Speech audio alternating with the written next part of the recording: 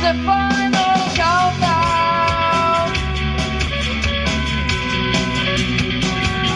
The final countdown.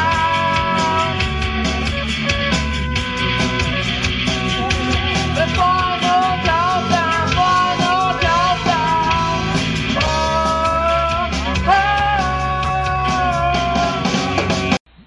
You should have said, Dominic, I can't use this idea, but it would be great for Geraldo. Give him a call.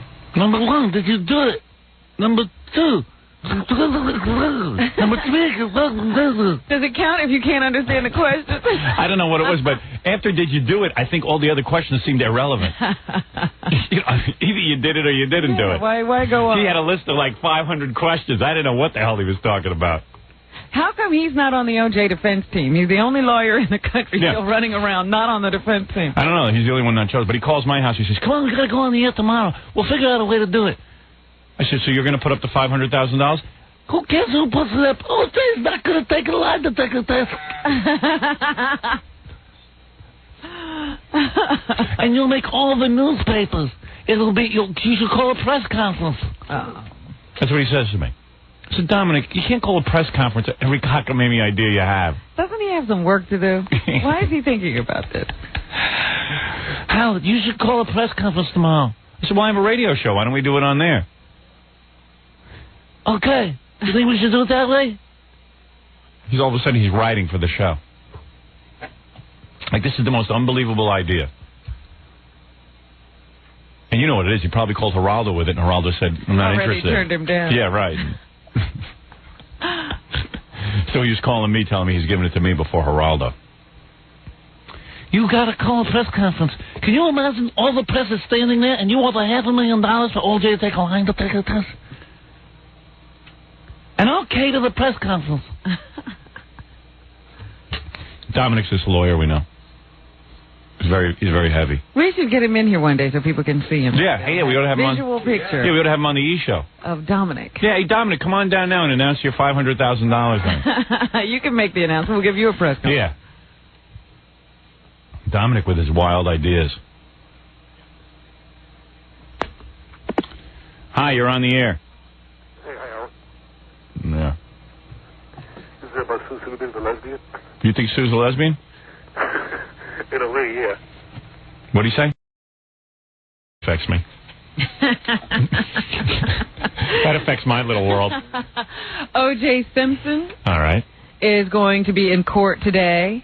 Shortly after noon, it's his official arraignment for the trial. They'll pick a judge. Mm-hmm. We will find out if his attorneys are serious about wanting a speedy trial. Yeah, O.J.'s in a rush. Motions as to when that court date should be held. Mm-hmm. The 800 number, as I said, went down a little while yesterday, but they have it all back up. And Shapiro, the lawyer, Robert Shapiro, the lawyer for O.J. Simpson, has taken the ad for his, or the little plug for his law firm, off the phone message. Yeah, it was kind of tacky. O.J. Simpson puts up $500,000 in a special phone line so that you can turn in evidence or information that might lead to the arrest of whoever killed Nicole Brown Simpson and Ron Goldman. And he's using it to, of course, put an advertisement on the answering machine that says, here, we can call it. Let me call it. Yeah. I don't know if I have the number still. Oh, dear. All right, but... You got it? Hello? Who's on my phone? Hello? Oh. Because I could whisper it to you if you don't. Yeah, you might need to do that. Go ahead. Wait a minute. Let me see where it is here. All right, I got it.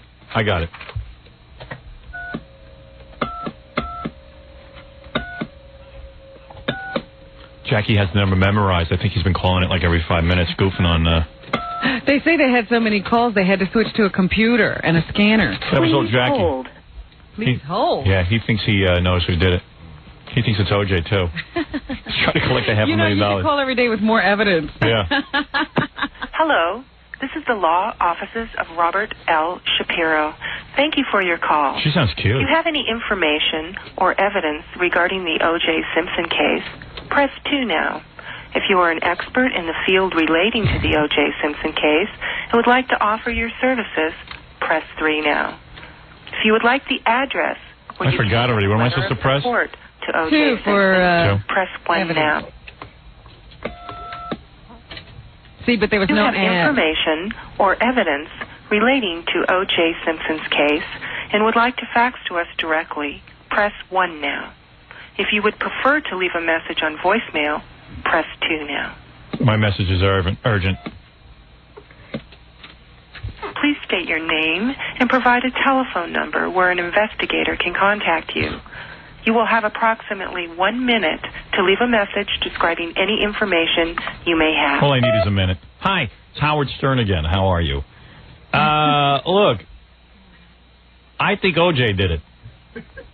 But to get the money, you have to provide some proof, Howard. Okay, blood in the car, blood in the shower drain, OJ not around, OJ runs off with AC Cowlings, trying to avoid police, doesn't put up the $500,000 till a month later, no good alibi, plus he's pissed off at her, God knows the record of beating her.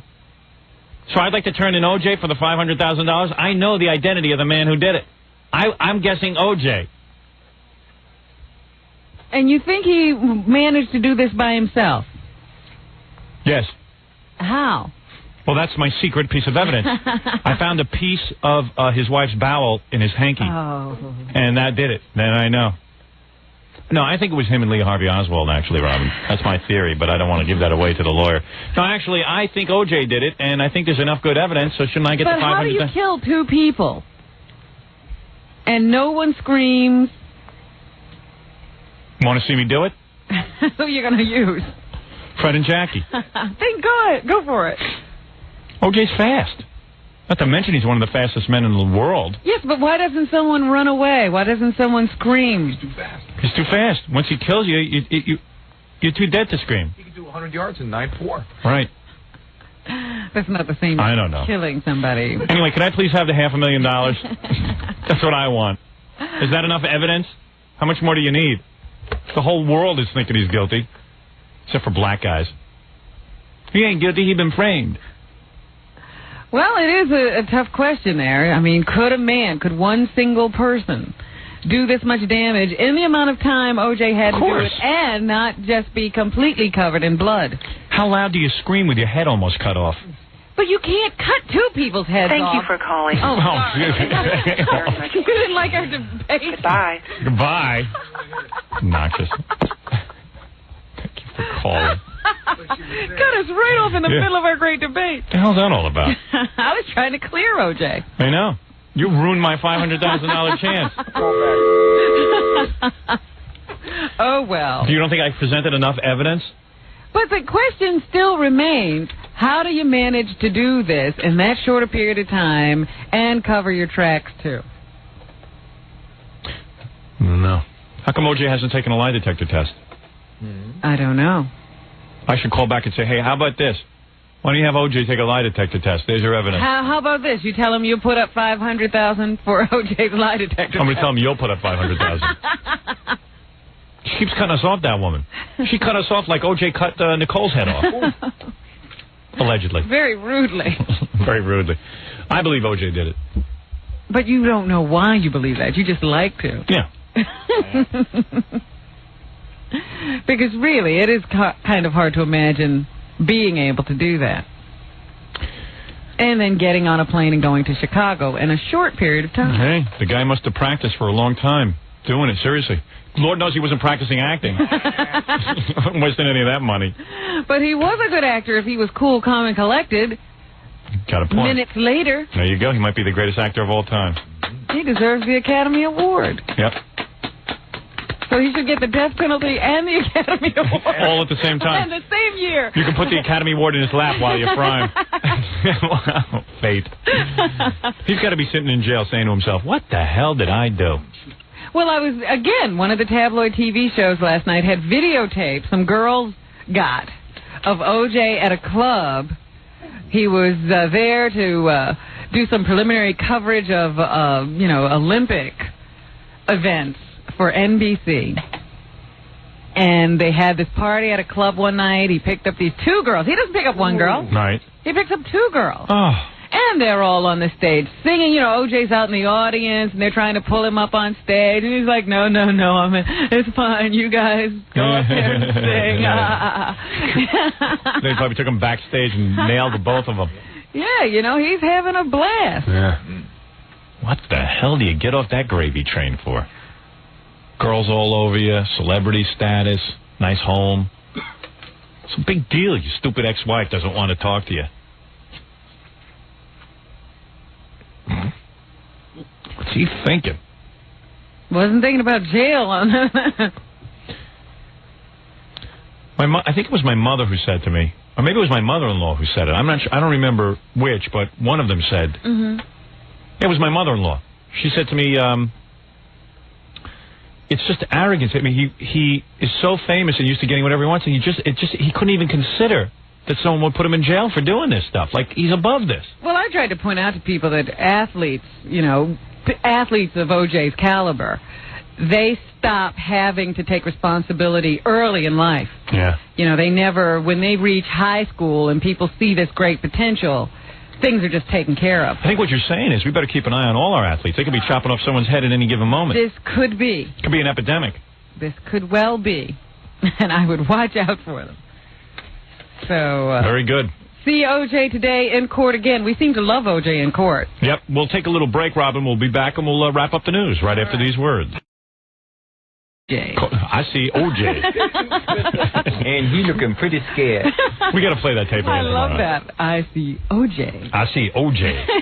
All right, let's take a break. We'll do more O.J. in a minute. Looking forward to getting off the air today. We got some good entertainment back in the office. We got videotape of Tanya Harding on her wedding night doing it with Jeff Gillooly. The whole thing? Yeah. Right? Isn't that what Baba Booey just said? That's what he just said. That's what he said. See, the whole thing, you know, undressed and sex and the whole deal. The whole thing. Yeah, people you know. Yeah, people, friends. That's what makes it good. Yeah. Well, anyway, we're talking about O.J. I seen the O.J. No, it's I see O.J. I see O.J. On KMBC TV last night in Los Angeles, they reported that Jason, O.J.'s son, Jason, had a problem with one of his ex-girlfriends. It's funny his name's Jason. You picture him with a hockey mask. Jason. Yesterday, we reported that he had a problem with an ex-employer where he got into some kind of a fight and wound up being charged. The station said ex-girlfriend Dee Burnett moved to New York from Los Angeles to get away from Jason because he was abusive to her. Wow. So weird the way that sort of carries on in families. You know, it's weird, too, that... No, I'm reading this, that O.J.'s son was, you know, into this stuff. And then, like, I read something in the paper that says the defense team probably is leaking this information because they want to distract attention, take the heat off O.J. And I was like, whoa. But why use your son? Yeah, would you sell your son down the river for that? And also, gee, you know, I never think of stuff like that. I mean, somebody can strategize and say, let's release this information about O.J.'s son. I don't believe they're that calculated. I'm sorry, I don't believe anyone's that smart. Well, where's the information coming from? I don't know. I think journalists dig this stuff up. You know, like, you know. Journalists? Yeah. Have you ever met any of those people? LAPD sources also Well, you don't think they're smart enough to do it? I think they're lazy. LAPD sources also told KMBC that the day after the murders, O.J. told cops that the blood found at his mansion was all his. Yeah. Blood found at his mansion. What is there blood doing all over your house? I don't have blood at my house. Yeah, and people think he's innocent. I love that. Why is there blood there? Oh, please. I mean, that's why when we did that poll, I can't believe it, 70% of black people think he's innocent, and 30% of white people. I think those are white people who are nuts. Simpson has already said that he cut his hand in a hotel room in Chicago, but that was the day after the murders. Yeah. Hey, look at this. What? This just came across the wire. O.J.'s son kicked his high school shop teacher in the nuts. Now, who's releasing this? Jackie Marlowe. That's Jackie from the Marlowe? defense team. Jackie Marlowe. Also in the news, New Jersey Net star Derek Coleman will not be charged with raping a woman in downtown Detroit. He's been cleared of the charges. Wow. Robin, I'm very excited today because, you know, we've gotten so many bad O.J. Simpson song parodies. They're coming out of the woodwork. Where are they, Fa-Fa? They're sitting right over there, far out of your reach. Oh, good. Just where I wanted them. Wow. By the way, coming up later in the show, we'll listen to Billy West's Tonight Show appearance. Oh, good. Yeah. I still haven't seen that. Oh, well. At least I can hear it. You're going to hear it. You're going to hear him do an impression of me that went on way too long. I was having fun. Yeah, okay, good. That's a good place to have fun on the Tonight Show. All right. You're there to entertain people, not have fun. Yeah. Yeah. Well, yes. Always thinking about fun. Yeah, Billy goes, I had fun. I had fun. Forget fun. It's work. All right. Now, Billy was very good. Just shouldn't have done an impression of me. Because he does so many... All right, I'll get into that later. We got so many bad O.J. Simpson song parodies. Uh-huh. You going to give us a sampling now? Now, we wrote one. But we got... You ever hear that song? In the jungle, the mighty jungle, the lion sleeps tonight. Yeah, sort of. Okay, you know that song. Come on, everyone knows that song. Yeah, but you didn't sing it right. That's what I'm saying. Well, how's it go?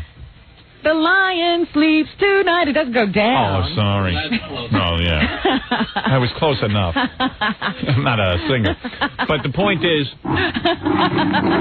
those guys are out in the lobby waiting to do the actual song parody. The real guys. What are they? Who are they? They're called the Tokens. They like it, too. They like the song parody? They love it. Cool.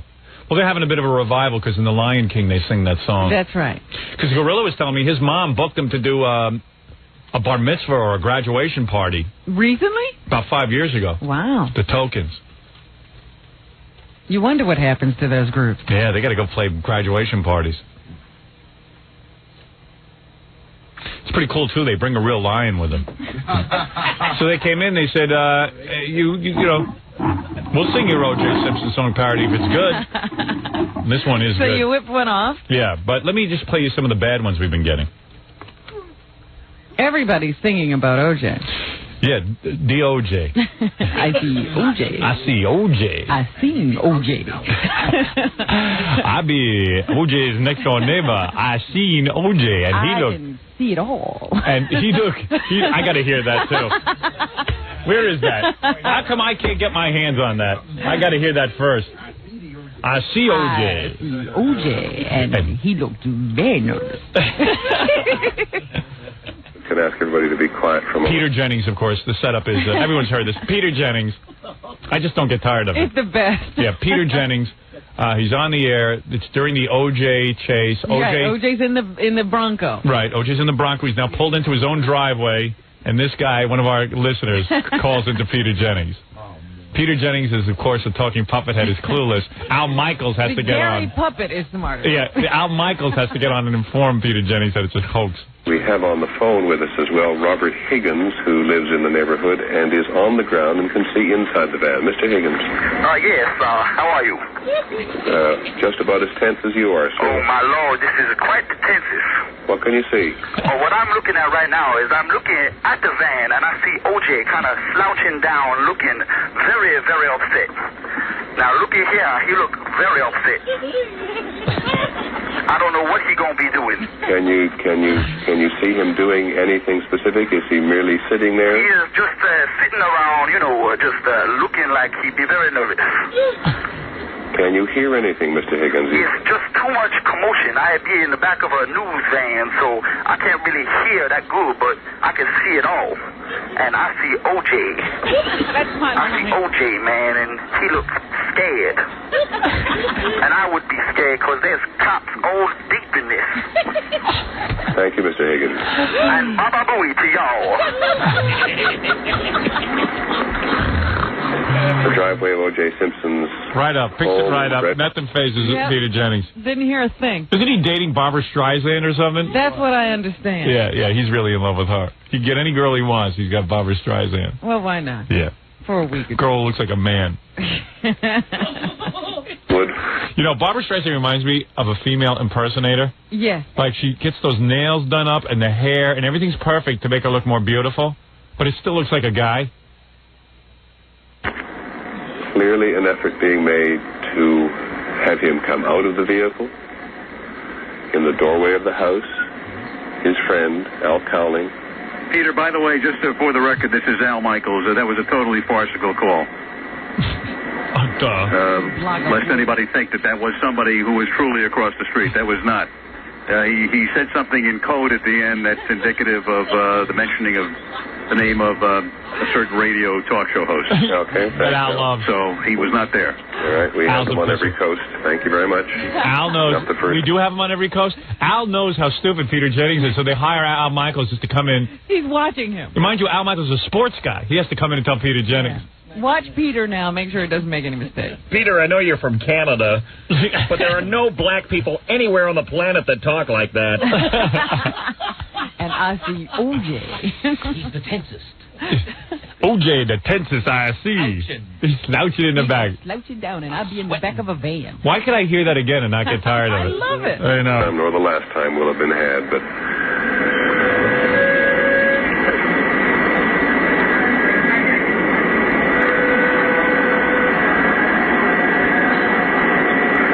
That's it. Hi, Peter. This is Al Michaels again. You embarrass the human race. Yeah, I should have really yelled at him. You stupid schmuck. You should have known as soon as he said idiot. He was real tensest. I like how he goes, "How are you?" And Peter Jennings, of course, can't just say I'm okay. He's like, I'm as tense as everyone else. As you are, sir. And then he goes, yeah, because he tried to, this is a very serious situation. And then he goes, yes, it is tensest. Quite the tensest. It is quite the tensest. Oh, man. Peter, this is Al Michaels again. You know, you're not smart enough to be an ice fisherman. And, by the way, Baba Booey to you all. Yeah. That is indicative of a certain radio show host. He said something in code. Peter just said, code? Wow, this is really turning out to be espionage. It's a spy thing. My big moment. This is unbelievable, this code going out. Transmitting to? Code going out over ABC Air. Hold on now. Holy smoky. Yeah, I got OJ over there in the trailer. I can see it all. You realize if Al Michaels hadn't jumped in, Peter Jennings would have been on the air with that guy for over an hour and a half? Yeah. Hi, Peter. This is Al again. Listen, at any point in Canada, did your brain freeze? We're going back to Mr. Higgins now to see what he can see. I can ask everybody to be quiet for a moment. We have on the phone with us as well Robert Higgins, who lives in the neighborhood and is on the ground and can see inside the van. Mr. Higgins. Robert Higgins is my new code name. When I register at hotels, it's going to be Robert Higgins. Yeah. Yes, how are you? Just about as tense as you are, sir. Oh, my Lord, this is quite the tensest. What can you see? Oh, what I'm looking at right now is I'm looking at the van, and I see OJ kind of slouching down, looking very, very upset. Now, looky here, he looks very upset.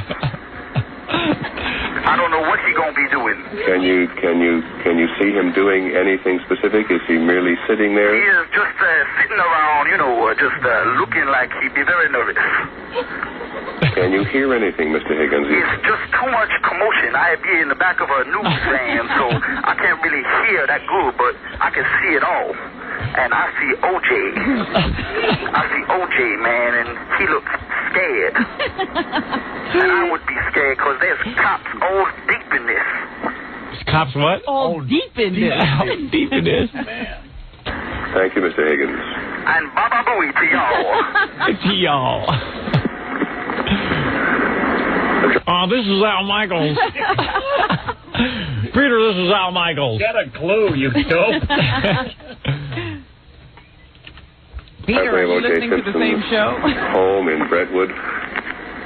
Clearly an effort being made to have him come out of the vehicle.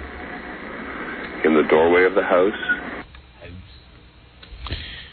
Peter, this is Al Michaels. His friend, Al Cowling.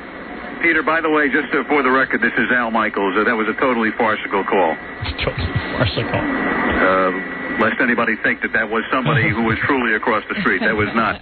No one thought it except for Peter. Lest Peter thought it was a... He said something in code at the end that's indicative of the mentioning of the name of a certain radio talk show host. Okay. And you know what was going on in Al's mind. Should I say Howard's name or not? Exactly. Right. You're gonna burn it. You know what's Peter, funny? this is Al. Is it true that you worked for ABC only because you couldn't spell NBC or CBS? What's funny is that probably Al is saying, get me on, I got to tell Peter that's not real. Yeah, right. Quickly. He's having a fit, Yeah. making, having people open up a line for him. Because Al's the Howard Stern expert. He's got to get on. Yeah, this is Al Michaels again. Put a bag over your head and smuggle yourself back to Canada, would you? You're an embarrassment to the entire race. So he was not there. All right, we have them on every coast. Thank you very Human much. race. Not the first time nor the last time will have been had, but Not you, Peter. Yeah. He was had. He actually was had. I see OJ, and he looks scared. He be looking very scared. Slouching in the back. He be slouching down. Slouching down. Can you hear anything? No, it'd be very noisy. I be in the back of a van, and there's a lot of commotion. Look, we're But deep I in. see it all. We're deep in cops. And I see OJ. Peter, this is Al again. Have you got maple syrup for brains? This guy could have called himself Walter Mellon, and you wouldn't have gotten it. Walter Mellon. So anyway, we're getting a lot of OJ parodies. Yeah. So we figured we'd put one together, but here's a couple that we've been getting. This is OJ parody number one is Sitting by the Dock. Yeah. Yeah. Now, one of these, it's marked on there. One of these is done as Kermit the Frog, but I'm not sure that this is the one. Everyone trying to get the definitive OJ song. Okay. OJ's on the dock of the bay. In Los Angeles jail, and this judge won't let me post my bail. Right, you get that one? We're going to be trying our hand at it in a few minutes with compliments of the tokens. Sounded great already. Is it really working on it out there? Oh, yeah. The only thing is we have to say right up front that the views in the parody are not the tokens. Of course. No, we wrote the parody. The tokens have been good enough to sing it. Oh, this one's to Sounds of Silence. Okay. It's Kermit the Frog. Oh. Kermit, I hear you have something for us. Yeah, I have a song to sing. Yeah, why don't you go ahead and sing it? All right. Who are these people? Who are these people? Terrible Kermit Yeah, I the mean, Frog. it's hi, this is Kermit the Frog. I just wrote it. Yellow juice, what can I say? Some say you're innocent, there's no way. You killed your ex and her boyfriend, too. Okay, you got that one? This one, of course, is to Hey Joe. Okay. So I believe it would be Hey OJ. Oh, there we go.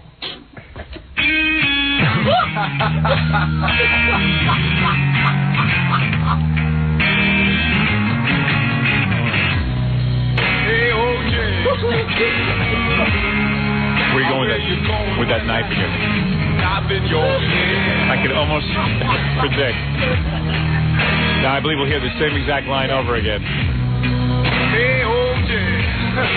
Good Jimi Hendrix. Good Jimi Hendrix. Where you going? Knock in your head. All right, you got Going it. to kill my old lady. Right. Caught her with another man. I'm going to kill my old lady. Going down to get my old lady.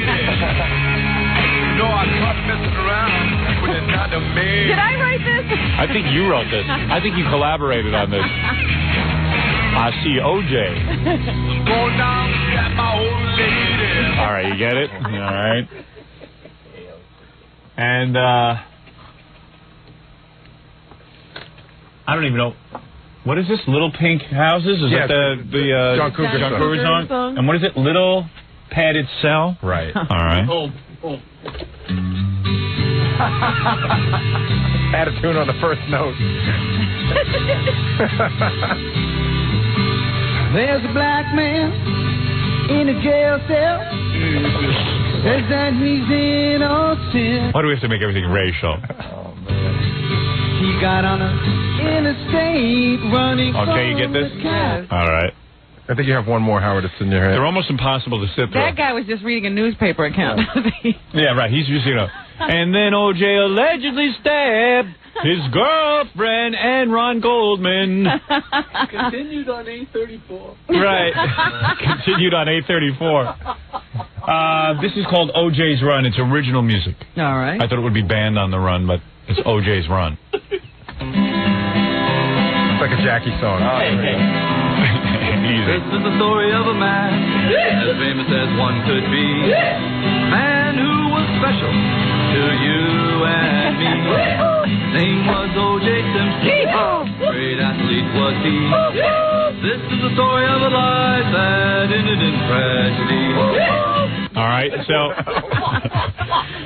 so there's just the latest back O.J. songs. When we come back from this commercial, compliments of the token singing, we will be able to present our O.J. song parody. I can't wait to hear it. And I think you'll like it. We'll be crouching down. We'll be slouching during it. All right, we'll be back with the tokens right after these words. We're back with Islamic fundamentalist Alim Muhammad Khalil Stern. Thank you. And hey, by the way, Jackie Jokeman is going to be... well, this is exciting. First of all, his new CD is out, The Joke Man. Only $10 plus free shipping and handling. And the price includes 20-page... Here's a sample of it. That's Philly's one. Because I'm Jackie the Drunk Man Martland. Right. I'm Jackie the Drunk It gets funnier as it goes on. No, he just goes on like this. Big white owl boy. Here's where he talks about blunts, smoking a blunt. I can't afford all that pot to go on that big blunt. I mean, I can't afford it, but I won't. I want somebody to give me one. That's why I smoke a little lid. He smokes a lid. See, he's doing pot humor. He goes into areas where other comedians won't go. Anyway, That ain't it. 1-800-323... Oh, come on. Don't lie. We all get the joke. Price includes 20-page Jokeland catalog. Call 1-800-323-5464. Make sure you dial. Roll. Yeah, hey, Jackie's rolling. I hate to interrupt him. By the way, if you like this kind of stuff, Jackie will be doing it in Annapolis. 2 shows at the Comedy Club. Hasn't been back in a year. Are there any tickets left to the Annapolis show? There's about 10 left for the second show. Serious? It really is sold out. All right, so hurry up. There's only like 10 left to go see Jackie in Annapolis. And for Great Dirty Jokes, call 516-9221. Although the more of this you play, people are calling and canceling. Yeah. Well, tickets are opening up. Jackie was loaded this night. We should say it in all fairness. Let me see what he's doing here. This is my favorite joke. This is an extended routine on pot. All right, very good. Very good. Very talented, I Jackie. love him on nights like that. I don't know how that you- was one of those nights he was really hot. Yeah, he was high. He was rolling, and that's how he got on Star Search. They came and saw him that night. Look at Norris. He never enjoys himself. Look at him. He's in heaven. He's in heaven. Happier than that strip club. One of your best One of your best routines. No, I'm a big fan of Jackie's pot humor. With the blunts and the lid. Oh, he's the best at it. Oh, he is. He smokes more pot than anyone. All right, very good. Congratulations to you, Jackie, on your phenomenal success. You're like a Nova. You're burning out. I hate you all equally. More beer! Beer, beer, beer, beer! I'm Jackie the Drunk Man Martling! Beer, beer, beer! Beer, pot! Beer, beer, beer, pot! Beer! And a lid! Yeah! I'm Jackie the Drunk Man Martling! All right, listen. Enough fun with that. Very nice. Hey, by the way, now we're talking about OJ's song parody. Yes, OJ. OJ. We know it's hard to write an OJ parody. We think we've come up with a definitive one, right. and the tokens, of course. Now, the tokens. What? 5 years ago, Gorilla, you told me your mother tried to hire the tokens? They did. They played like some 50s night at my grammar school in Brooklyn. Well, the tokens are having a revival because they're in the movie The Lion King. Come on in, guys. Now, here's my problem. I got 5 tokens, and you know, I want to tell you guys something. Yeah. All right, let's sit down and relax. This is exciting for the guys. I don't think they've been anywhere in a while. Go ahead. Well, it's true. Come on, let's be honest. He's alive, Mike. No, we've actually traveled a lot. Have you really? Yeah. Listen, let me tell you why I'm embarrassed. There's 1, 2, 3, 4, 5 tokens, right? Right. At the very least. Right, exactly. One of the tokens looks really pissed. You look really pissed. Are you all right, man? Who is that? He's in awe. Is that? How can I do the hat and the headphones? This is an adventure. Mike is Get the hat. Take off that stupid hat. Mike is in awe of being here. You know, that's why. Is that what it is? Oh yeah. All right. Is this all? This is big. Awe. These are big fans. These are very big fans. Now, let me just say something. Here's my problem, and I got to address this to again that idiot general manager of mine, Tom Chiusano. I have been at this studio for 8 years. And I think the first week I came to this studio, we had Belinda Carlisle on with the Go-Go's. There was 5 of them, or 4 of them, and there was nowhere to put anybody. Yeah. Now, 8 years ago, we should have addressed the situation and said, look, we got a top-rated morning show. Many times we have groups come in, or groups of actors, or people, or guests. People who perform, people who sit and talk. 3 or 4 or 5 people at a time. This is what we have on the show. Musical groups usually have more than one person. This is true. So And we never address, this is 8 years now, every time 5 guys come in, a combo group such as yourself, ensemble, we can't even get all these people into the room. So at some point, like somewhere within the 8 years, wouldn't we have said, hey, we might need to open up the studio, build onto it, open up into the hall and make I don't know, address the problem in some way. Instead, we always have the same problem. What is it, Baba Booey? it's kind of like the Marx Brothers scene on the in the Night at the Opera where they all pile into the stateroom on the boat. Exactly. So I apologize to the tokens. Yeah, they look like they're posing for a class picture now. Actually, we're close quarters. Luckily, we're small, most of us. Jerry, take the microphone and put it in front of the guys' faces when they talk. He says to me, I'm going to have the microphone if somebody says something. I'm trying to get this. Can you move over a little bit?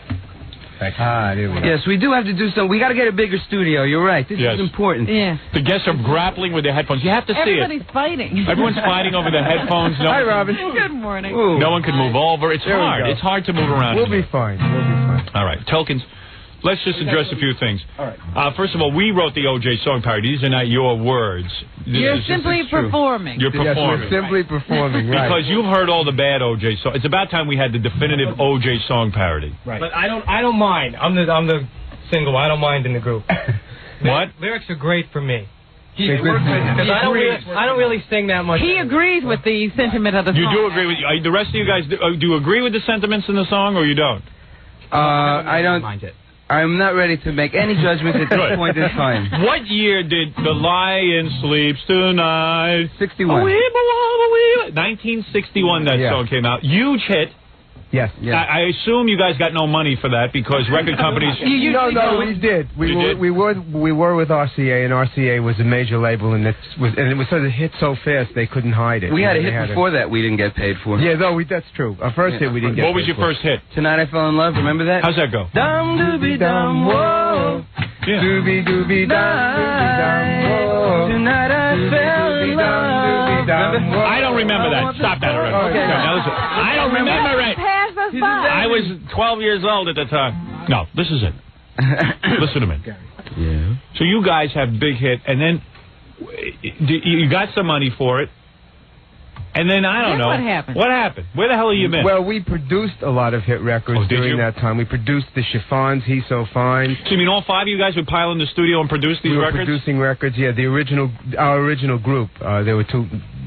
There was myself, Mitch, and Jay Siegel and Hank Medras were the original group, and we produced Tiny Yellow Ribbon Round the Old Oak Tree. Oh, really? Oh, so we were making hit records. I'm going to strangle you guys for that record. I begged them not to put it out. Yeah, right. And I'm glad they didn't listen to me. I'm sure you were even shocked that became a hit. So then you put out The Lion Sleeps Tonight, and you think, oh, my God, this is unbelievable. The girls, true. I mean, you had a lot of women coming on here, right? Well, 2 things. First of all, we didn't want to put The Lion Sleeps Tonight out because we didn't think it was going to be a hit. Right. And we thought it was a very funny and strange title. And for that time, the name of our new record, we were embarrassed at first to tell them. Right. And we were also it was also the age of rock and roll before groupies.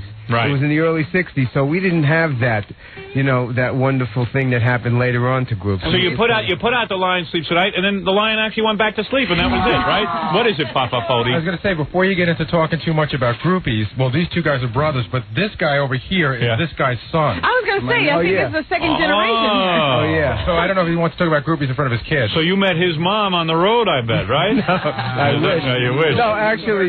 No, actually, his mom was introduced to me by Al Cooper. I see. So the bongo player is your son. Right. All right. Yes.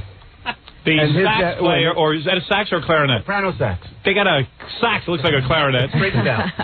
You guys were all friends? Some of you guys are brothers and stuff, right? Yeah, Phil and Mitch. All right. We two are And you two Or guys... as I said on Dick Clark on American Bandstand, I said, us two are brothers. Just Right. like that when I was about 13 years old. Us two are brothers. But here's the deal. Here's the deal. So the Who are those movie... other two guys? They just came in? Who knows? This guy here appears to be like the outsider token. He hasn't said anything the whole morning. Yeah, he's angry. What are you upset about? This morning. I'm the keyboard player. There's no room for a keyboard. Oh, that's why you're upset. Well, listen, that's so what. He's Pretend like you're also playing. the token guy. Is that right? Yes. You guys are all Jewish? Yes. Oh, I didn't realize Except for Mike. Yes. All right, well, I'm going to have to ask you to leave then. Thank you very much. All right? I'm out of here. Listen, if the keyboard player wants, it'll be funny on TV. Instead of playing the keyboard, play Gary's teeth. Gary, you'll just smile. Oh, we have a... Wait a minute. One, two. 1, 2, 3. Ba ba ba ba ba ba booey. Ba ba ba ba ba ba booey. Ba ba ba ba ba ba booey. Ba ba ba ba ba booey. Ba ba ba ba ba ba booey. He's hairy like a monkey and his teeth are clean and funky. Ba ba booey. Ba ba ba ba ba booey. All right, get out now. How are you guys? Tokens. Listen to the tokens, how they got screwed. So the Lion King comes out. Yes. The Lion King, very nice job. In the movie, The Lion King, one of the songs features, a winga wappa winga whatever. It's Weemawe. Yeah. What is Weemawe? But thank goodness everybody thinks it's other things. That's why there are all these parodies.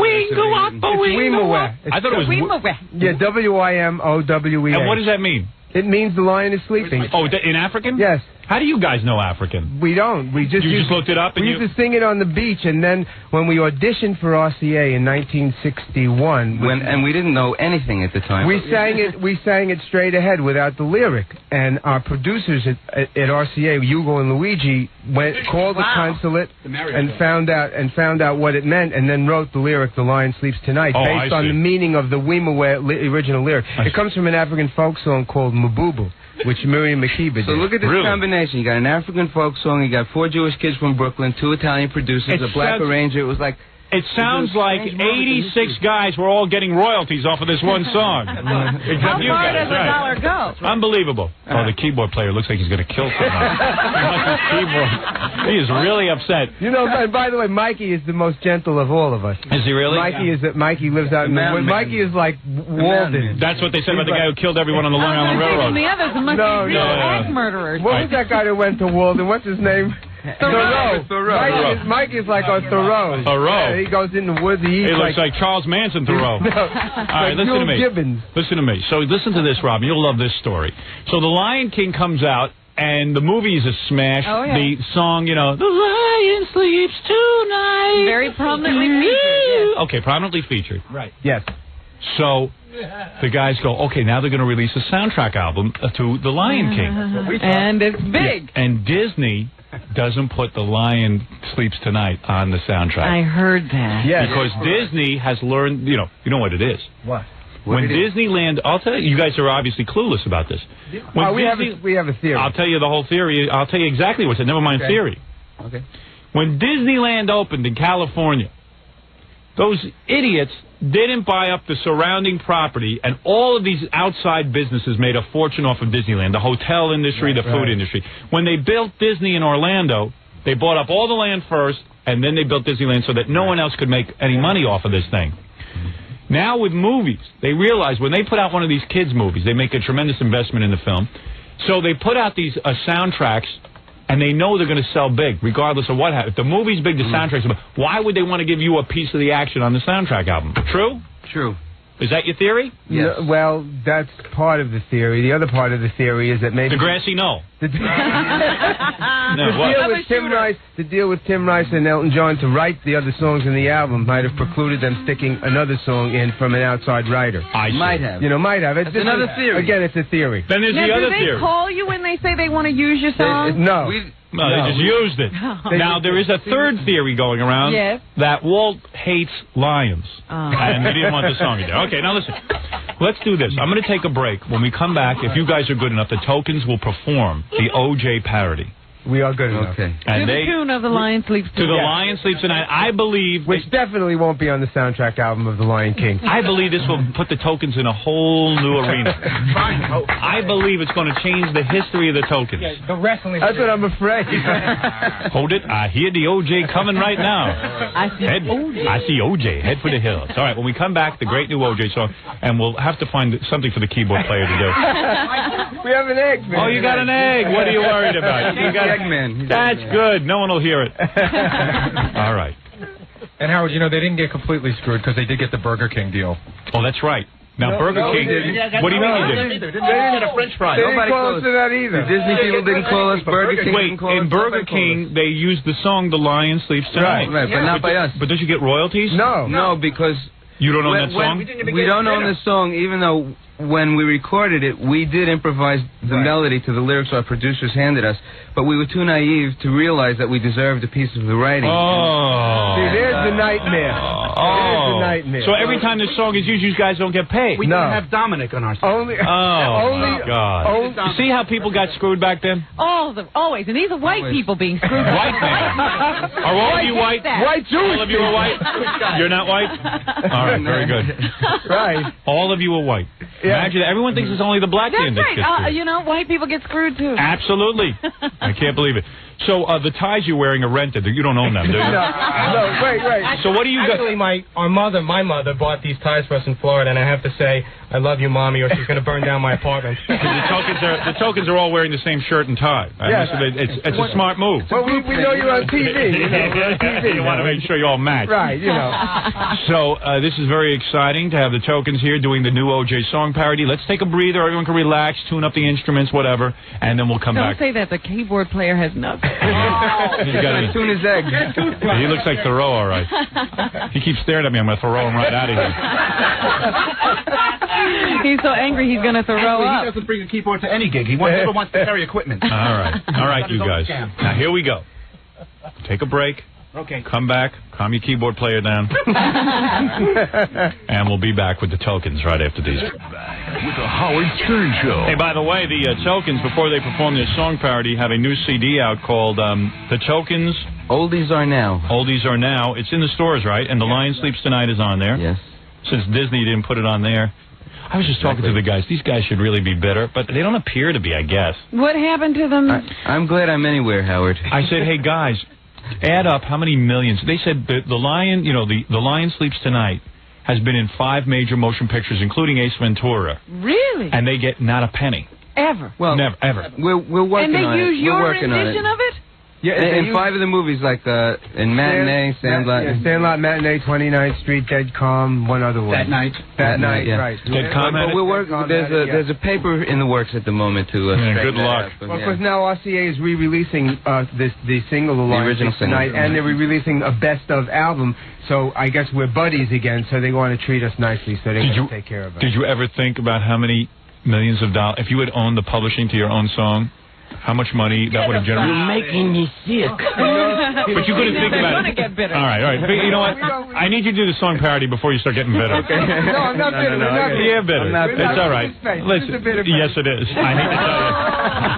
Take a good look in the mirror. You're very bitter. I'm sorry. That mic does not work, Gary. It's useless. I tell you this a million times. I told Scott. Maybe I have to turn it on. Go ahead. Yeah, now it works. That's why we have Mike. He gets mad for us. Go ahead. What were you saying? So we can stay in a good mood. Mike gets mad for us. That's why we hired him. Okay, good. We're not bitter, honestly. You're not bitter? Okay. All right. Now it's time for song parody. Okay. All right, here we go. We're making history here, folks. Everybody is excited. Everybody ready? Yeah. This is the new OJ song parody. By the way, the Tokens will be, their brand new album, Oldies Are Now, is available at record stores everywhere. The Tokens will be performing at the Aka Club? AKA. The hell is that? AKA, not AKA. Oh, AKA. You guys ought to put a couple of hyphens in there. Yes. At 77th West Houston Street at 7:30 on Wednesday, August 3rd, 1994. I got the year on there, Robin. That's tomorrow night. Yes. Don't wait until next year. They won't be there. Tokens will be signing records at Downstairs Records in Manhattan at 12 today. Oh, at noon today. Yes. At 35 West. Needs the mega memory. 35 West something Street. I don't know. West 43rd. 43rd Street. All right, and the tokens will be on CBS this morning, Thursday, August 3rd. See, they're very hot right now because of this song. Everybody wants And them. we'll be signing records at JR Records. JR Records when? Wednesday. Wednesday. 12 to 2. Wednesday.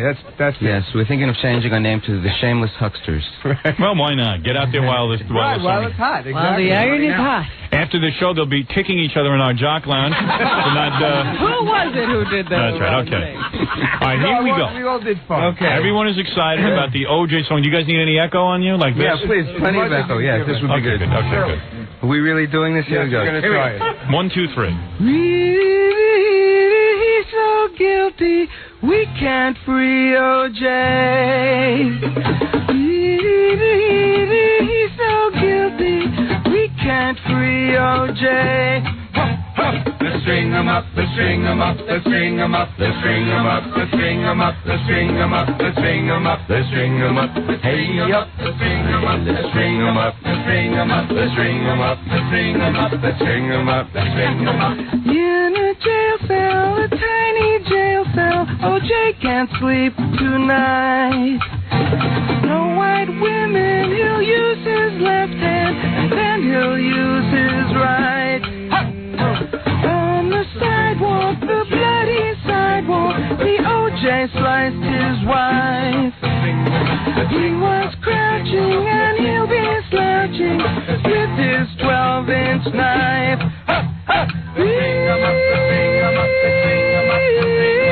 We can't free OJ.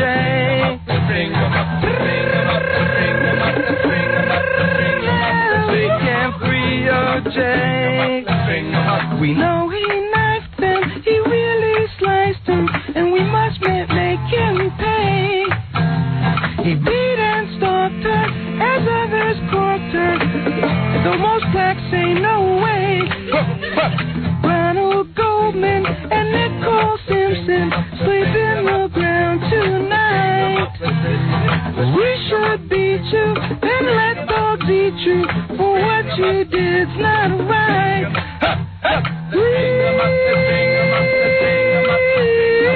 We can't free OJ.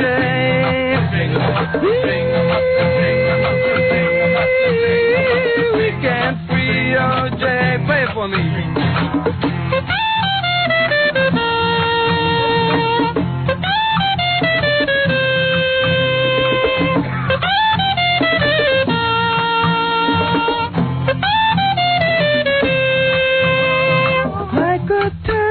OJ that jerky carved up his young white wife. Annihilate him, 'cause we all hate him. With glee we'll end his life. He just keeps lying, but no one's buying. His blood was everywhere. Don't let him off, chop his limbs off, set fire to his hair.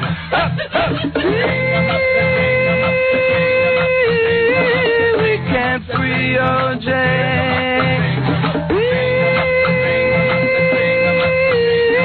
We can't free OJ.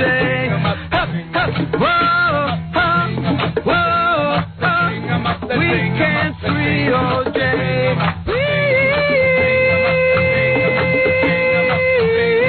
We can't free OJ. Let's string him up. Wow. The views expressed in this parody are not necessarily those of the members of the Tokens. Right, Thank absolutely you. not. Some of the members of the Some of the members of the Tokens. Wow, let's string them up. Wow, the Tokens. Outdid yourselves. I'm telling you, Disney will release that now. I'm telling you. Right away. Immediately. A few dollars maybe, finally. Oh, I think that's the ultimate OJ parody. Well, it's certainly the most vicious. It really is. Can't believe you made us do that. I bet you the audience is wild for it. Let's get some reviews on the phone. Uh-oh. The Tokens with their new aggressive attitude. I like it. Look at it. Yeah, get down. Did you enjoy the new OJ parody? I like Doc of the Bay better, Howard. You didn't play any of it. Doc of the... Oh, get out of here. How dare you. That's the guy who wrote Doc of the Bay. Worst thing I ever heard. Unbelievable. How could he say that one was better? Did you like the new OJ parody? Loved it. It's fantastic. The tokens are back. Hear it back. Again and once more. Fantastic, Howard. Well, very good. Thank you. Sure. Bye-bye. How did you like the Tokens parody? Yeah, it was great. Yes, this is the big comeback for the Tokens. Now they're doing OJ parody. This is going to put them on the top. Very good. Thank you. Obviously, the reviews are in, and the Tokens have scored once again. All right. But thank you, guys. That was really nice. Thank you. The Tokens, of course, back with a brand new album. Oldies Are Now, and it's available at record stores everywhere. The Tokens will be performing at the AKA Club at 77th West Houston Street at 7:30 Wednesday, August 3rd. And the Tokens will be signing records at Downstairs Records in Manhattan at 12 today. And also they'll be signing records at Ed Debevix in Beverly Hills?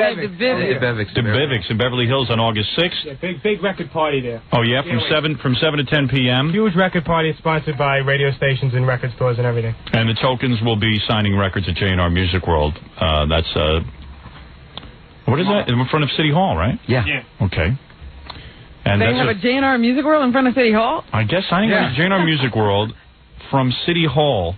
It's right next to City Hall. It's a huge location. Yeah, I don't know. Down near the Brooklyn Bridge. The plugs are written out in code. I can't make it out for the life of me. Yeah, I have a master's degree in English. That's the best I could do. And you wrote that out, huh? I'm going to smack you around. And isn't it ironic the Tokens now can't afford a token? I had to give them subway money to get here. That's right. You got that right. I can't believe it. Got that right. Let's hope things go well where you'll start to realize some of the money from your great hit song. Thank you. Oh, what a, all right. What a we bought some stuff for everybody. Oh, did you? Yeah. If I get my brother to bring it in from the warehouse. Better you keep it because you might need it more than me. You don't have to give us anything. Not for you, for your girl. Families. We got some. And the girls. Oh, really? They might enjoy it. What did you bring? We brought we brought CDs, and we brought T-shirts. Well, of course. That's what we need. I don't get enough of those. And neither do we. Everybody has a T-shirt. Got to do the merchandise. You have to. Don't you know what happened is we would do shows, and people. T-shirts. Well, of course. That's what we need. I don't get enough of those. And neither do we. Everybody has a Got to T-shirt. do the merchandise. You have to. Don't you know what happened is we would do shows, and people would say after the shows you have CDs and T-shirts, and we say no, and they're very disappointed. So Right. We kind of did it. Doing it. CDs for you. So there's the new CD. Howard. How many of these are you? Everybody. Howard, would you like to meet the president of their record company? Oh yeah. Really? Is that right? This is Rusty. Yes. Rusty, what record company? company is BT Puppy. Sorry? BT Puppy Records and Lost Tribe Records. Wow, you guys got on BT Puppy, huh? Yes. Right. Unbelievable. I don't know how you got on there, but good for you. We own it. That's our label. I see. We resurrected the old label. What else is on BT Puppy or whatever? This is the first release on the newly resurrected BT Puppy. But we are hoping to release a Lost Tokens album called Intercourse. Yes, which he did in the 60s. And they didn't want to put it out because of the shock value of its name. And there, of course. They called an album Intercourse, and they wouldn't release it. Yeah, well, you'd be right. You'd be very timely today. Well, thank you. Now, which one of you guys is married to the president of this record company? No. Really? Well, certainly. You're not married? Yes, I'm married. Oh, you are? I figured as much. Your hot body can't go to waste, can it, my dear? You're on fire. You're a redhead that's on fire, aren't you? You got it. You are certainly on fire. I can tell that. Is she on fire? Oh, believe me. I wouldn't even want to touch her because the heat would burn my fingers. Too hot. That's right. All right. Very nice. Thank you. You know, this was an exciting day, wasn't it, Rob? Oh, yeah. We're going to take a break, and when we come back, there's more excitement on the way as we continue this party. Thank you. I play Billy's appearance on The Tonight Show. I wanted to play... He looking? Yeah. He wasn't looking outside Trump Tower. It's not even vaguely pretty, that mosaic. Come on. That's a stolen mosaic if it's in New York. Hour of Babel. Did you see the guy who was outside... He got arrested yesterday for trying to sell his baby. Yeah, Fred. Oh. I got a picture of the baby. Here it is. Now, stop that. There it is. Doesn't it look like Gary? It's another fax that was sent in. I'll hold it up to the camera. Maybe it'll make it on the E! Show. Maybe it won't. You shouldn't make fun. Right. What is that? Oh, here's all the babies. There you go. All right, I'll stop that. Forget that one. Yeah, so there was a guy standing there. There was a guy who was standing on a street or near a subway in Queens who started offering his baby to passers-by for $1,000. It's your baby here. He did it several times, enough so that people started calling 911. These stories. And the police came and arrested him, and now he's being held on $10,000 bail. Now, when they took him into court and he was standing before a judge, and the judge said, "What in the world was going through your mind standing on a street corner trying to sell your baby?" And he said, "Well, Judge, it was just a joke." But the judge didn't go for it. One of his friends says that this man, Vincent Slight, became angry when passers-by kept looking at him, staring at him and his child, because he's a black man and his baby looks white. So that's why he started saying, "Hey, you want to buy him?" Sure. And he'll have to have a day in court now to explain this great joke and try to get himself off. Thought it was interesting, though, that was his defense. Hey, I was just joking. I heard for bail, since he said it was a $10,000 bail, that he offered the judge 9 more babies. I have a few more. Isn't that true? I put them up?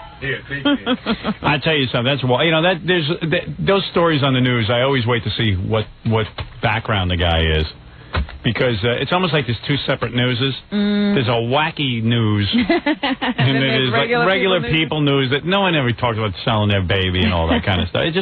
It's wild out there. I watched Geraldo yesterday. Rob and I were talking about it. It was the most depressing show I ever saw. I watched because my friend Dominic Barber, the lawyer, was on. Yes, and Dominic don't do shows like that anymore, so we don't have to watch them. There was a whole panel of black people, and one of them I even know. And there was a whole panel of black people, and all the women. Well, they were blacks and whites. But the blacks only talk. They scream, they were and they don't allow anybody else to talk. And if the white woman talked, you go, "Shut up! Shut up, you! Don't you touch me!" The Barbie doll is upset. Yeah, I mean, insulting. If you'd ever said that to a black woman, if you would ever said the Aunt Jemima pancake box there is upset, there would have been a race riot broke out. But she's insulting and uncivil. It was disgraceful. And it was a group of black people. Geraldo, he gets up, he says, "All white people in the audience stand up." Oh, that was ridiculous.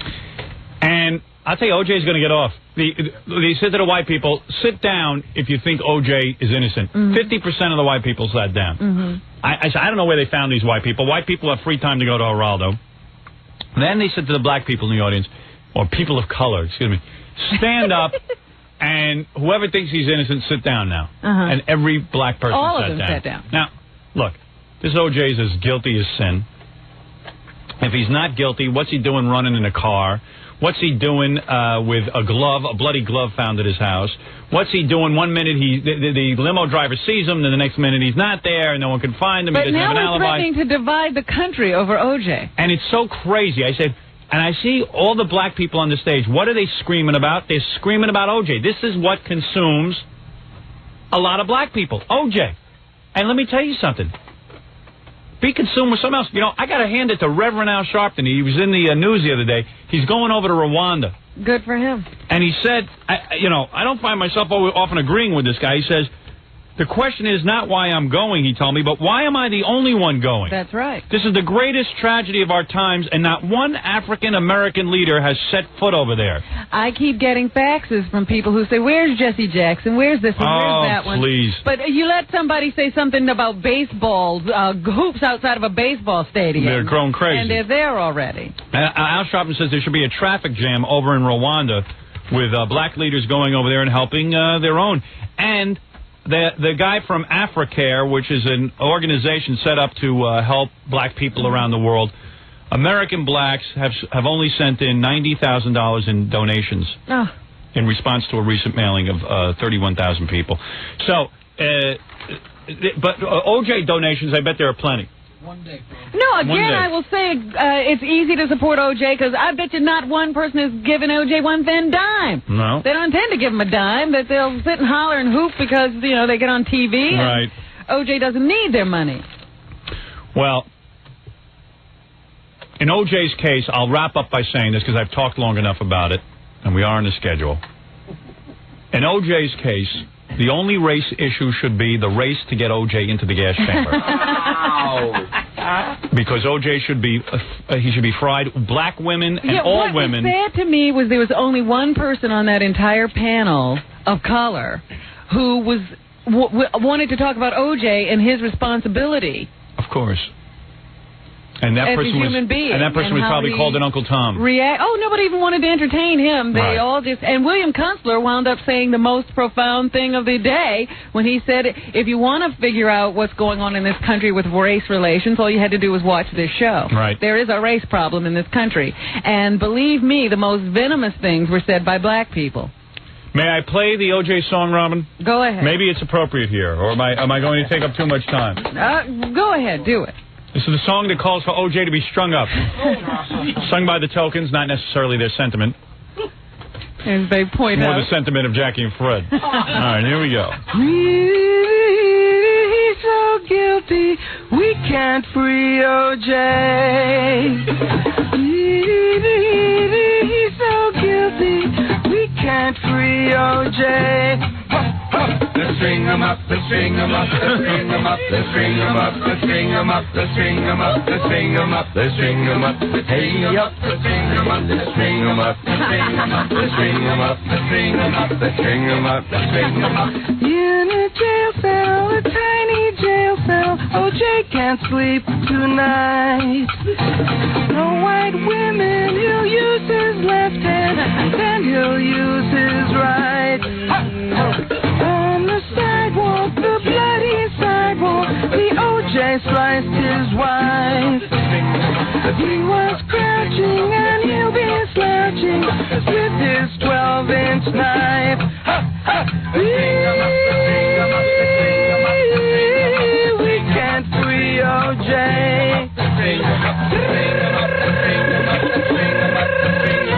We can't free O.J. We know he knifed them, he really sliced them, and we must make him pay. He beat and stalked her as others corked her, though most blacks say no way. Ronald Goldman and Nicole Simpson sleep in the ground tonight.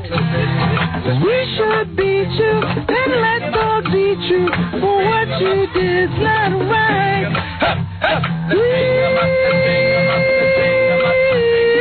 We can't free O.J.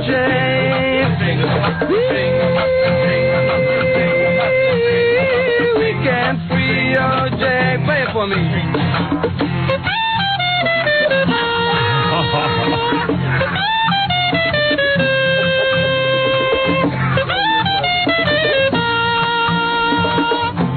That's me on bagpipes.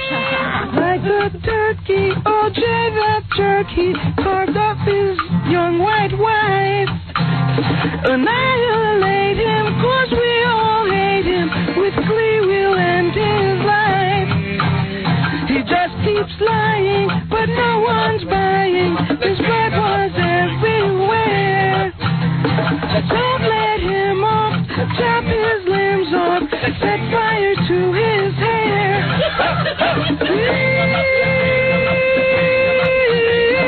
We can't free O.J.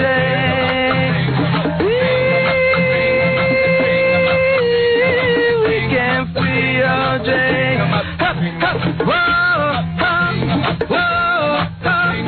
We can't free O.J.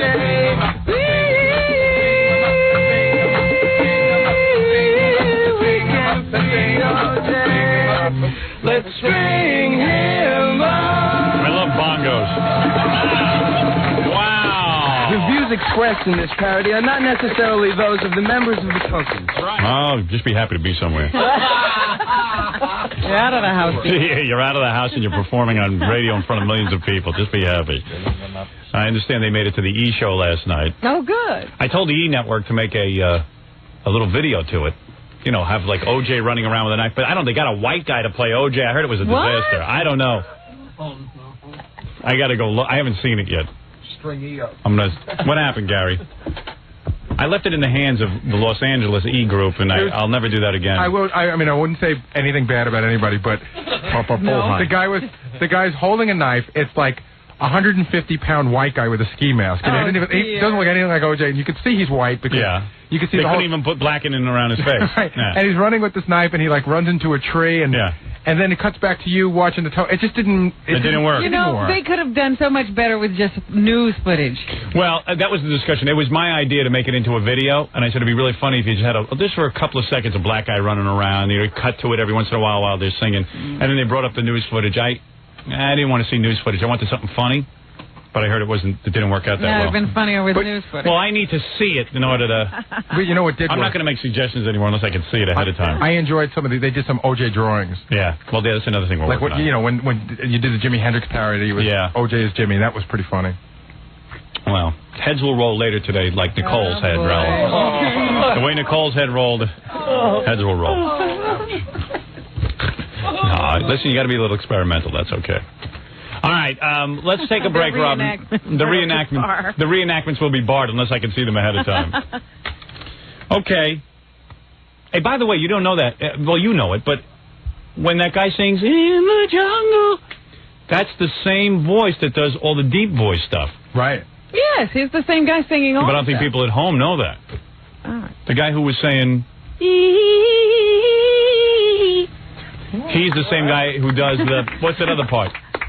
String 'em up, string 'em up. Yeah.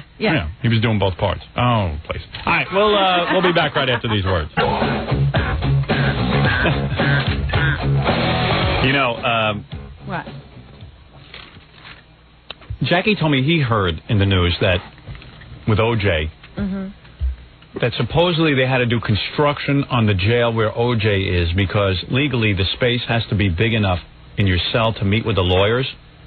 No. And that they're actually expanding OJ's jail cell so that he'll have... Not his cell, but wherever it is. Wherever they meet with the lawyers. So they had to do construction. I know they did special cleanup because OJ was coming. They said they spiffed up the place. Can you imagine? Because OJ was coming. Actual construction, they said. Actual construction. Isn't that unbelievable? How many guys do you think will be locked up in the future that need that many lawyers? Or can afford them? He's not getting special treatment, though. No. Did you see the geneticist that was called in? One of the channels had a geneticist to discuss what the child will be like for Michael Jackson and Lisa Marie. Will the child have tremendous musical talent? Yeah. But the question is not will the child have musical talent. What is the question? More importantly, will the child grow up to dye its hair unnaturally black? Bleach his skin. and stand around and get too many nose jobs. That's what they should ask. It's wild. Well, you know, the King was supposedly, very musically talented. I noticed Lisa Marie chirping or it's always like dancing. That. You always think that like a really musically talented person, a gifted person, is going to have this musically talented kid. Yeah.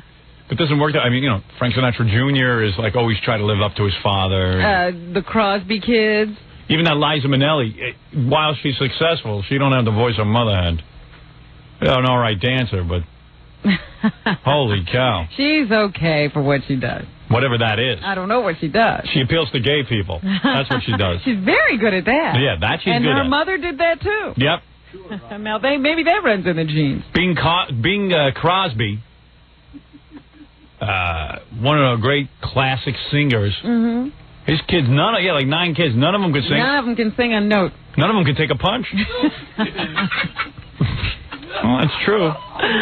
Well, speaking of boxers, Joe Frazier would have loved to have a child who followed in his footsteps, but they just weren't the boxers that Joe was. No, he never had the tiger. Tomorrow I will contact Elvis Presley himself from the dead. I talked to him. I'm wondering why you hadn't done that. Well, I was going to save it for tomorrow, Rob. I was a little late. Okay. Tomorrow.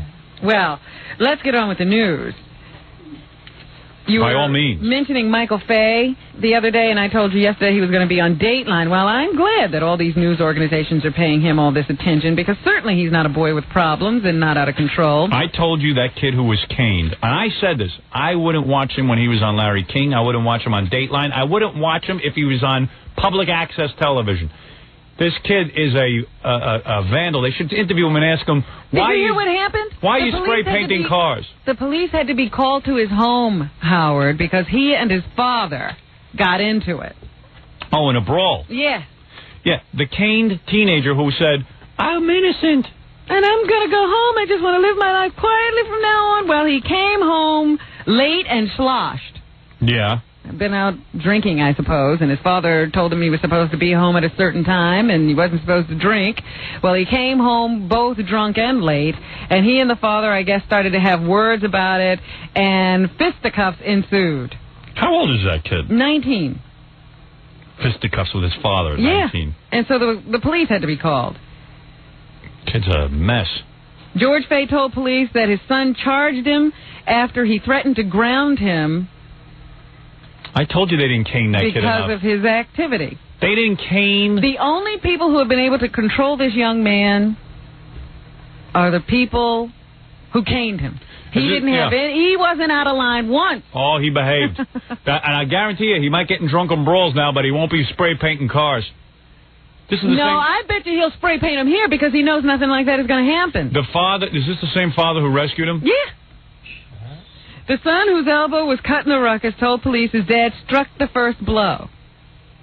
No, but you know what? This is what you're dealing with. The father should send him back to Singapore to get him caned again. That's right, because that's where he knows how to act. I told you, this country's got... No one's afraid of doing anything anymore in this country. Over in Singapore, they're afraid to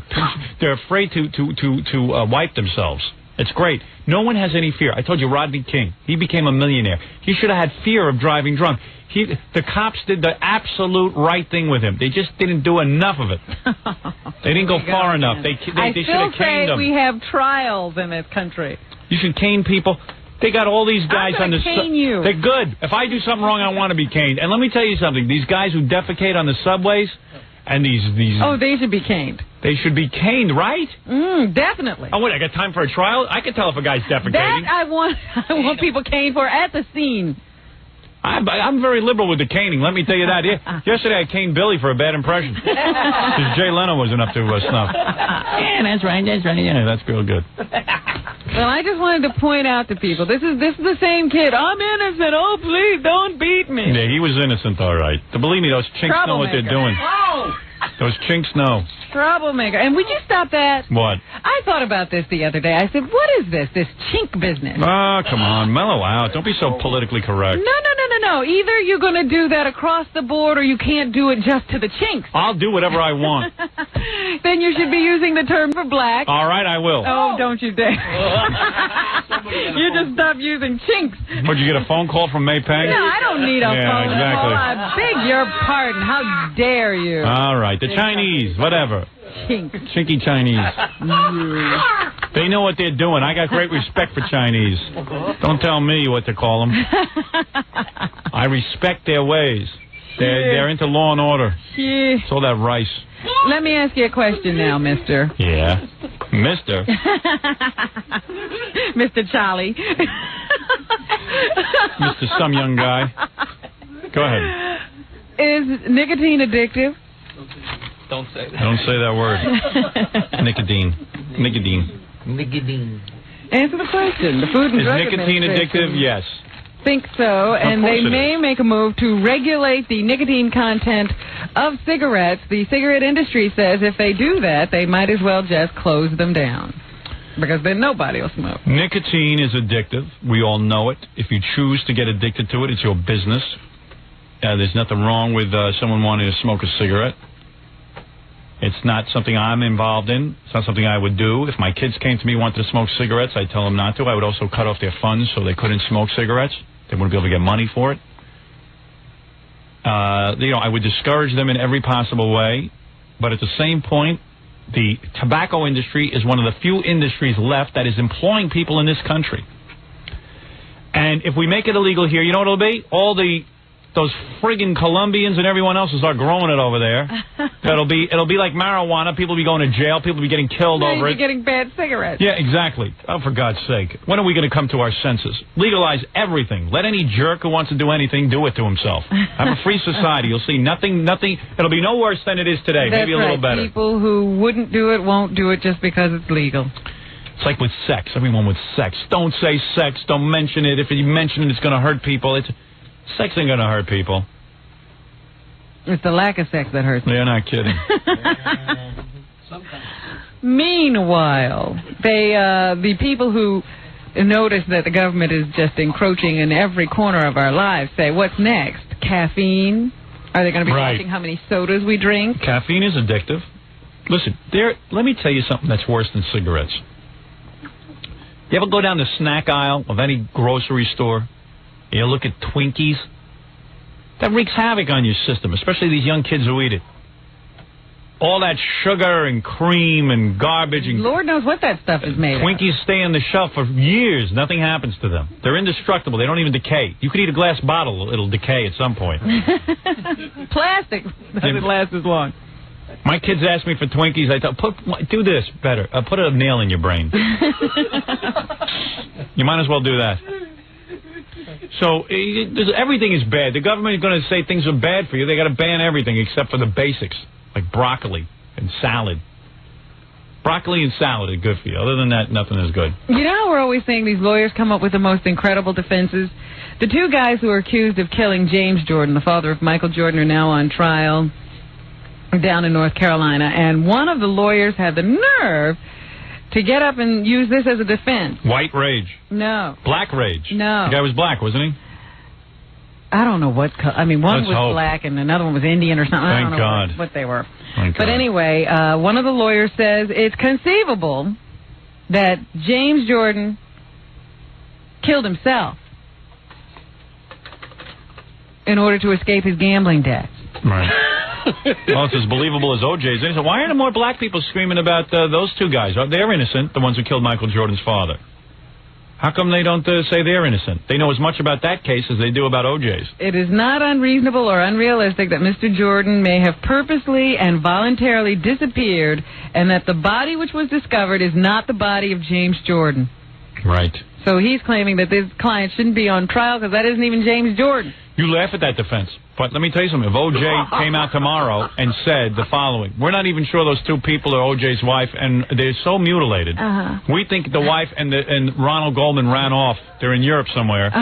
Those two people are somebody else. OJ don't even know those people. He has no motive. Therefore, the trial is over. And you know what? The black people in Geraldo's audience yesterday would have gone, that's right. Yeah.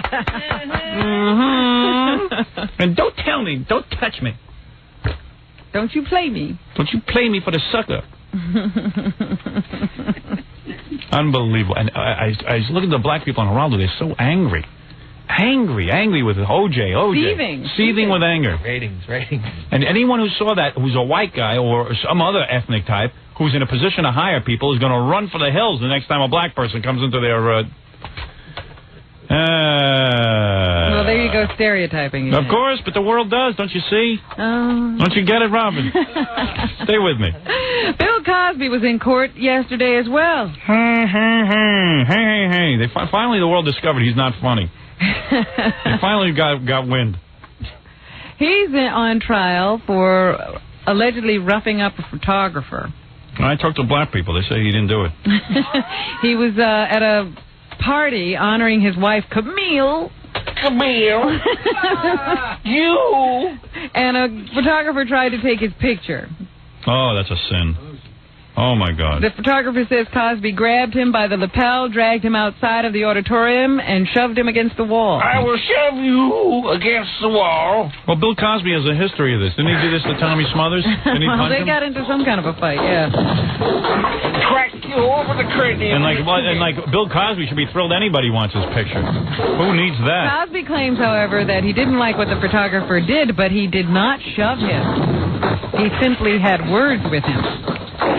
Well, Cosby said that he had posed for photographs, and once the lights went out and the show began, he just wanted to sit quietly, and this guy disturbed him. tell him to go live in Rwanda for a week. He won't be worried about photography. What is it? I know you're off the subject, but Dominic is on the phone. He wants to know if you want to talk about Geraldo. Does he know any more about Geraldo than he did about O.J. yesterday? Dominic, it's a little late for me. I want to get off on time. All right, go ahead.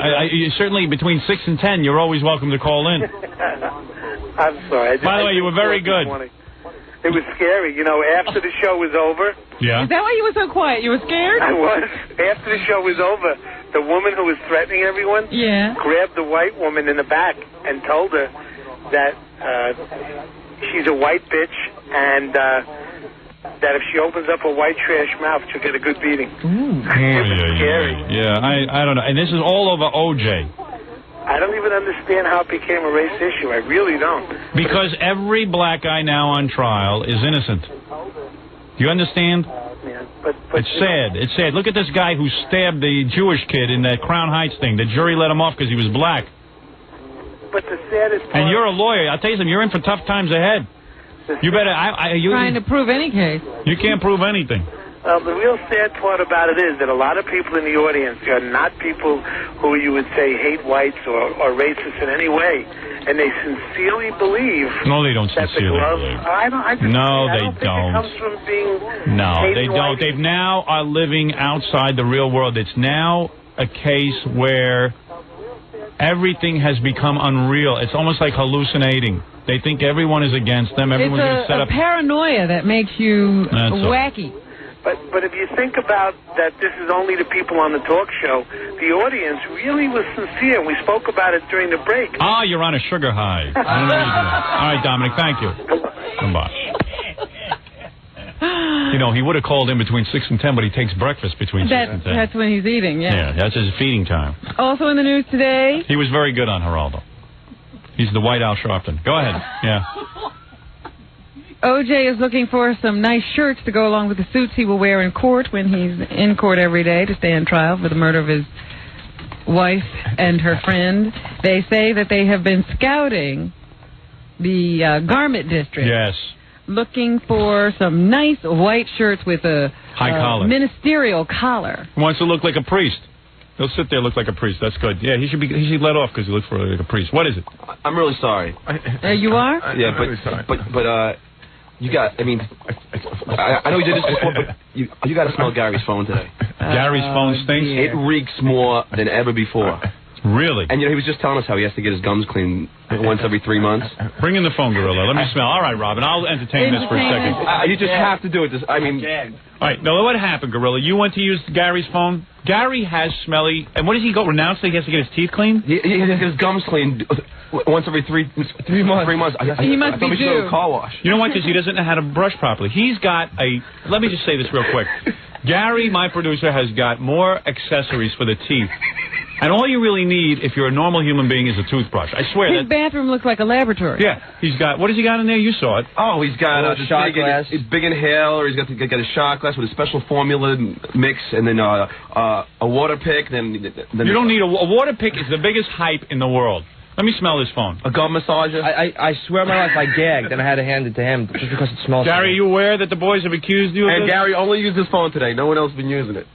Are you aware of this? No, they're just being jerks as usual. All right, let me smell it. Let me smell it. I told them. I told Kathy that I was leaving at 2 because I had to go to the dentist. To get your gums clean. To get my gums clean. Again with the gums. So every 3 months. Every 3 months. Every 3 months. And you still use a water pick? Every night. The water pick is the biggest hype in the world. That's what I tried to tell him. It's not. His gums are still red and gray. They are not red and gray. They are too. Lift up your upper lip. I thought he used that water pick. Tell the audience at home. It's red and gray. I thought he used that water pick much like a person uses a hose to clean a car. Because he can't wet those things down I don't know. by himself. My gardener has less equipment than what Gary has in his bathroom. All right, let me smell this phone. Let me see. No. Oh, excuse me. Now give me that. No. Gotta get it really deep, Howard. He's afraid to. Really? Are you coughing from that? It's disgusting. You know what I feel sorry for? I feel sorry for Gary's mustache hairs. Can I smell the phone? You know, he doesn't trim that. They just get burned off. Give it to the Gary Puppet to smell. I'm telling you. Yeah, here's the phone, Gary Puppet. There you go. Gorilla has no idea how badly this is going to cost him. Excuse me, Gary Puppet? Let me smell this. Hold on.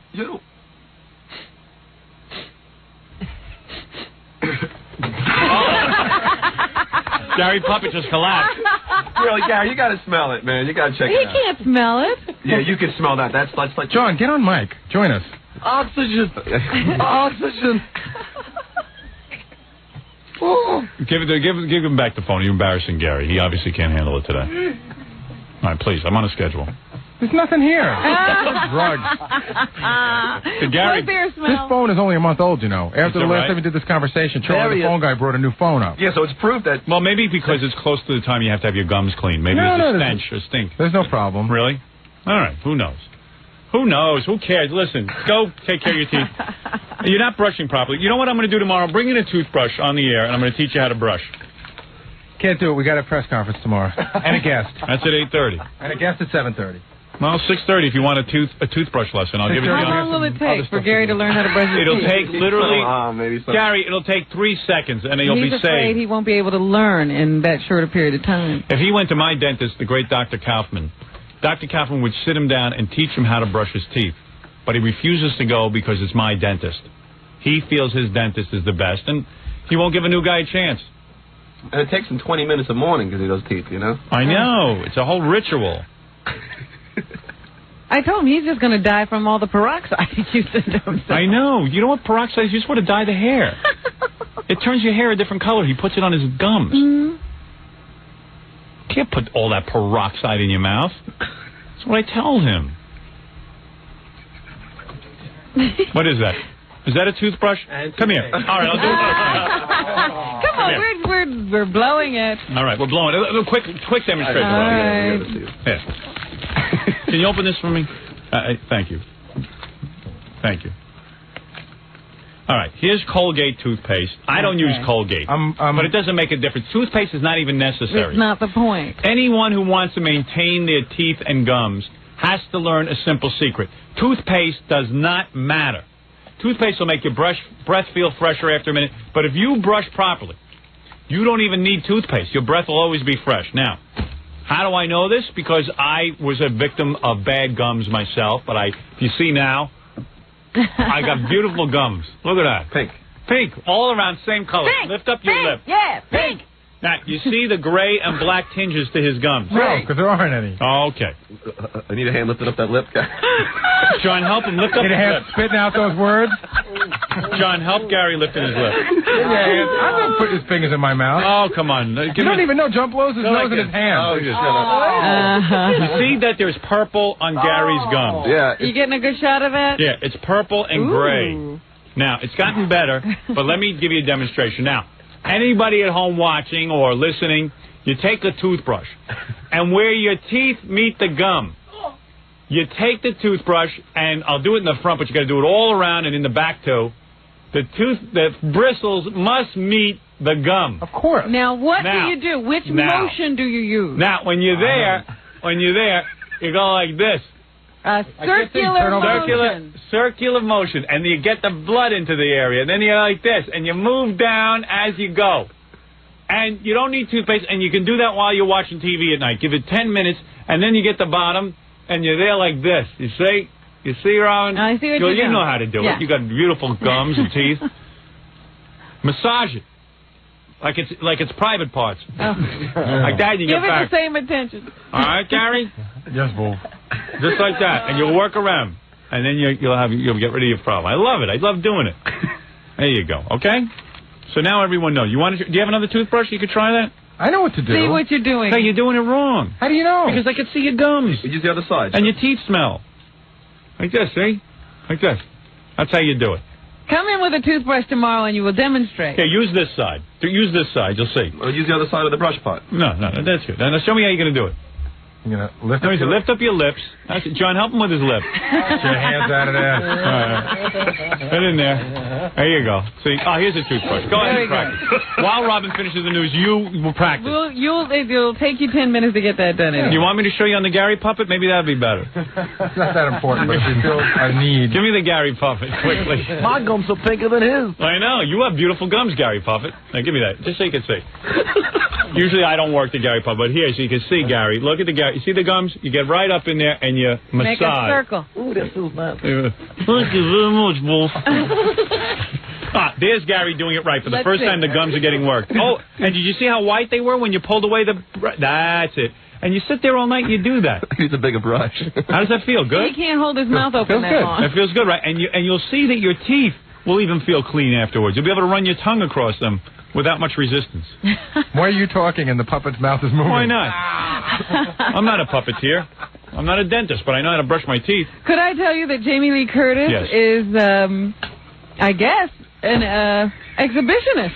Keep brushing. I'll say. And page 6 today, they say that she gave quite a show when she was down in Key West. Oh, She yeah. came out fully clothed to go to the pool. All right, get out of here, Gary. That's not me, that's him. Both of you, get out. I'm doing what you told me to do. I He's know, but- laughing like a hyena. Look at John. He's dying. Come on. It's funny, man. I know it's funny. Oh, All right, John, get out of here. You haven't way too good I'm just doing what I'm told. I know. Very good. You sit there and massage. All right, go ahead. Gary, you can leave too. Okay. Don't You smell don't up all my wanna phones. massage anymore? I got a budget here. They're going through the whole budget with new phones. You got to get new phones because you're smelling up the phone. Now your teeth are going to smell good. Well, a fully clothed Jamie Lee Curtis Go went ahead. down to the pool. Yeah. Then she did a striptease all the way down to nothing. Ooh, And where was then this? put on her bathing suit. Right in front of the whole public? Yeah, she was at Pier House in Key West. You know, this girl must be nuts. This is a girl, when they gave her a TV show with Richard Lewis, almost forgot the name. They gave her a TV show. She dressed like a nun.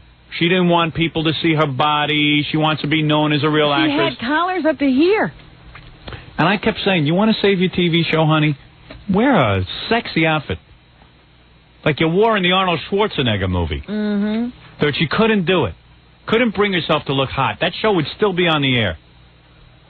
Now she can't give it away. She's naked at pools. This is the same girl who couldn't be naked. Now she's naked in the movie. She's almost naked. She does a strip. She's stripping down. She must have a problem. But there she got buck naked and then put on her suit. They even told her, look, there's a changing room right over there. But she preferred to stay out where everybody could see her and create a scene. Yeah, she wants everyone to see her naked. Did she light a flare so everyone could see good? Yeah, there was an announcement Yeah. made before she came down. That's great. I would have And loved then to have seen there's that. New model. I've been reading about this young girl, 16-year-old Bridget Hall. They That's say for me. she's got no curfew. Young girl. She was out at 3 o'clock in the morning the other day kissing Roy Liebenthal, who is the owner of Cafe Tabac, a restaurant in Manhattan. 16 years old. They thought they wouldn't be noticed because they were in some gay club in the East Village. But as page 6 notes, they have their spies everywhere. They also say that Roy was holding hands with a different supermodel last weekend. Well, whatever Roy's packing, there must be a wallop. Boy, good for him. Keeping all the girls happy. But Boy, 16 years old, she's out. I bet they don't say how old he is. He ain't no But 16. he's all over her, huh? And let's say a hearty get well soon to Kate Jackson, one of the former angels of Charlie's Angels and star of Scarecrow and Mrs. King. No, she looks like the Scarecrow. She is recuperating from heart surgery, Howard. Oh, I thought you were saying get well for her career. No. Hardy, get well. Haven't seen her in anything. She had some kind of congenital defect corrected. She's had this all of her life, but it just started to give her problems. Oh, I think it's a career move. She's now in the hospital recovering. You'll remember that she had breast cancer surgery a couple of years ago. She's falling apart. She's got more medical problems. She was the Charlie Angel. You didn't care if she was in a bathing suit. Oh, stop it. She was supposed to be the brainy one. The brainy angel. That's what I'm tuning in for, to find an angel with brains. She was supposed to be brainy. And I understand that LaToya Jackson is filing for divorce. Of course. Of course. This is ridiculous. It's a sham of a marriage. I read that her husband, Jack, wants her to reunite with her family, and the divorce is part of an effort to help her reconcile with them because he doesn't think she can get along on her own. So he's sending her back to the bosom of the Jackson family. Unbelievable. Well, I'm sure we'll be in touch with LaToya soon because we always check in with her from time to time. She's also making, I don't know, I mean, she just signed to do one of those Playboy videos. I mean, signed. I saw it already. You saw it? That's oh, right. It's done. Oh, yeah. Does it have recreations of family matters? Well, I'm gonna talk to you about it next week. Save it for then. Okay. I'll tell you everything. What's in there? All right. Heard it was wacky. It is wacky. Everything's wacky. But it'll sell. Well, her family's not too happy about nudity. Why would she do that just before she's trying to reconcile? One last chance to piss him off. I see. Right. Before she goes home. Before she goes home and says she's sorry. Well, there you have it. Thank you, Robin. Once again, a great newscast. We didn't stick to schedule today, but that's my fault, not yours. Fault. It wasn't your fault. And we'll stick to schedule tomorrow, I guarantee it. Jackie, let me throw up some plugs here, and we'll get out of here if you'll hand them to me. Jackie Platinum Joke Page Martling. To order Jackie's CD, The Joke Man, only $10 plus free shipping and handling. The price includes 20-page Jokeland catalog, Robin, full color. Call 1-800-323-5464. And this Friday, live, you'll be hearing this man, Jackie Martling. This Friday, August 5th, 2 shows at the Annapolis Comedy Club in Annapolis, Maryland. For information and great dirty jokes, call 516-922-WINE. Smoke a big white owl for us. Fred Norris Band. I don't know how that kid knows about blunts. I don't know. Fred Norris Band, Saturday, Roost 3, North Bergen, New Jersey. Don't miss Stuttering John's Band playing at the Roxy in Huntington, Long Island this Saturday night, August 6th. And don't miss Stuttering John's Band in the Conan O'Brien Show next Wednesday, August 10th. Also see Mike Ganji at the Jose Cuervo Beach Volleyball Series on Long Beach, Saturday, August 6th. From He's 11. now making appearances? Oh, he's the volleyball. He's the beach. He's the beach. From 11 to 2 p.m. Go see Ganji, not meet any women. For information, call 203-348-7039. Steve the Gorilla will be introducing the band Black 47 tomorrow night. Here they are. At Faces on 79th Street and 5th Avenue in Bay Ridge, Brooklyn. Black 47. Show starts at 10:30. And to get a 900 number, call Lisa at International Telecom. Thanks, Lisa, for stopping by. That was very nice. And what else? If you're planning a wedding or summer party, you need to... on the OJ front, a small article in the paper today that this so-called bombshell witness who was going to clear OJ, it's a little tiny article now, bombshell witness a dud. Turns out he's some dude. He's a guy who calls the police every time there's a big case and says he has pertinent information. Yeah, so there's your I mean, come on already. Let's come to our senses. String up OJ. With that, I'll play the song. How's that? Because I do want to get another play on that. Everybody loves this song. People keep begging me to play it. This is the OJ song sung by the Tokens. Yeah.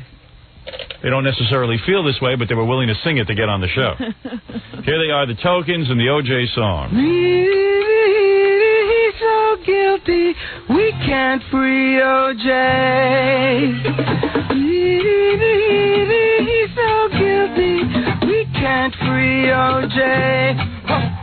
Let's string 'em up, let's string 'em up, let's string 'em up, let's string 'em up, let's string 'em up, let's string 'em up, let's string 'em up, let's string 'em up, hey up, let's string 'em up, let's string 'em up, let's string 'em up, let's string 'em up, let's string 'em up, let's string 'em up, let's string 'em up. In a jail cell, a tiny jail cell, OJ can't sleep tonight.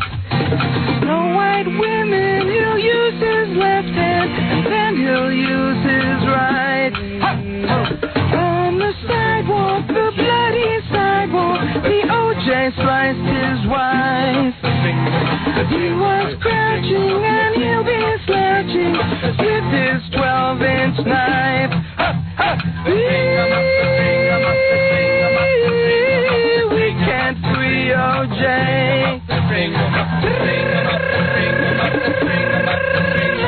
We can't free OJ. We know he knifed them, he really sliced them, and we must make him pay. He beat and stalked her as others corked her, though most blacks say no way. Ronald Goldman and Nicole Simpson sleep in the ground tonight. We should beat you and let dogs eat you, for what you did's not right.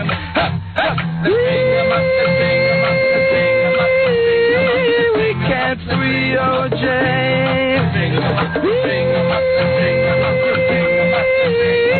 We can't free OJ. Play it for me.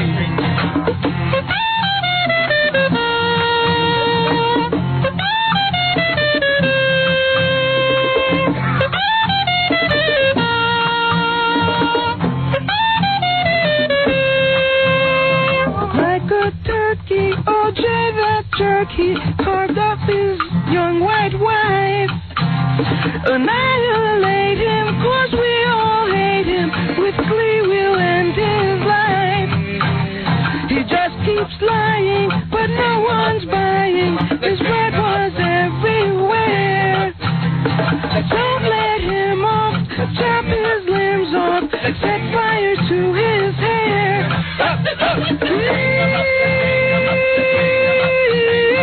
We can't free O.J.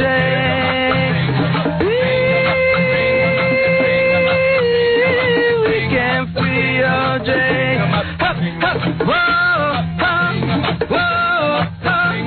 We can't free O.J.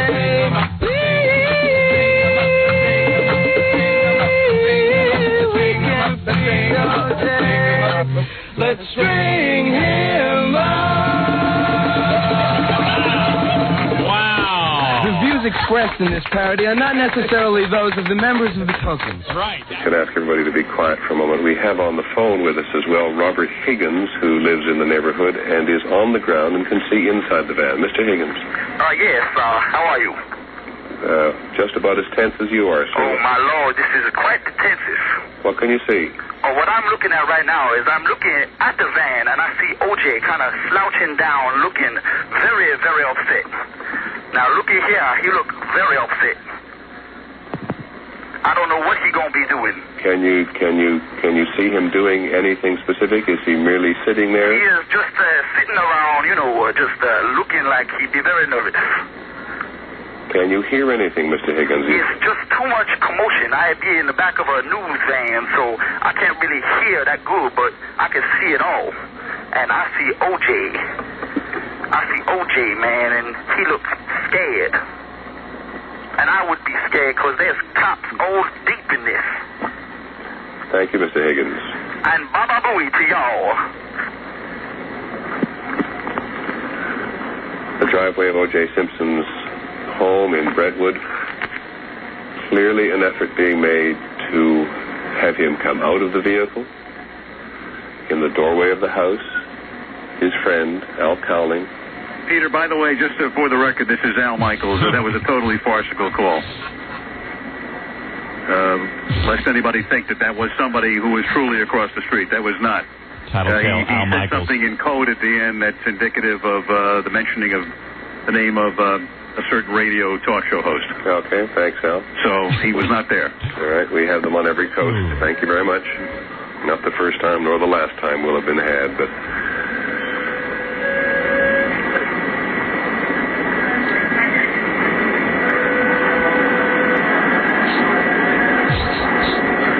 That's it. Huzzah! Back with a man whose wife Mary would Michael never Finch. cut off his private part. me wench. Because a nail clipper would do the job just fine. Jackie Platinum Joke Page. Thank you. Jackie Platinum Joke Page Martling to order Jackie's CD, The Joke Man. Only $10 plus $3 shipping and handling. More on the O.J. Simpson front. Which is?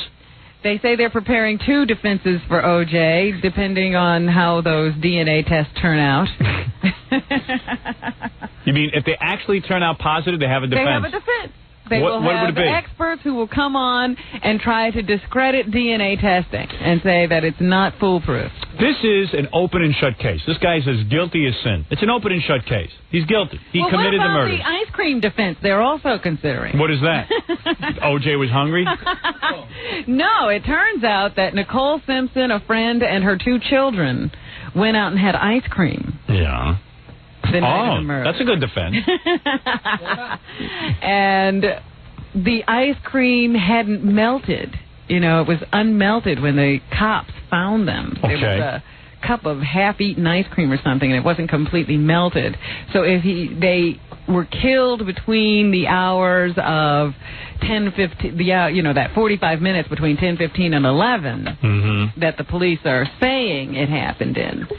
Then the ice cream would have been completely melted in 60-degree weather, they're saying. Well, I'll tell you something. That sounds like a pretty good defense, but I like the milk dud defense. They found a milk dud on the bottom of O.J.'s shoe. And they're looking now for milk dud tracks. Then again, don't confuse that with the Cracker Jacks and cotton candy theory. You know what OJ stands for? What? Orange jumpsuit. Because that is what he'll be wearing. That's the prison garb. This is an open and shut case, aside from the fact that there has now been a racial element. Aside from all that stuff, racial element, OJ's being framed by the white man, all that stuff. Throw that all out the window because it's all BS. The guy is guilty. He's murdered 2 people, and he's got to go to prison. If he doesn't go to prison, well, then there's no justice. That's all. There's no justice for the dead. How did he do it, though? I'll tell you exactly how he did it. He got in his car, and evidently he had a history of stalking this woman, knows her every move. And he must have been, like Lurch, parked out in front of the house, staring at this woman as she pulled into the house after her night out with her kids, with the dinner. Now, the kids are in bed asleep. Well, I'm just saying, she saw them come in. I mean, he watched them even come in. He saw them the whole time. They go in, they're spending the night together. He was just stalking that night. He wasn't even... He was just hiding out, hanging around, watching. And he has his Bowie knife there with him and his gear and his outfit because if anything pisses him off, he's going to teach her a lesson. On this particular night, this Ron Goldman, poor guy, had his whole life in front of him. He decides to return these glasses to her, and evidently OJ couldn't stand this guy. He's driving around in her Ferrari, which he paid for, and blah, blah, blah, blah, blah, blah, blah. He goes to dump off these stupid glasses. Well, OJ sees this, and he's in a snit. So he waits out. He drops off the glasses. He waits out there in the bushes where he's used to lurking around, and he learned all this from the stupid TV show. They trained him in the TV show. He was a frogman in the TV show. They trained OJ. OJ didn't have enough on his mind. They're going to train him, and he learned Navy SEALs. So like a Navy SEAL, he's got this outfit and all this other stuff. He takes his knife, which he had bought, and also, by the way, he even had disguises. Did you see the latest? A woman now came forward and said, a couple of days ago, I sold OJ a mustache and beard. I did hear that over the weekend. This OJ had been plotting and planning. So he's buying outfits. He's buying outfits. He's got costumes. He's got knives. It's a simple case. It's open and shut. It's an open and shut case. Go on. So he's standing there behind the bushes. Ron Goldman comes out. And OJ, hooga booga, comes running out, grabs him from behind. They get into a struggle. Of course, OJ's a strong man, a football player. He right off on the neck. The wife probably sees this, starts running back into the house. You know how OJ knows how to get into the house. He tackles her. Yeah, but why didn't she scream? Oh, my God. When you heard her on the 911 call. Very calm. Everyone is this calm. She's used to this. This is a woman who's been battered her entire marriage. She says, so OJ. She goes back in there. He gets a hold of her. He's so angry, he slices her head to the point where there's just a flap of skin left on her neck that's holding the head on. Her head is barely hanging on by a thread. That's anger. Even me. If I was going to kill my wife, I'd leave a little of her head there. You know what I'm saying? I'm not that angry. Then, the OJ. He's got blood all over his clothes. How does he ditch the clothes? Puts them in a... This is my theory. Now, this I can't prove. I don't know. But I think you can prove the other stuff. The garment bag. Remember that garment bag that disappeared and all his buddies? That's where the bloody clothes are? There are plenty of people here who knows it. This A.C. Cowlings, the buddy, they should lock him in jail for life because he says, I'm not going to talk about the case. I'm OJ's pal. A despicable Steve. Get him out of the country. A.C. What do you mean you're not going to talk? You know something and you're not going to talk? 2 people are dead? I think you can abandon that friendship and maybe go on the side of what's right. I think OJ's through. Because there is no... He calls himself an honorable man. He won't put his friend away. Well, that's jailhouse mentality. Yeah, don't give up your buddies even though they're doing something wrong. Man, I see a lot of people who applaud that. I say put his nuts in a vice. He'll talk. He'll tell you everything. A.C. A-hole. A.C. Change his name. A-hole cow. Unbelievable. Oh, dear. And I'll tell you, this defense, they come up with a new defense, like Robin just said, the ice cream defense, milk dud defense, Cracker Jack defense. They open the dictionary up, they turn a page, they cover their eyes, they point to a word, and they got a defense. Anti-disestablishmentarianism defense. They are good. They're good. Listen, he's got the top guys. Give him any word. He's got the top guys, and they're struggling to find the defense. But there is no defense. The only defense they can make is to say that the cops are racist people, and they're out to get every black person on the planet, and that this is a big frame-up. They mastermind. The cops are so intelligent, they masterminded this. As soon as they saw that Nicole Simpson was dead, they thought of framing O.J. Yeah, and if they find blood there, well, blood is he cut himself shaving. So use the French fry defense. O.J. ate French fries at McDonald's. His hands were too slippery to hold the knife. That's the end of it. It's impossible that he could have done it. With O.J. I like O.J. By the way, let me tell you something about O.J. I met the guy twice. And I said this to Robin. I said, boy, now there's a black guy I could hang out with. Yeah, look at your judgment of character. I was fooled just like everyone else. I said, boy, is this guy gentle. You're not scared of him at all. Boy, what a nice, gentle guy. Well, I let him take my daughter, you said. Oh, I never said that. I never said that. See how far you'd go. Well, you'll see. Fred's working on a Jack and the Beanstalk defense for O.J. He's hoping to get on the lawyer payroll. He was climbing a beanstalk. He was climbing a beanstalk, and he didn't... His alibi is the giant. Yeah. But O.J., I met him at we met him here at the radio station. Lovely guy. Really lovely guy. And then because people say, what's O.J. like? I hung out with him the whole night at the Trump wedding. With his ex-flame, Tawny Katane. Yep. That's what Remember I told you I saw them kissing? Tabloids now that she was really in love with O.J., but he cheated on her too. Well, Tony was supposed to come on the show the week that... Oh, do you know this? No, I didn't know this. The week that O.J. was accused, and because she was doing Good Morning Los Angeles, she wanted to promote it. Oh. And she knew that I would ask about O.J. because I saw them making out. Right. I mean, they were kissing in front of me. She canceled? She canceled because she was afraid I'd ask about O.J., which I would have, but she should call in because she shouldn't be afraid. Well, no, now that I guess the stories are all out that she was running around with O.J., I don't think she wants to talk to anybody about it at this point in time. Well, if she's going to talk to someone, she should talk to me. Yeah, we should be the first people. When you're ready to talk, Tawny, call us. But, she's my Katane. They have, you look at the tabloids this week. They found pictures of all these women O.J.'s been running around Beautiful women. This guy got the most beautiful white women. Only into white women. Mostly. And they say he was sex crazed. Well, Oriental women too. Yeah. Everything but black, apparently. Yeah. And the black women all running around, O.J.'s not guilty. I said, listen, honey, you're a woman. What are you for? You're for wife battering? I'm reading, I tell you, I read the paper all week and I go nuts. All the black people in the black community got a big problem. All of the decent parents in the black community have band together. They say, please, cops, you got to get these drug addicts out.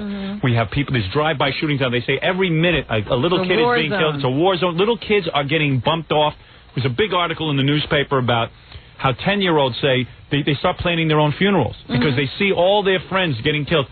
And everybody knows somebody who's died. The people who should be most pro-police are black people because their communities are overrun with drug addicts and drug dealers and violent, vicious criminals. Criminals who don't even care about shooting you over you looking at them a funny way. And yet they will not go to the police. They will not help the police. And if a black guy is accused of something, they release him. Crime gets to thrive in the neighborhood. That's right. Because you won't talk to the police. Why shouldn't the criminals stay there and run your community and for you? And if you sit on a jury and you decide that anyone who is black who is a defendant is innocent, then well, how can you expect you keep releasing these people into your own communities? So crime is now a hip thing, fashionable. It's the coolest. O.J.'s cool. I saw a guy, the most offensive shirt I ever saw, walking down the street. Free O.J. Free O.J., he says. Well, okay, well, free him and let him live next door to you and your girlfriend so he can stalk you. Free O.J. Sure, we'll free everybody. It's crazy. And black people, I don't want you wasting one more second worrying about this schmuck. This O.J. This O.J. I see O.J. Listen, O.J.'s got a problem. Got a serious, serious problem on his hands. And he'll have a lot of time to consider it. I hope. Billy Idol in the news. Billy Idol rushed to a hospital this weekend. Drug overdose. Well, they are shocking. now willing to say. O.J. Simpson's going to be back in court. Oh, no kidding. What time? I don't know exactly what time they're doing it today, but usually, we're dealing with that Pacific time, so it doesn't happen before noon here anyway. I love it. I love the days when OJ's on TV. Well, they don't know if they're going to show it everywhere. Court TV and CNN will definitely be showing the court proceedings. Then I'm there. But ABC, NBC, CBS, and Fox have decided that they'll wait and see. I love it. Today. I love to look at OJ. I love to watch his lawyer sitting next to OJ. I like to see if OJ's smiling. And then when OJ just smiles at something, I go, look at that son of a bitch smiling. What does that mean? Yeah, what is a smile? Oh, so defiant. Oh, I love it. Let me tell you something. I read something the other day that made me laugh. The people in California are afraid that OJ being in court on TV will have a detrimental effect on people going to the polls during the primaries in November. That's right. I'm not leaving the house. So they're hoping that Judge Lance Ito, who's now become more important than the President of the United States. Judge Ito. Yes, Judge Ito. Yes, they're hoping that he will recess the trial. Oh, my God. On the 7th and 8th of November, I think it is. This is the greatest show business happen. Whoever thought OJ would become the greatest show business attraction? I'm sure he never knew that he had this big drawing power, or he would have gotten a lot more and been a star. Right. In more movies. So what does this teach you about TV? If you have a real-life television star, somebody who can actually go out and murder someone, they will become the biggest television star. Now, who is going to be the person to bring this to prime time? I'll tell you who. Now, you take someone like Vicky, who is a real drunk, and you put her in a show about drunks, that would be a big star. So that's what it teaches you. Thank you.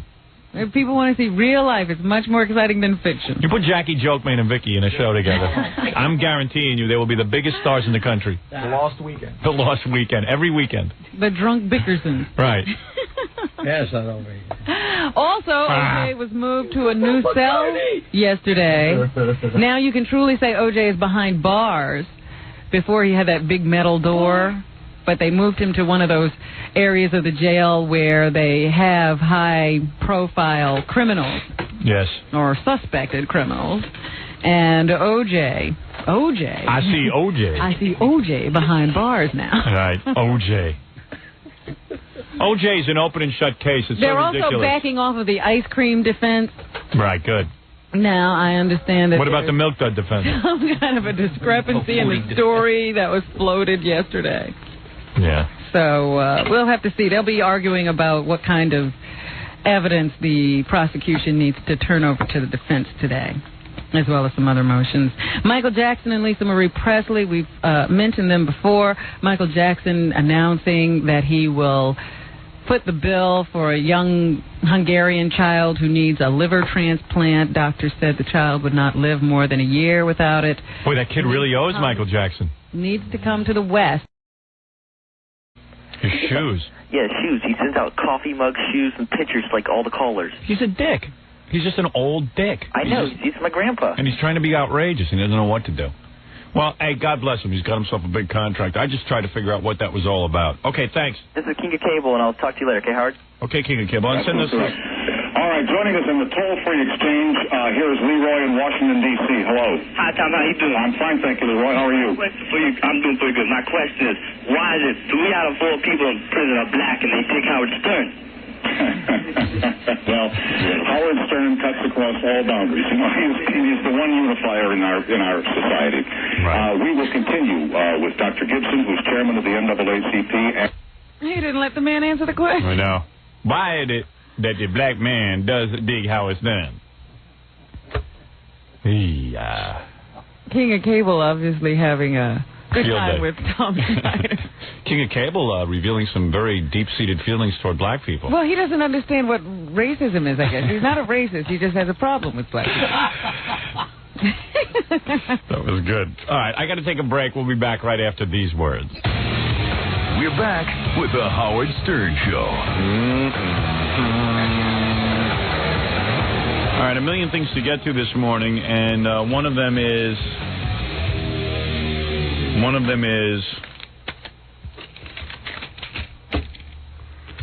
you know, you talk about the O.J. case. We have 2 more O.J. song parodies. People keep sending them in. I have not heard these. Well, we are going to have O.J. until at least the end of the year. Because Great. The judge says the trial will last at least that long. Good. Let's hope that keeps going. That's a lot of fun. That's a fun trial. It's good television.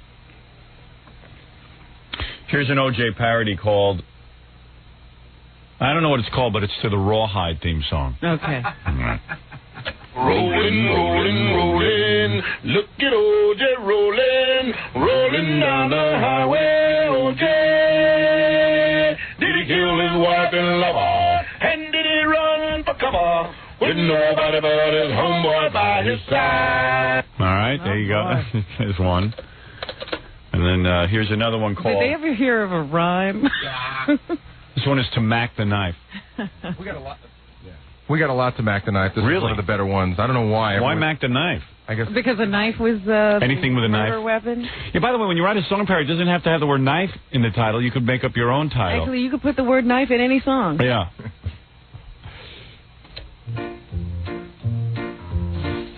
You know how many people sat there and went, I know. Yeah, everyone's writing bad song parodies, but if someone did it to Mac the Knife, because it's about a knife. Isn't it obvious? O.J. the Knife. Whenever we do our song parody contest, somebody sends something in and they say, I know this is it. This is the one. This is the one. And then we laugh at it and they get mad.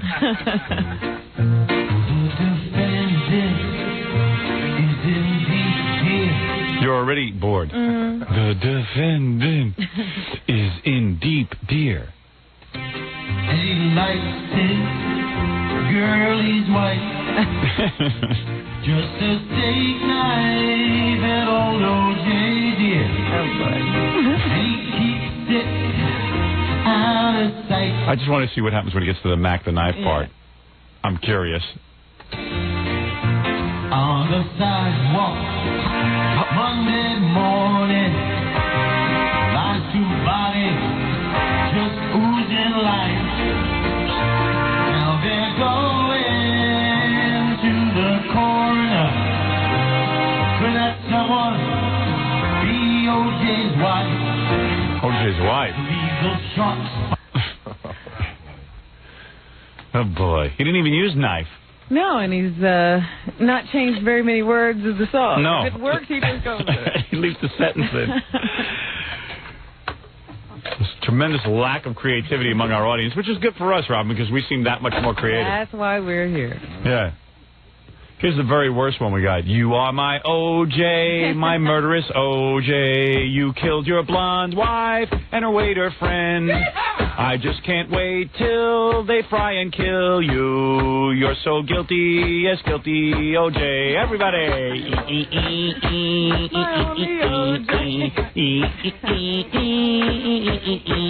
All right, very good. I love the ones that people write to us where they say, this is to the tune of, and they just send us the verses. Yeah. Like, we're supposed to record that. Yeah, no problem. I got all day to do that. Here's a woman who writes me, I saw you on Letterman last night, and you were great as always, but you sure are getting awfully skinny. I couldn't get over the change from your book cover. You were so hot then. You need to lay off the salsa and broccoli. Says, you think you're too skinny? Too skinny, Robin. Believe me, if I take my shirt off, you'd see I wasn't too skinny. Only thing I could think of. O.J. Simpson in the news again. He had a hearing yesterday. And for the first time, the prosecution and defense agreed on something. They agreed that they're just devastated by this media frenzy and the constant attention to every detail of the O.J. case, including all the leaks from whoever, either it's the defense or the prosecution. Oh, they're fed up with the leaks, but meanwhile, the only police leaks... department. The leaks are coming from them. They're fed up with them, though. Now, oh, please. The leaks are used by these lawyers to influence public opinion, and the press absolutely has a right to see the pictures. You know what? The people who are requesting to see the pictures, Howard, have asked for them only to see them for themselves. They didn't even ask for them for broadcast, which I don't understand. Of course. The reason they ask so they can at least describe them. And also, what they do is they do it in stages. Well, we just want to see them for ourselves, and they, but then they go, I want to see. Look, the point is, the press is asking for pictures of Nicole Simpson and Ron Goldman's body. The reason they're asking for that is the same reason the press wanted the Rodney King tape. Why was the Rodney King tape allowed to be played over and over again nightly on television, inciting riots? Let me ask you something.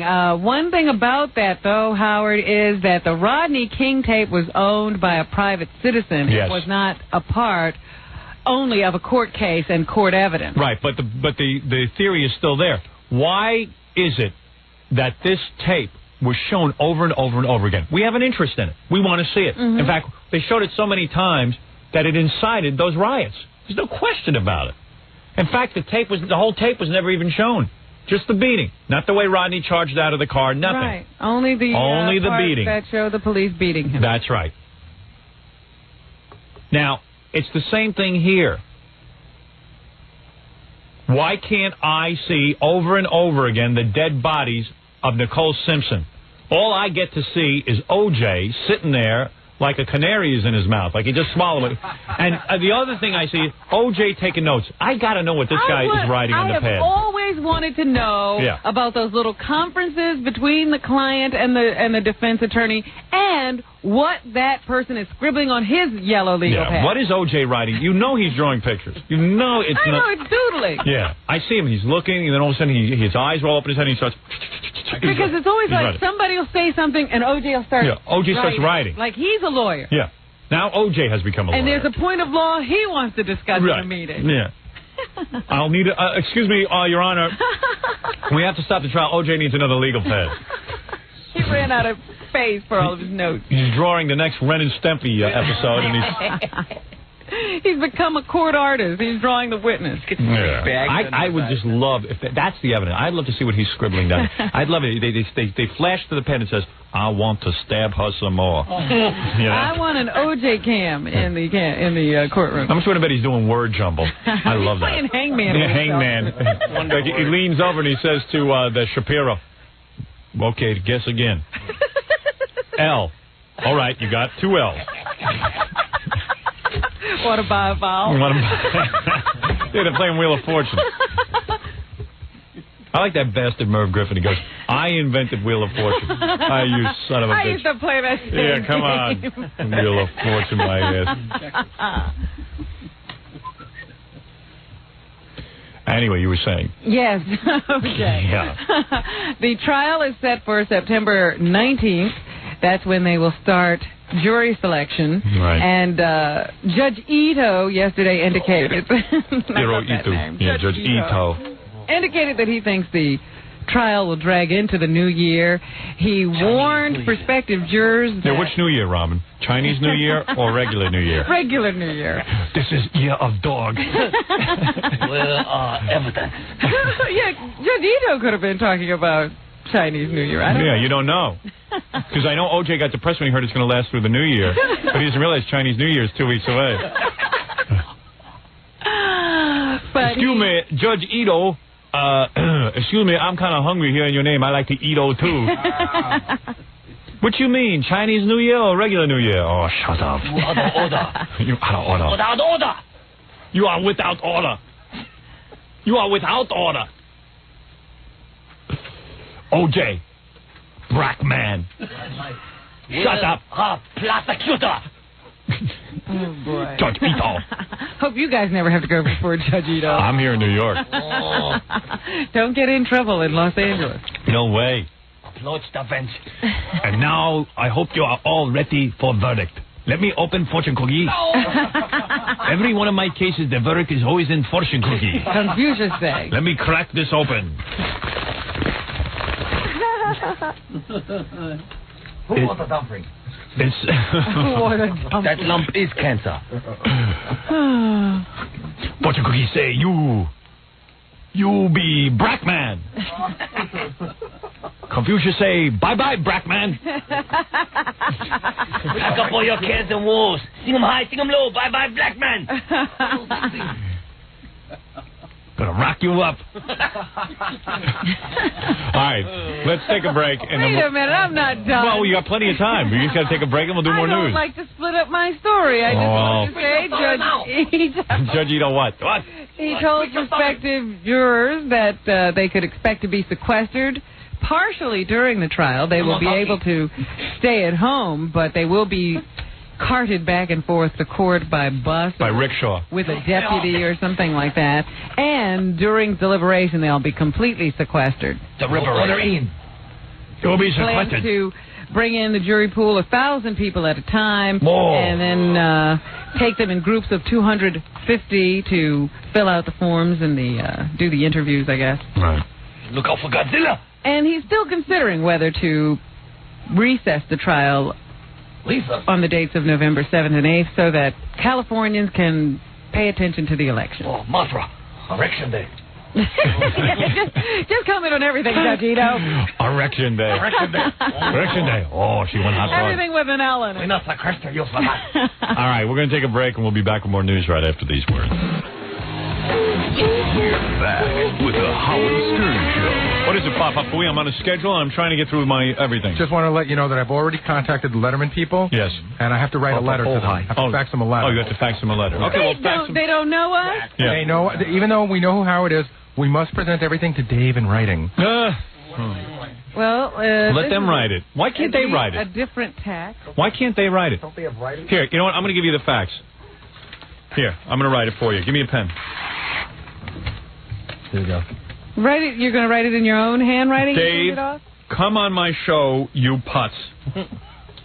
Here, Dave, come on my show. Howard Stern. Yeah, I make them write me a fax when I want to be on. Well, he's so important. Here, come on my show, Howard Stern. How's that? President Letterman. President Letterman. Take the fries with you and stop eating for 2 seconds with the Nathans. Fooey. Got to eat every minute. Fafa foodie. Fafa foodie. Hey, listen.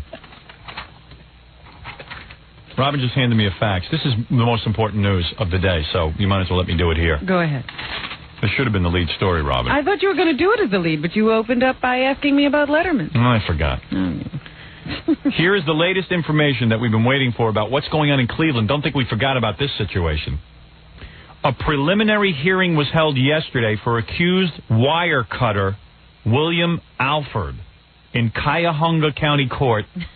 Cuyahoga? What can I tell you?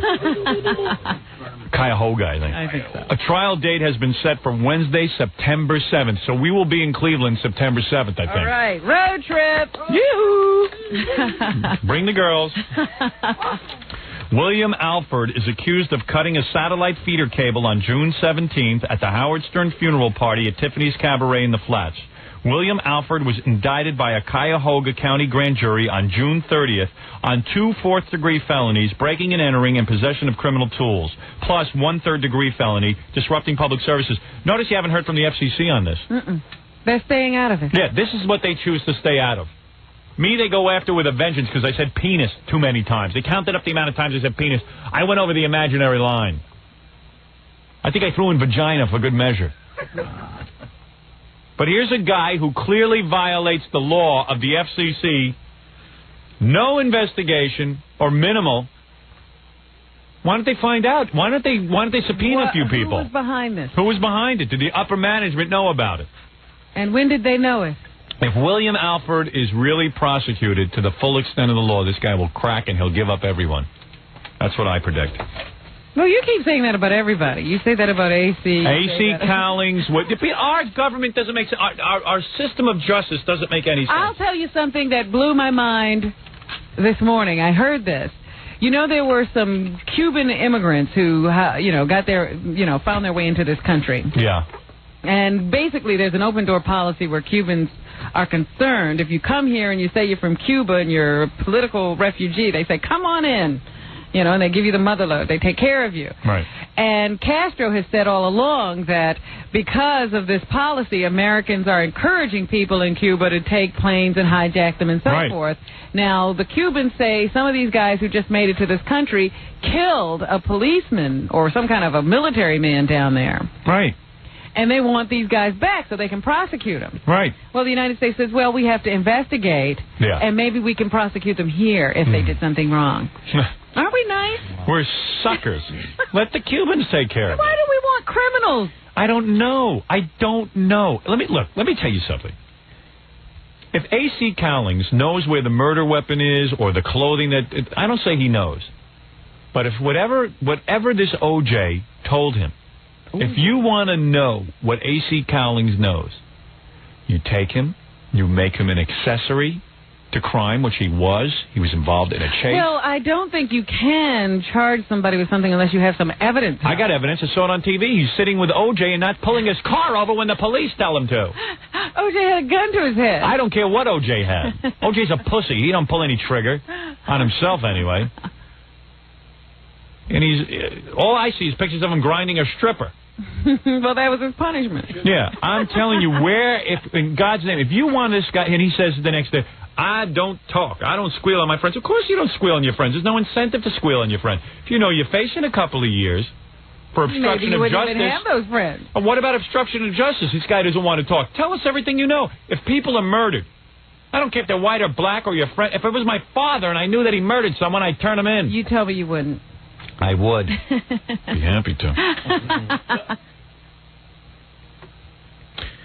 Oh, there it is. That's all. I don't want to get too heavy into it because we're on a schedule. Go ahead. Well, you finished your story about that guy? What guy? The guy who's going to be on trial in Cleveland. Did you tell us everything? Yes, I told you everything I know. Well, let's go on then. Michael Jackson, according to the tabloids in London, has offered Danny Keough, father of Lisa Marie Presley's children, at least $1 million, they say, to allow him to adopt those children and call him his own. They say that Jacko... $1 billion a year business. Who do you think's collecting all this money? Somebody's got that money. Might as well be you. 1-800-255-5700. There's a bunch of things I wanted to read to you, Robin. I'm going to save them for tomorrow. Let's get. You've piqued my curiosity here with O.J. Simpson. You say he's in the hospital? Mm-hmm. Now, how could he be in the hospital? O.J. Simpson was taken to a Los Angeles hospital for an undisclosed ailment this morning. Don't you think that's to evoke sympathy? Why would that be to evoke sympathy? Oh, come on. Maybe he's really sick. What's wrong with him? Well, nobody seems to know for sure. Authorities say O.J. was taken from jail early this morning, but remains in the custody of deputies. Don't you think he just wants to get out of the jail for a while in this way? Sure, that could be it, because, O.J.'s been complaining about his tiny jail cell since his incarceration. He's expected to return to his cell later today, so it's not a serious illness, and they say it has nothing to do with a suicide attempt. I'll tell you what happened. O.J.'s sick because he got his lawyer's bill. Wait till you see that whopper. I tell you, they had to commit me to the hospital last week. It hurt you. You're not kidding. The name of the hospital has not been released, but one source, according to the Associated Press, says that Simpson was taken to Cedars-Sinai Medical Center with stomach pains. I also heard a report that at one point, O.J. was suffering from hemorrhoids. Ooh, pushing too hard on that steel-plated toilet. Yeah, you see that thing? That's not very comfortable either. Obviously, O.J. hasn't read my book. Maybe he's waiting for the paperback to come out in October. Get those tips. Yeah, get those tips on how to get rid of hemorrhoids. O.J. O.J. stands for owes Jews because he owes the Jews money. The lawyers. He's got the one black guy. Listen, he's got Shapiro. He's got... Kunstler's Jewish, isn't he? Yeah, but Kunstler's not on the jury. It's F Lee Bailey? Defense team. It's F. Lee Bailey and Alan Dershowitz. Oh, okay. Dershowitz. The defense announced yesterday that it was hiring one of those jury consultants. Oh, yeah, that's cool. That's what I would do if I was in trouble. The woman who also worked on the Rodney King trial and the Reginald Denny trial. Her job will be to pick a jury that will not find O.J. guilty. Yeah. Isn't that cool? Isn't that a great system? Find a jury that won't find O.J. guilty. There's 2 dead bodies laying there. These people's lives are gone. The children have no mother. But you see, Ron Goldman was an innocent guy just delivering a pair of glasses. It's possible in the United States to find a jury that won't convict you. Yep. Well, listen, they had a guy here in New York who actually shot someone in cold blood. He shot Meyer Kahane? Meyer Kahane, Jewish activist. Some Arab shot him in the head or something. They had 50,000 witnesses. The guy walked. Well, he didn't walk. They did convict him of some kind of weapons charge, but not the actual killing. There's a kid here, a black kid, Crown Heights. He stabbed this Jewish scholar, young kid, Yankel Rosenbaum.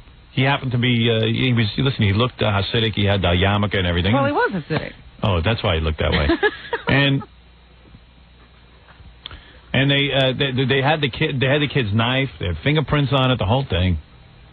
He walked away too. Everybody goes free. Well, it now looks like he is going to have to stand trial for violating his civil rights.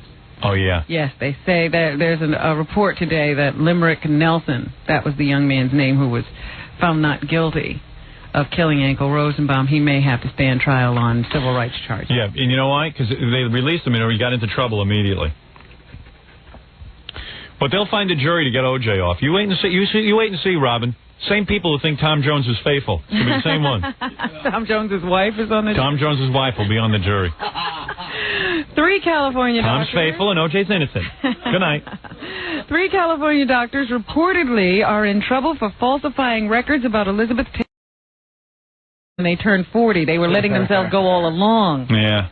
It's kind of hard to regroup at that point. All right, I got to go on. Keep going. O.J. Simpson. I'm not going to talk over this. All right, I'm not going to yell. I understand. You want respect. All right, go ahead. No, it's just that I'm not going to yell. You can play that if you want to.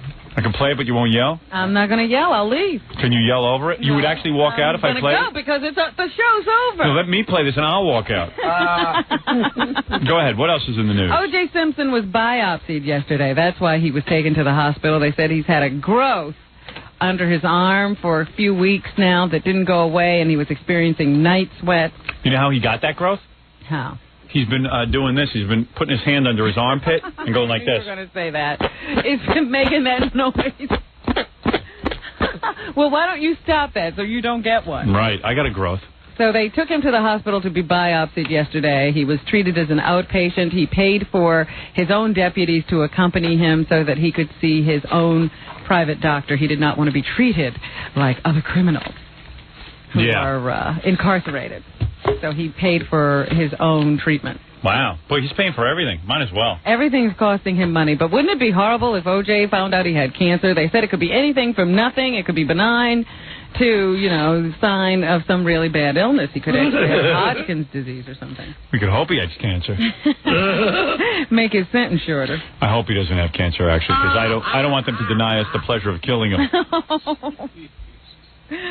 Meanwhile, the expert who's been brought in to pick the jury, help O.J. pick a jury that would be sympathetic to him. Yeah. One of the firms that used to work with her told people from the Post that probably the juror they're looking for is a black man who is opinionated, independent, articulate, and persuasive. O.J. is innocent.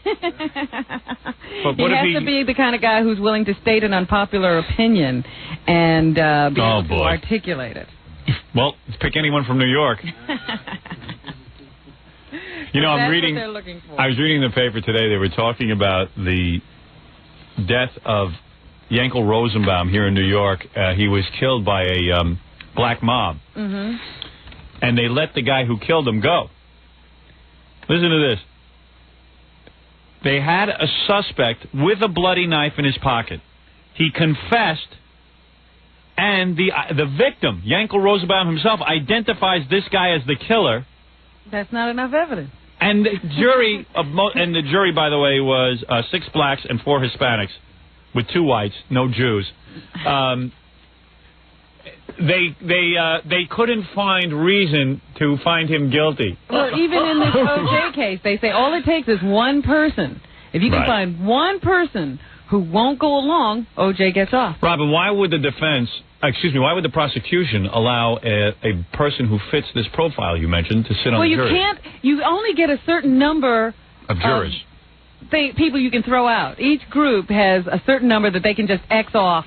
Right. And say, I don't want that person. I see. And then after that, you're sort of stuck with whoever passes a rigorous examination. So all they got to do is get one black guy on there. One black guy who can't be persuaded to go with the rest of the crowd. Shouldn't be difficult. So O.J., you'll be out for Christmas. O.J. will be home. You'll be out for Christmas. And you can kill more, because we'll keep finding people like that. Brain surgeons. If I see one more black person on TV screaming about their neighborhood and how there's too many criminals, I laugh every time I see it. The cops got to come get rid of these drug people. Got to get rid of them. Got to clean up the area. Yeah, the cops are going to do that, and every time they come into your community, you start screaming that they're brutalizing you. So how can you win? And then when they take one of these drug dealers off the street, you can't find a jury to convict them. When did the country go completely haywire? Yeah, right. So forget it. It's lost cause. I say, I don't even watch the news anymore. I'm not watching the news anymore. O.J. Simpson's wardrobe from the TV project Frogman is going to be on sale. The Valley Mayor's Fund for the Homeless in Sherwood Oaks, California, will be selling it. They originally were going to auction it off publicly, but now they've decided that would be in bad taste. Yes. So they will sell it, but a little more quietly. He is the hottest star right now, O.J. says. O.J. will get off. He'll be celebrating New Year's with Tawny Katane. I predict. I understand that the two children... Oh, I'm so angry at everybody. Whose father has committed to killing their mother... Especially Fred. And then running off with them to Jordan. Those children have been taken to King Hussein's palace. What's wrong with these white women who marry these guys from Arab lands? Don't you know they have a whole different way of looking at the world? Over in those countries, you can kill your women. Even like in Brazil, you can kill your women. It's okay. They marry him. They're all like, ooh, it's so exciting. I'm like with Omar Sharif. Woo! Yentas. The husbands pick up when they get sick of you. They take the children off to Jordan. And if you don't like it, they'll kill you. I don't say every Arab guy. I don't know that this was a situation where a white woman was married to an Arab guy. Oh, come on. What was the situation? Tell me. I think it was two Arabs. Oh, well, that's different. That's their own business. Well, anyway, the family of the mother would like the children brought back to the United States. However, King Hussein will keep them in the palace pending the outcome of a Jordanian trial. King Hussein is such a nitwit. Don't you hate that guy? Looks like a Jerry Mahoney with that perfectly trimmed mustache. And I got to tell you something. Isn't he a genius? I will hold the children. We will decide who will get the children. The parents of the man who goes around murdering people, or the girl's parents? Tough decision. King insane. Insane in the Hussein. The star of the Frasier Show, NBC's top-rated news show last year, Kelsey Grammer, didn't show up for work for the first 2 days. That's another guy. There is speculation that he's now holding out, as David Caruso did from NYPD Blue. He now... Oh, he does? He's into that rap, too? Oh, yeah, that was his... And he keeps talking about how the original was history and... Yeah, so what? Who cares? So this one was history, too. Yeah, it was. They actually pulled it off. Everyone's a little too uptight. All upset. You want to hear the rest of these song parodies, or you want to do your Woodstock thing? All right. O.J. parody. Well, we're in the middle of an O.J. parody. This one is to Gypsy Tramps and Thieves, the Cher thing. Got a little white ass. Now they're after his in Alcatraz. Oh, boy. O.J. killed his wife. Under the throat with a Ginsu knife. O.J. killed his wife. Now every night the men come around. When O.J. bends down. What else you got there? This one's to cocaine. Oh. O.J. does cocaine. Dun, dun. They never change the words, do they?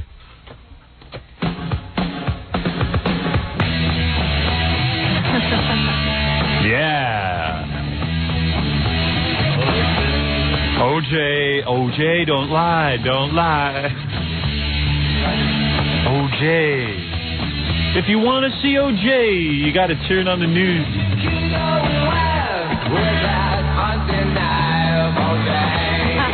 There you go.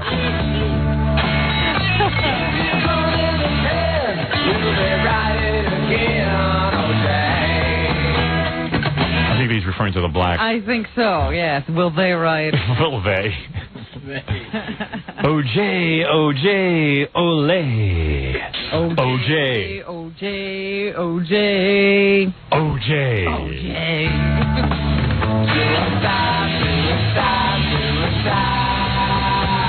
O.J. OJ. All right, we get the idea. Now, this one I think is absolutely phenomenal. You know the Buster Poindexter song, Hot, Hot, Hot? Yes. I didn't think you could do a good parody to it, but this guy got it. All right. Well, maybe a good one. Let's see. OJ, OJ, OJ, OJ, OJ, OJ, OJ, OJ.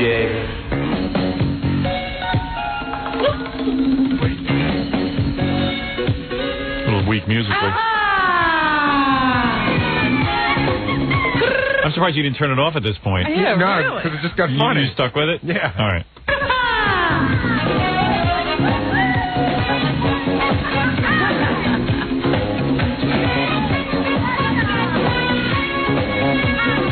OJ go naughty. He take a big knife. He go cut, cut, cut. Nice. He slides up his wife. He leave behind a bloody glove, glove, glove. This is terrible. You thought that was good? We were cracking up in the back. I have that. You got a weird sense of humor. He goes, All right, this one, cut. This one is Old Black OJ to Old McDonald's farm. Old Black OJ. They got him like an old black plantation worker. Old Black OJ. But you said this is to McDonald's farm? Yeah. Old McDonald. Old Black OJ. Bum, bum, bum. All right.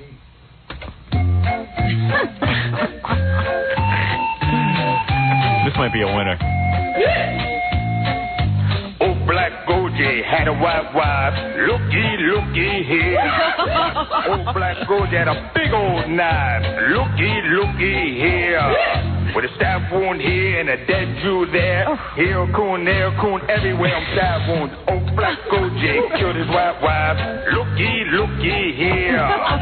Old Black OJ went to the courts. Looky here. Went to the court and the judge was a nip. Looky here. With fried rice here and an egg roll there. Here nip, there nip, everywhere I'm nip. Stab wound here and a dead Jew there.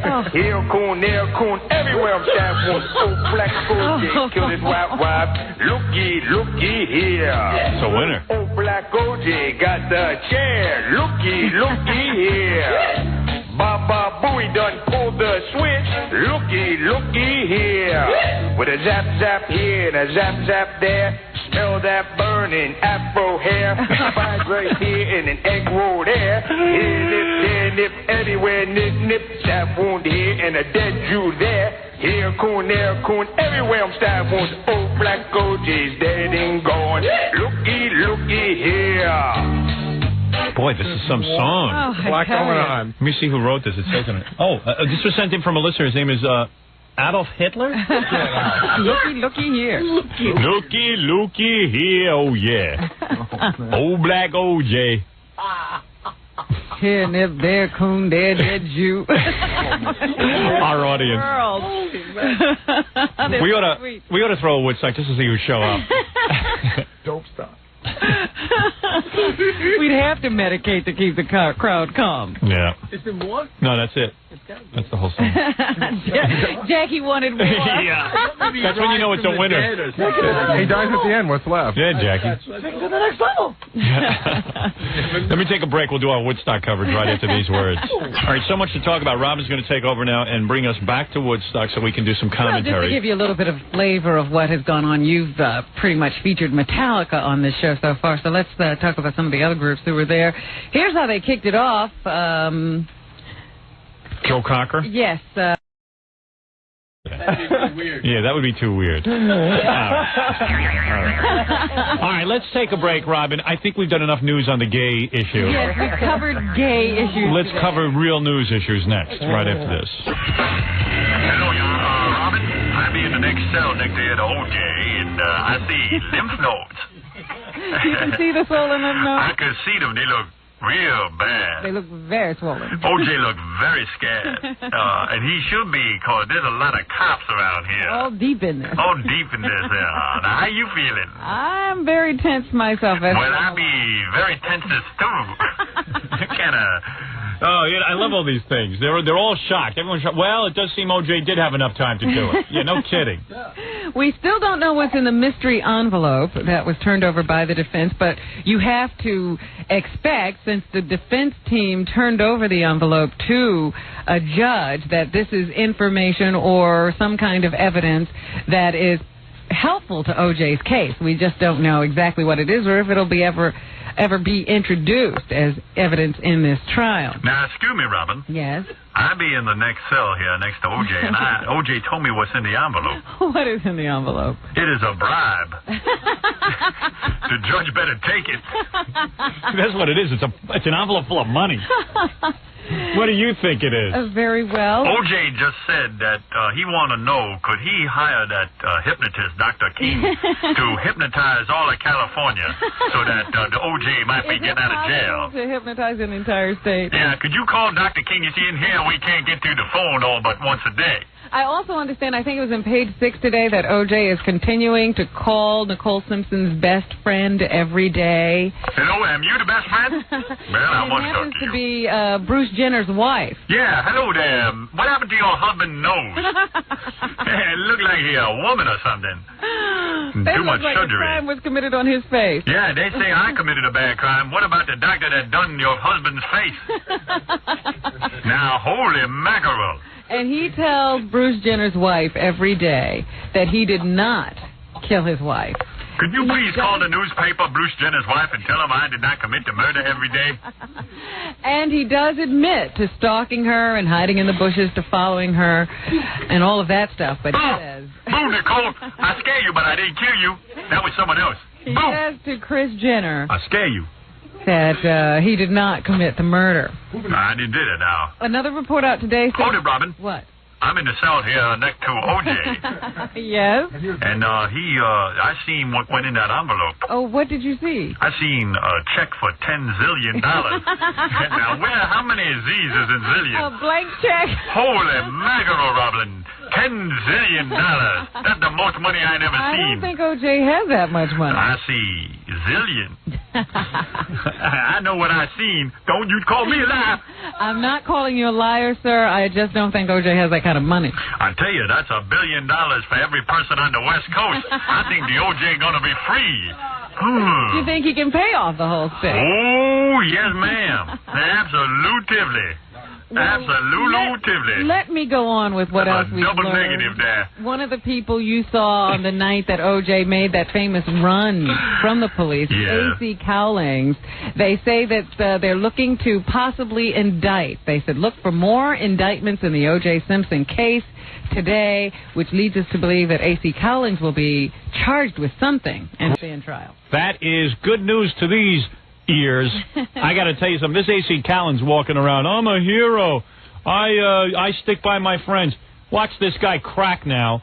When listen, he could be charged with anything from obstruction of justice during that high-speed or low-speed chase with the police to receiving evidence. I don't care if my own father... being an accomplice. I don't know exactly where this could go. Robin, if my father came to me and says, listen, I just bumped off your mother and a couple other people. I need you to drive me around in a Bronco. Now, I'm not saying this necessarily happened. I don't know if O.J. confessed to A.C., because I think O.J.'s in such denial. But... Well, I would say he had to have some kind of help. Right. If A.C. knows anything, A.C., when he heard that 2 people are dead, I don't care if it's your own mother, you say to the police, I will tell you everything I know. Howard, let me ask you... Now, O.J. see it a whole different way. I'm in the right next cell to him now. He don't see it that way. What does he see? Well, I see O.J. I see A.C. A.C. Doocy. Oh. Let me ask you this way, because I heard of this case yesterday. This woman claims now that she was battered by her husband. Right. And over a number of years, and she killed him. And then shut up, Jay. Yeah. She called her father and her brother, and they came over and helped her dispose of the body. I see. Is that wrong? All right, let's get this straight. A woman, her husband's a pain in the ass. Yeah. Is that what you say? Yeah. He was beating her? He was doing something. I don't know exactly what this abuse was, but she claimed she was in fear for her life, that if she hadn't done her husband in, he was going to do her in. Well, I don't have enough information here. I'm just saying, if that were true. That he was going to kill her? Yes, and then she called her father and her brother, and they came and helped her hide the body. That's certainly not calling the police and saying, I'll tell you everything I know. Right. From what you're telling me, that is wrong. Now, if a guy comes up to you, I don't care who he is, and he's going to kill you. Now, I don't mean he's going to smack you around. You don't know what's going to go out, and you get the hell out of the house. I mean, see, like with Lorena Bobbitt, she was there for 20 years or something. I don't know how long she was there. That's why I have a problem with that one. Again, there is something called the battered wife syndrome. I never heard of that. Okay. I don't buy any of that. I'm just saying that if someone's threatening to kill you right then and there, and you kill them, that's self-defense. But we don't have enough information there. Do you realize that a lot of women are killed by their husbands every year? Yes, I understand that. Oh, stop it. I say drop a fence around the whole lot of everybody and set everyone on fire. Can I go on with the other information in the OJ case? Something that happened, I think, while we were on vacation or something, and I didn't get to mention it. Did you hear what happened with that coroner? Remember the coroner who was on the stand in the preliminary hearing, and he looked like he was really wound tight, and he had the hair plugged? Yes. Did you hear what he did shortly after he got into so much trouble? Because there was a lot of questions raised about the way he handled the autopsies conducted on Nicole Simpson and Ron Goldman after the murders. Yes, Shapiro, OJ's lawyer, really grilled him, and it turned out that the guy hadn't done a lot of tests and a lot of different things. Yeah, and he hadn't saved certain things, and he hadn't really pinned down the time of death as best he could. Right. A lot of things were left undone. Well, he quit, right? No, he hasn't quit. Oh, I heard he quit. What did he do? He walked into the lunchroom. Oh, yeah. Didn't he wave a gun? Right. He walked into the lunchroom the day after the testimony, and he pulled a gun from his waistband and waved it around and says, here's what I'd like to give to the lawyers in the O.J. Simpson case. Oh, boy. So, a lot of people say it was just his sense of humor. Yeah, there you go. But the police were called in. Now, this here be O.J. Now, why can't I... Why are people like me in jail when that guy running around with a gun? And he will be called to testify again during the trial, so it should be very interesting. And one final piece of information this morning. Kato Kaelin, the young blonde man who lives rent-free in a guest house on the O.J. Simpson estate. I don't know where he's living now, but that's what he was doing at the time of Nicole Simpson's death. He is going to sub for Greg Kinnear on E! Television's Talk Soup on Labor Day. And so is the Gary Puppet. You're kidding. Well, we're arranging for the Gary Puppet to be one of the hosts of the Talk Soup. Is that right? That's right. Well, then I guess anybody can do it. Well, let me stand proud that that's the network I'm working for. Let me stand proud by putting my mask on so no one can see my face on this. In what is bound to be a highly publicized move, Kaelin will fill in for host Greg Kinnear on September 5th. I bet you he's better at it than Greg Kinnear. Marking his first appearance as testifying in the highly publicized hearings. First appearance where? His first appearance ever anywhere. I am glad he's doing this because it will finally prove to the yentas at the E! Network that anyone can host that dumb show and get a rating with it because it's good. It's got the clips of all the different shows. Now E! wants to point out to everyone that Kaelin was auditioned for a guest hosting spot in April of 1993. Yeah, they just got around to calling him back. Oh, they would have hired him anyway. Excuse me, what's next? AC hosting Jeopardy? You wonder where O.J. would be able to get a job if acquitted. Well, let me tell you, Robin, I'm in the cell next to O.J., and I see some pretty wild thing going on in there. Like? But looky here, I see O.J., and he writing a fairy tale. And it say, let me see if I can read. I'll move in close here. You can see everything. I see everything. It say, once upon a time, I is innocent of these crimes. Now, what do you think of that? I don't know what to say. It's very interesting. Somebody faxed me an interesting question. What is the latest on LaToya Jackson and Jack Gordon? I Did see. he ever move out? I will answer that question right after these words. Hi, this is Don King. And good morning, everybody. Good morning, Robin. Good morning. I thought you sounded chipper for a second. No, in fact, I was just walking down the halls going, I hate this show. I hate getting up to do it. Oh, that makes me very sad. I know. Robin doesn't like a negative attitude on the show, but everyone else is positive. That should make you happy. Hey, Robin, let me be smart about it this morning. I'm going to take a little break right now because we need to do some business. And then when I come back, I've got a whole What happened to the music, bud? Sorry, just trying to bring it down.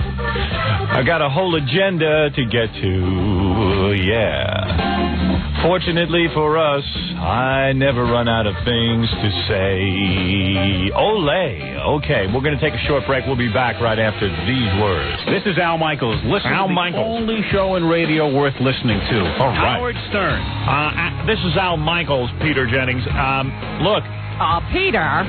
That voice was, that Baba Booey at the end was indicative of a certain radio program, certain morning radio. That was a code.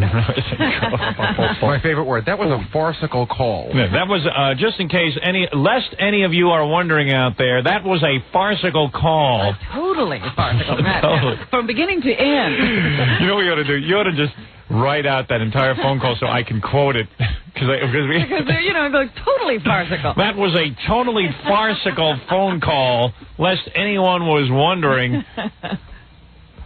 You ought to script that out for me, okay? And then the part about the code. Yeah. There was a code word at the end indicative of a certain radio performer. Peter, Baba Booey would be indicative of a certain morning radio program, lest anyone was wondering. Lest anyone was wondering. Well, here I go. I know, you can't stop playing. I know. I'm going to ask everybody to be quiet for a moment. We have on the phone with us as well Robert Higgins, who lives in the neighborhood and is on the ground and can see inside the van. Mr. Higgins. Yes, how are you? Just about as tense as you are, sir. Oh, my Lord, this is quite the tensest. What can you see? What I'm looking at right now is I'm looking at the van, and I see O.J. kind of slouching down, looking very, very upset. Now, looky here. He looks very upset. I don't know what he's going to be doing. Can you... I don't know what he's going to be doing. Peter Jennings still conversing with the guy. He's got his hand to his ear, and he's concentrating on every word. Can you see, I've yet to see the actual tape of this. We haven't seen it either, I don't know. I don't think so. Yeah. I like Peter Jennings. Can you see anything? Can you see him doing anything specific? Is he merely sitting there? He is just sitting around, just looking like he'd be very nervous. Can you hear anything, Mr. Higgins? It's just too much commotion. I be in the back of a news van, so I can't really hear that good, but I can see it all. And I see O.J. I see O.J., man, and he looks scared. And I would be scared because there's cops all deep in this. Thank you, Mr. Higgins. When he goes, and I would be scared because there are cops all deep in this. And he says, thank you, Mr. Higgins. Yes, thank you. And thank you, Mr. Sue Higgins. And Baba. Booey to y'all. Yeah. Baba Booey to y'all. The driveway of O.J. Simpson. Here comes Al Michaels. This is the best. Oh, this is great. Peter, Al Michaels here. Hey, you piece of wood. Home in Brentwood. You dumb puppet. Clearly an effort being made to have him come out of the vehicle. Al was probably sitting in the control room. Someone said, would you run out and tell him what that was? Oh, my God. In the doorway of the house, his friend, Al Cowling. Peter, by the way, just for the record, this is Al Michaels. That was a totally farcical call. Lest anybody think that was somebody who was truly across the street. That was not. He said something in code at the end that's indicative of the mentioning of the name of a certain radio talk show host. Okay, thanks, Al. So he was not there. All right, we have them on every coast. Thank you very much. Peter Jennings not being... Not the first time nor the last time will have been had. He's not even ruffled. No. I mean, that call was so easy to spot. But not great. from Peter. Now, hold on here. Now, looky here. Looky here. He be looking real nervous. And I'd be nervous, too, if you saw how we was deep in police. He'd just be sitting around. Deep in police. He's slouching down and sitting around. He'd be slouching down. Okay, let's not get caught up in that, because I could spend the whole 4 hours. It's too much. Yeah, I could analyze that forever. I could hear it forever. It is so brilliant. It is the single most brilliant piece of comedy I've ever heard. It's stellar. Yeah. Anytime you can listen to something that makes you laugh every time. Over and over, yes. You know why comedy albums don't sell well? Because once you hear a piece of comedy, that's it. That you could sell and people would buy because they want their own clean copy so they can listen again and again. It's just like a song. You can hear it again and again. That's right. They could play that on Top 40 radio. You never get sick of it. All right, coming in this week at number 5 is the O.J. phone call to Peter Jennings. I just heard it, and I could hear it again and still laugh. I'm telling you, when we were on vacation last time, I listened to it almost every day. I wonder if I listened to it again, would I still laugh right now? I do. Robin, you had it at home and you played it? You can pull it up. Somebody had put it on America Online. I had it on Prodigy. And I pulled it up, and I would listen to it over and over. Me too. Oh, so you have sound on your computer? Yeah. Yeah. I had it on Prodigy. I was listening to it, too. It's amazing. Yeah. I see O.J. I see O.J. That's as good as any hook. You don't have Prodigy, do you? Yeah. Are you able to get into it every time, first time? No. There are times that I try to call into that. It's like I call 10 times and I get error messages. Everybody says that's the problem with Prodigy. You can't say what you want. It's your show. Man. It's my show. Well, it's your life. You do with it as you please. Thank you. No, great one. Yeah. All right, go ahead, Rob. Yes, I was going to go on now. Yes. Because I see O.J. Go ahead. And he was in court yesterday. Yeah, now what's the story there? Well, they were arguing once again about the disclosure of evidence. The defense claiming that the prosecution is doing things to keep information from them. And the big argument came when they discovered that the prosecution hadn't sent some drops of blood to that Maryland lab to have DNA testing. Yeah.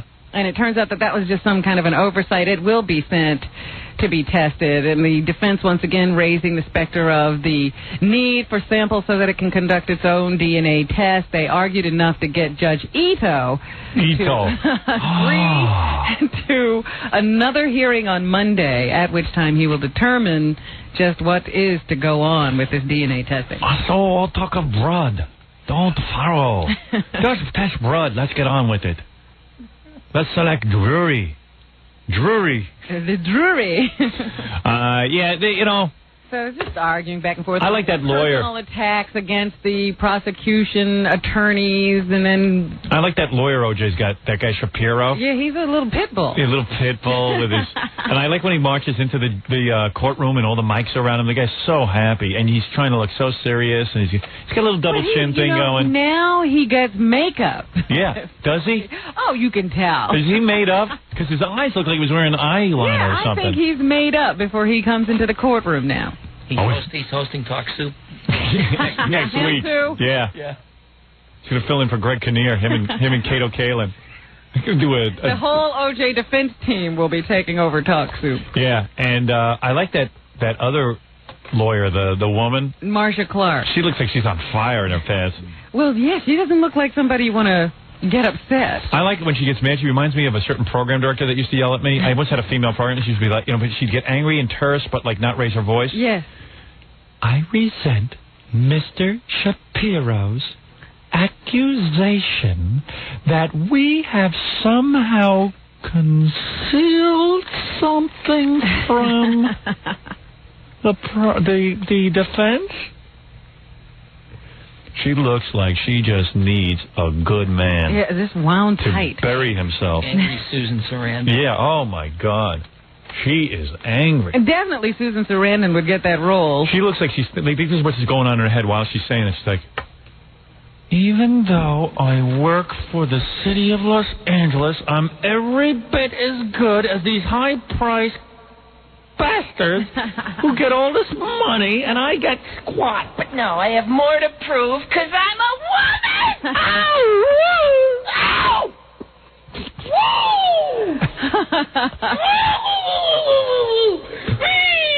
Why wasn't I born a man? Rodan is inside of her. Just waiting to get out. It's like an alien thing. You think she's going to rip open and something will pop out of her stomach. Like that nice short clipped hair. Yeah. And very, tailored suit. Yeah. Dress, but not showing too much leg. No, very conservative. Yeah, I don't want to turn anyone on by accident. No, nothing loose about her. Right, and I like OJ. Every time she's talking, OJ puts on a face when she talks like, why are you doing this to me? He puts on a face like, I don't believe what she... OJ doesn't understand a word she's saying. Yeah. It's very complicated talk about blood samples. And legally... But he always puts on the face immediately like, what? I can't believe she said that. Yeah, do you notice what's going on in this... Like, oh, my God. Why are we even here? I should be at a party with AC. That's what he can't believe. Yeah. She's the only gal he's seeing. If it wasn't for this woman, this annoying woman, I'd be free. Meanwhile, I'm pulling for that woman. I hope every bit of brain power, everything she ever learned in law school. Yeah, if she's good, I hope that it all comes together. Yeah, because I got news for you. If it doesn't, her career's over. Ooh. If she can't get O.J. convicted, there's something wrong. Although, who knows? I got to tell you something. I am amazed that a black and Hispanic jury, let a kid go here in New York who not only stabbed someone, confessed to stabbing him. And they said, nah, probably the police coerced him. I didn't know what he was saying. Yeah, and they found his knife with the blood on it. He's just a kid. Yeah. So, you know what?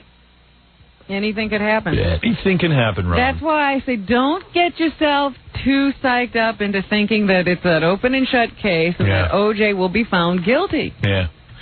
That woman's got a lot of pressure. She looks like she's cracking, too, that prosecuting attorney. And from what I read, they say that, Shapiro, what was his name, Robert Shapiro? The offices of Robert L. Shapiro.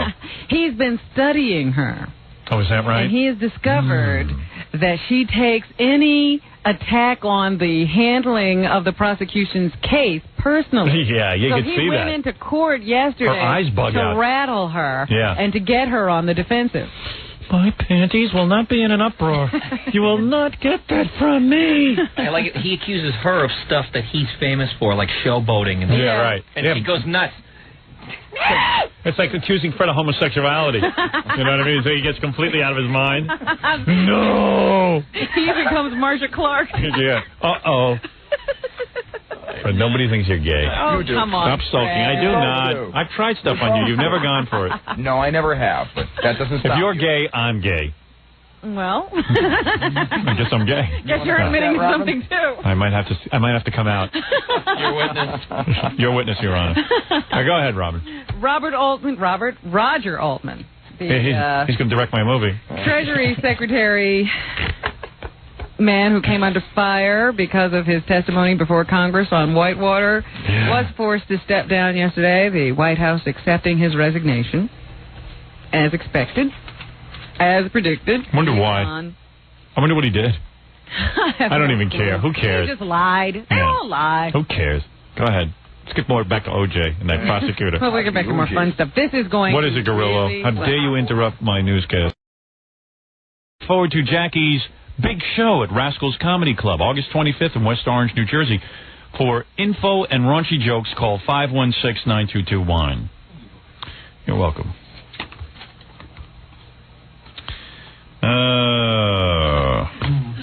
Everybody calming down now. Yeah, nothing like a model. Get you going. That'd be a fun day going over and watching her model. I was just about to get her shirt off, man, and Patty Davis called in. I make that Patty Davis nuts, huh? When I tell her, goodness. You're just like your mom, she doesn't even know what to say. She gets speechless. Yeah, she hates that. That's a low blow. Yeah, I like to drive her crazy. 2 or 3 days with her, I could drive her completely nuts. There you go, sounding like your mother again. What? Don't say that. I don't. Ah, make me nuts. Give me more sex. She's so Yeah. Let's take a phone call or two. I just got a fax. Howard, did Roseanne call in yet? I hope I didn't miss the call. No, Roseanne hasn't called in yet. I hope we didn't miss the call. Yeah, I mean, who knows? Listen, Roseanne isn't all there. Oh, boy. You never know. Let's be honest. Who knows? Maybe she made the phone call. She just don't know it. Maybe she thought she was on the air when she was talking to Gary. Yeah, You never know. one of her personalities. What is it? I was going to let you know if you're interested. There's so much going on. I know. I have revised copies of the play that you guys did yesterday. You know, it's funny you bring that in. There were a few words missing, it turned out. That's what I thought. Anybody feel like recreating that? I love to do that. That's my favorite play. Give Robin a script and give Billy one. Everyone called in and said they liked this and would like to hear another reading. We're thinking of taking this to Broadway, an expanded version. I do think that we could do it even more justice if we had some time to rehearse. Yeah, we haven't been in rehearsal. Get into the character. Yeah, because we're lazy. We don't like to talk to each other off the air, so we don't have time to rehearse. Gary, bring me the O.J. phone call. I need the megaphone. Oh, that's right. Becoming very demanding as a new star. Well, where's my trailer? Everybody liked this yesterday. What happened was we did a recreation. We're so into this one phony phone call that was made to Peter Jennings that we actually have recreated it through acting. Live. We love it. It's me as Peter Jennings, the beautiful Robin Quivers as Mr. Robert Higgins. Mr. Robert Higgins, and very young Billy West as Al Michaels. That's right. And we have received unbelievable reviews for our acting. You know which phone call. Should I play the phone call first, you think? Yeah. Okay. Can I ask everybody to be quiet for a moment? We have on the phone with us as well Robert Higgins, who lives in the neighborhood and is on the ground and can see inside the van. Mr. Higgins. Yes, how are you? Just about as tense as you are, sir. Oh, my Lord, this is quite the tensest. What can you see? What I'm looking at right now is I'm looking at the van, and I see O.J. kind of slouching down, looking very, very upset. Now, looky here, he looked very upset. Well, we love this phone call. Yeah. Let me get the megaphone. All right, hold on. Let me test it for you. Hello? Hey, Gary, bring me in my Quaalude so I can sound like Peter Jennings. I don't sound sleepy and dopey enough. Let me just tune up. All right, I'm ready. I wish I could put my voice through some kind of processing so it sounds like I'm on TV. Now, looky here. Are you ready? Are you ready? Looky here. Yes. All right. I'm very upset. All right, here we go. And now, ladies and gentlemen, our rendition, recreated, of the famous Peter Jennings phone call. Let me get into character. Let me do my breathing exercises. Going to ask everyone to be quiet for a moment. We have on the phone with us as well Robert Higgins, who lives in the neighborhood and is on the ground and can see inside the van. Mr. Higgins. Yes. How are you? Just about as tense as you are, sir. Oh, my Lord. This be quite the tenser. What can you see? Oh, what I'm looking at right now, I am looking at the van. And I see O.J. kind of slouching down, looking very, very nervous. Now, looky here. He look very nervous. I don't know what he gonna be doing.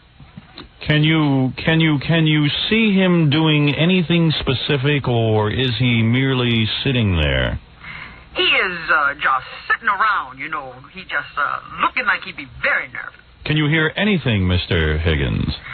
There's just too much commotion. I be in the back of a news van, so I can't really hear that good, but I can see it all. And I see O.J. I see O.J., man, and he be looking scared. And I would be scared, too, because there's cops all deep in this. Thank you, Mr. Higgins. And Baba Booey to y'all. The driveway of O.J. Simpson's home in Brentwood, clearly an effort being made to have him come out of the vehicle. In the doorway of the house, his friend Al Cowlings. Peter, by the way, just for the record, this is Al Michaels. That was a totally farcical call. Lest anybody think that was somebody that was truly across the street. That was not. He said something in code that at the end that is indicative of a mentioning of a name of a certain radio talk show host. Okay, thanks, Al. So he was not there. We have them on every coast. Thank you very much. Not the first time, nor the last time will have been had. But... Beautiful job. Yeah, excellent. It only gets better. I think we're almost ready to hit the board. Yeah, we're ready to go on Broadway with that. Sally Marr's gone. Yeah, right. I think it's an empty theater. Yeah. Beautiful. Yeah, I'm going to do it. Wasn't that the tape? Or was that? What? Oh, shut up. Joke man. Work in the room. Hi, you're on the air. How you doing? Welcome to a Friday. Got the big weekend coming up where I will sit in my house and do nothing. Hey, Robin was great. Robin is really quite the actress. When she does Robert Higgins, when she does that part, I become Robert Higgins. yeah. She's very, very good at it. Here. And let's give a hand to Billy West's Al Michaels. He's Al Michaels. Peter, you dumb F word. Maybe on Broadway you use cursing. I think there was a black person in Robin. I think there's one in all of us. Yeah, Mr. Higgins. Robin Quivers as Mr. Higgins. Applause. 4 stars, Howard. If we do it on Broadway, you're going to have to dress up as Mr. Higgins. That's right. I'll have to be in some kind of a male outfit. Yes. Wild. All right, Howard, take care. All right. Peter, I think you have Canadian bacon for brains. Yeah, you gotta like embellish on Broadway. That's right. You cement head. Thank you, Al. I see that we've been had. This won't be the first time or the last time. Thank you. And Al Michaels could just keep yelling at Peter Jennings. Right. I think with you could be had about 20 more times. Hi, you're on the air. Yes, hello. Yeah, right. There wasn't too much. Put it with all that rag. There wasn't too much confusion going on that end of the line. Huh. Yeah, rock me, baby, rock me, rock me. Song is like.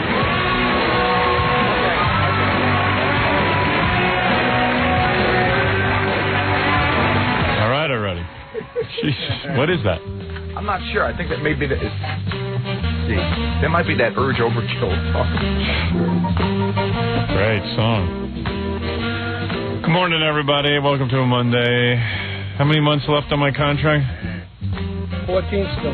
Still 14 months? Still 14. Yeah, but we just did a whole week last week. Okay. Should be another month gone off that. Come on, how many months left? 14 still? Yeah. Rounding it off. What? Rounding it off. Rounding it off. All right, 14 months, Robin. Okay, I can do it. I can't. I can't even get through right now. Oh, you will. I want to go home right now. All right. Okay. Everybody's asking me if you're really serious about 14 months. I'm so serious. You're really leaving radio. It's not even a joke. That's how serious I am. All right, listen, I got to take a break, and then when we come back, Robin will start the show right after these words. What's all the noise in here today? Anybody hear it beside me? Shh. Listen. Let me see. Maybe that's all that air conditioning you asked for. No. Let me see. It's one of these things here.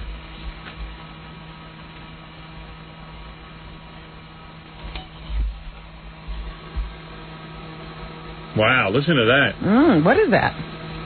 What? What is that? I don't know.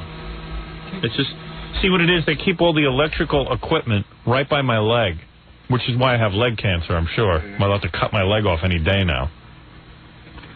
But there's this constant noise of fans. You know how fans cool down electrical equipment? Right, okay. So it's one of those things. Sounds like it's coming out of here, the back of here. Listen to that. That's insane. You can't have that in a radio studio. Why is that in no other radio studio? Because other radio studios are designed by technicians who are skilled at just building radio studios. You got to call in an expert. And they make them super quiet. Who designed this one?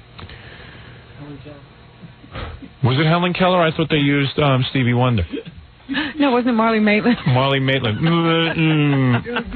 A deaf person designed our studio. Yeah, I have never worked in... Now, I've worked at a lot of radio stations. I would say I've worked at about 12. Uh-huh.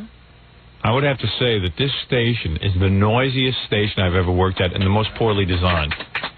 And we worked small market, medium market, large market. I worked in one studio that might have been equally as bad as this, but I'm not sure because it had a window in it. Mm. And it was to the parking lot, so you could hear all the disc jockeys cursing about their checks during the show, during the paycheck. That must have been interesting. Yeah, it was kind of weird. That was kind of nice, actually, to get some fresh air. That's the one I worked at in Briarcliff Manor. Had a little window in the studio. It was kind of stupid, but it didn't have this kind of fan noise. But every studio I've worked in since then, Detroit, Washington, Hartford, much better. Mm-hmm. The equipment from Hartford, Fred, was all the way across the room. You wouldn't hear this. Absolutely not. It was immediate. It was sectioned off. And it was ancient equipment, but it worked. Right. It was quiet. Listen to this. You would never hear this. This shouldn't be near a microphone. I'm competing with that noise. I'm competing with that noise.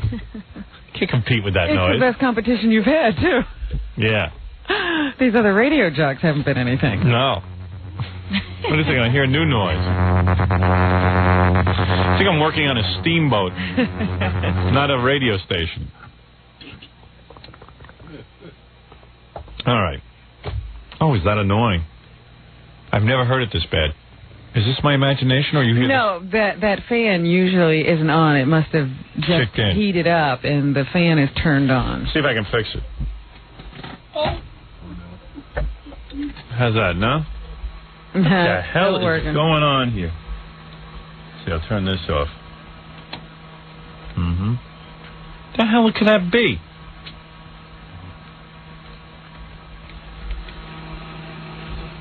I've never heard it that bad.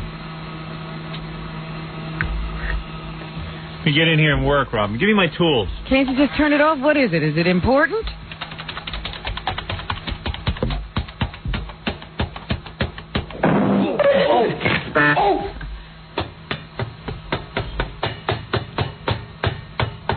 What are you banging on? Come on.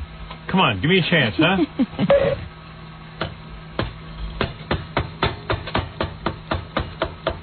Yeah, I got it. No, you didn't.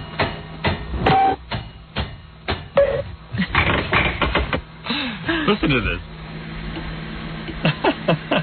Fix something in the fan. All right, hold on. Let me get my hand back there.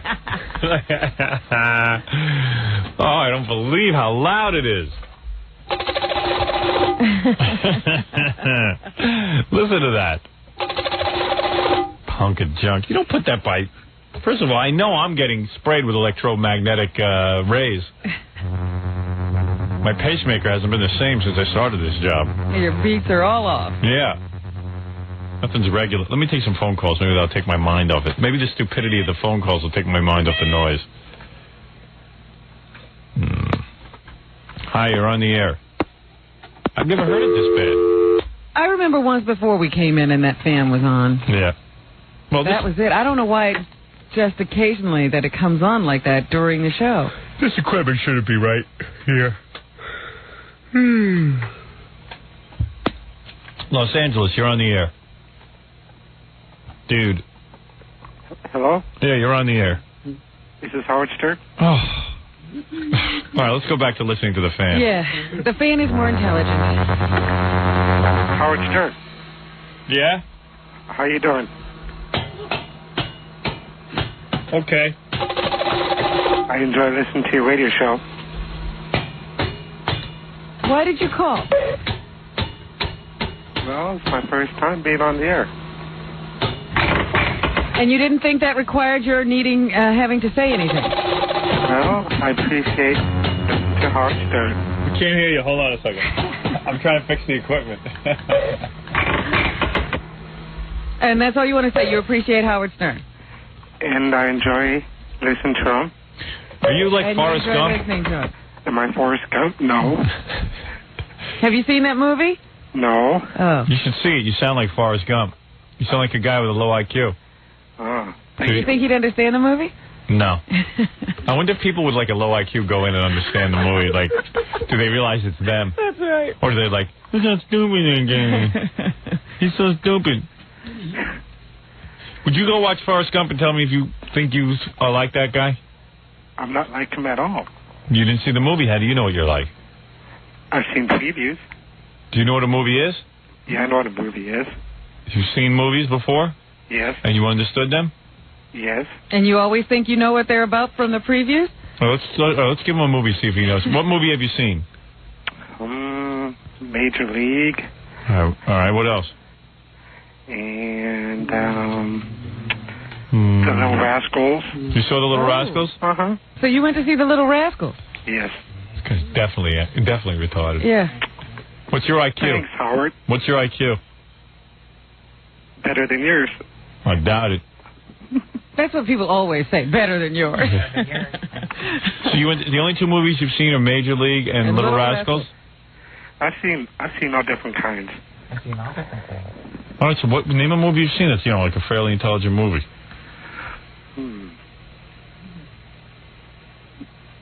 So, did you see Pretty Woman? Yes. All right. What's that about? It's about a lady in a red dress. Right. Yeah.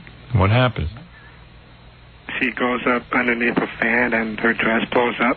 Okay, all right. He's trying to be, stupid or something. Okay, thank you. Big dope. Oh, this noise is so bad. I have to go home.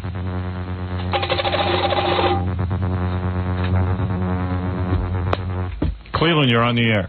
Hey, how you doing? This is Greg Garlou calling from Cleveland. Hey, Greg Garlou. Hey, what's going on, man? What can I do for you? Hey, I just want to tell you that I really like that OJ play you guys do, the Broadway version. People like the OJ song. My mom and dad came over to my house this weekend and said that, you know that guy who sent in that old McDonald song? That's excellent. My mom and dad came over this weekend and they told me that they were out on the street and this lady came up to them and said, hold on, because they know that they're my parents. Mm-hmm. So hold on, and she sang the whole song. You're kidding. And my parents tried to interrupt her, and she put her hand up and said, let me finish. She had to do the whole thing. She did the whole song, and she only heard it once. Oh, wow. That's pretty amazing. Old Black OJ. Yeah. Old Black OJ. Let's see if I can do it. Old Black OJ. Had a white wife. I know that one. Old Black OJ had a white wife. Then she set fire to herself. Looky here. Oh, looky here. Old Black OJ. Something with a knife. Something with a knife. looky here. Now listen to this. Oh, I got it.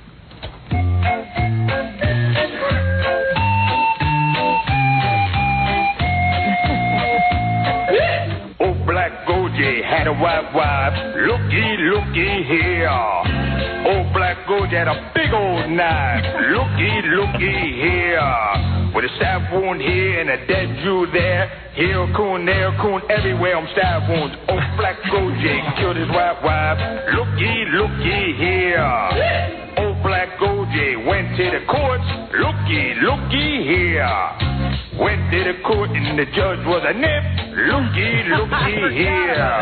With fried rice here and an egg roll there. Here nip, there nip, everywhere I'm nip. Stab wound here and a dead Jew there. Here coon, there coon, everywhere I'm stab wounds. Old Black OJ killed his white wife. Looky here. Old Black OJ got the chair. Looky here. Baba Booey done pulled the switch. Looky here. With a zap zap here and a zap zap there. Smell that burning afro hair. Fried rice here and an egg roll there. Here nip, there nip, everywhere nip. Stab wound here and a dead Jew there. Here coon, there coon, everywhere I'm stab wounds. Old Black OJ's dead and gone. Looky here. We have to meet this guy. He done turned Nicole into a holy mackerel. All I know is that song, the woman had it memorized after hearing it once, and she's like a school teacher and stuff, and she knew it right away. Wow. She could sing the whole thing. She teaching it to her kids. In school. Hopefully, yes. Old Black OJ had a white wife. Looky here. And a stab wound there. And everywhere I'm stab wound. Everywhere I'm stab wound. A dead Jew there. Double. What's it called? Coon. I know he says coon twice. Yeah, but none of the first, what was it? Stab wound here and a stab wound there. Here a coon, there a coon, everywhere. Everywhere stab wound. Everywhere stab wound. Egg roll here.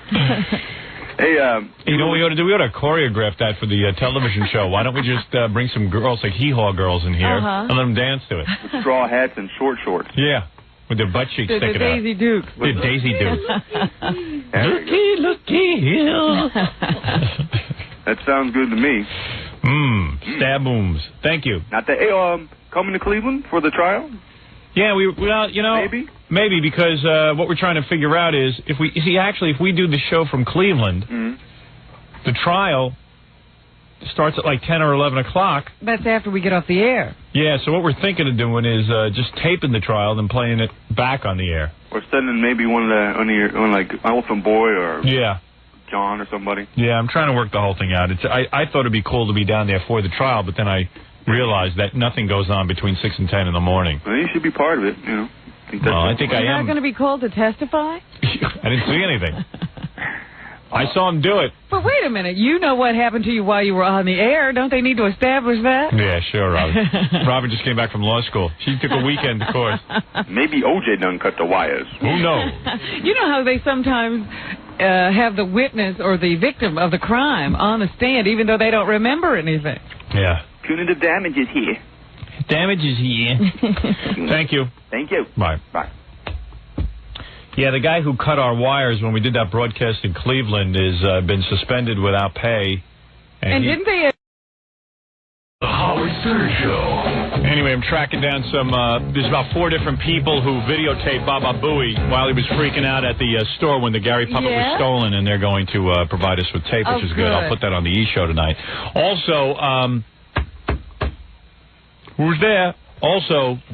I don't know. I was like freaking out because I knew Gary would be bumming all weekend, and I know I hate to be bummed out on the weekend, but I couldn't break the news to him. Oh, see, I thought you had a cruel streak in you. You're soft. I didn't call him, did I?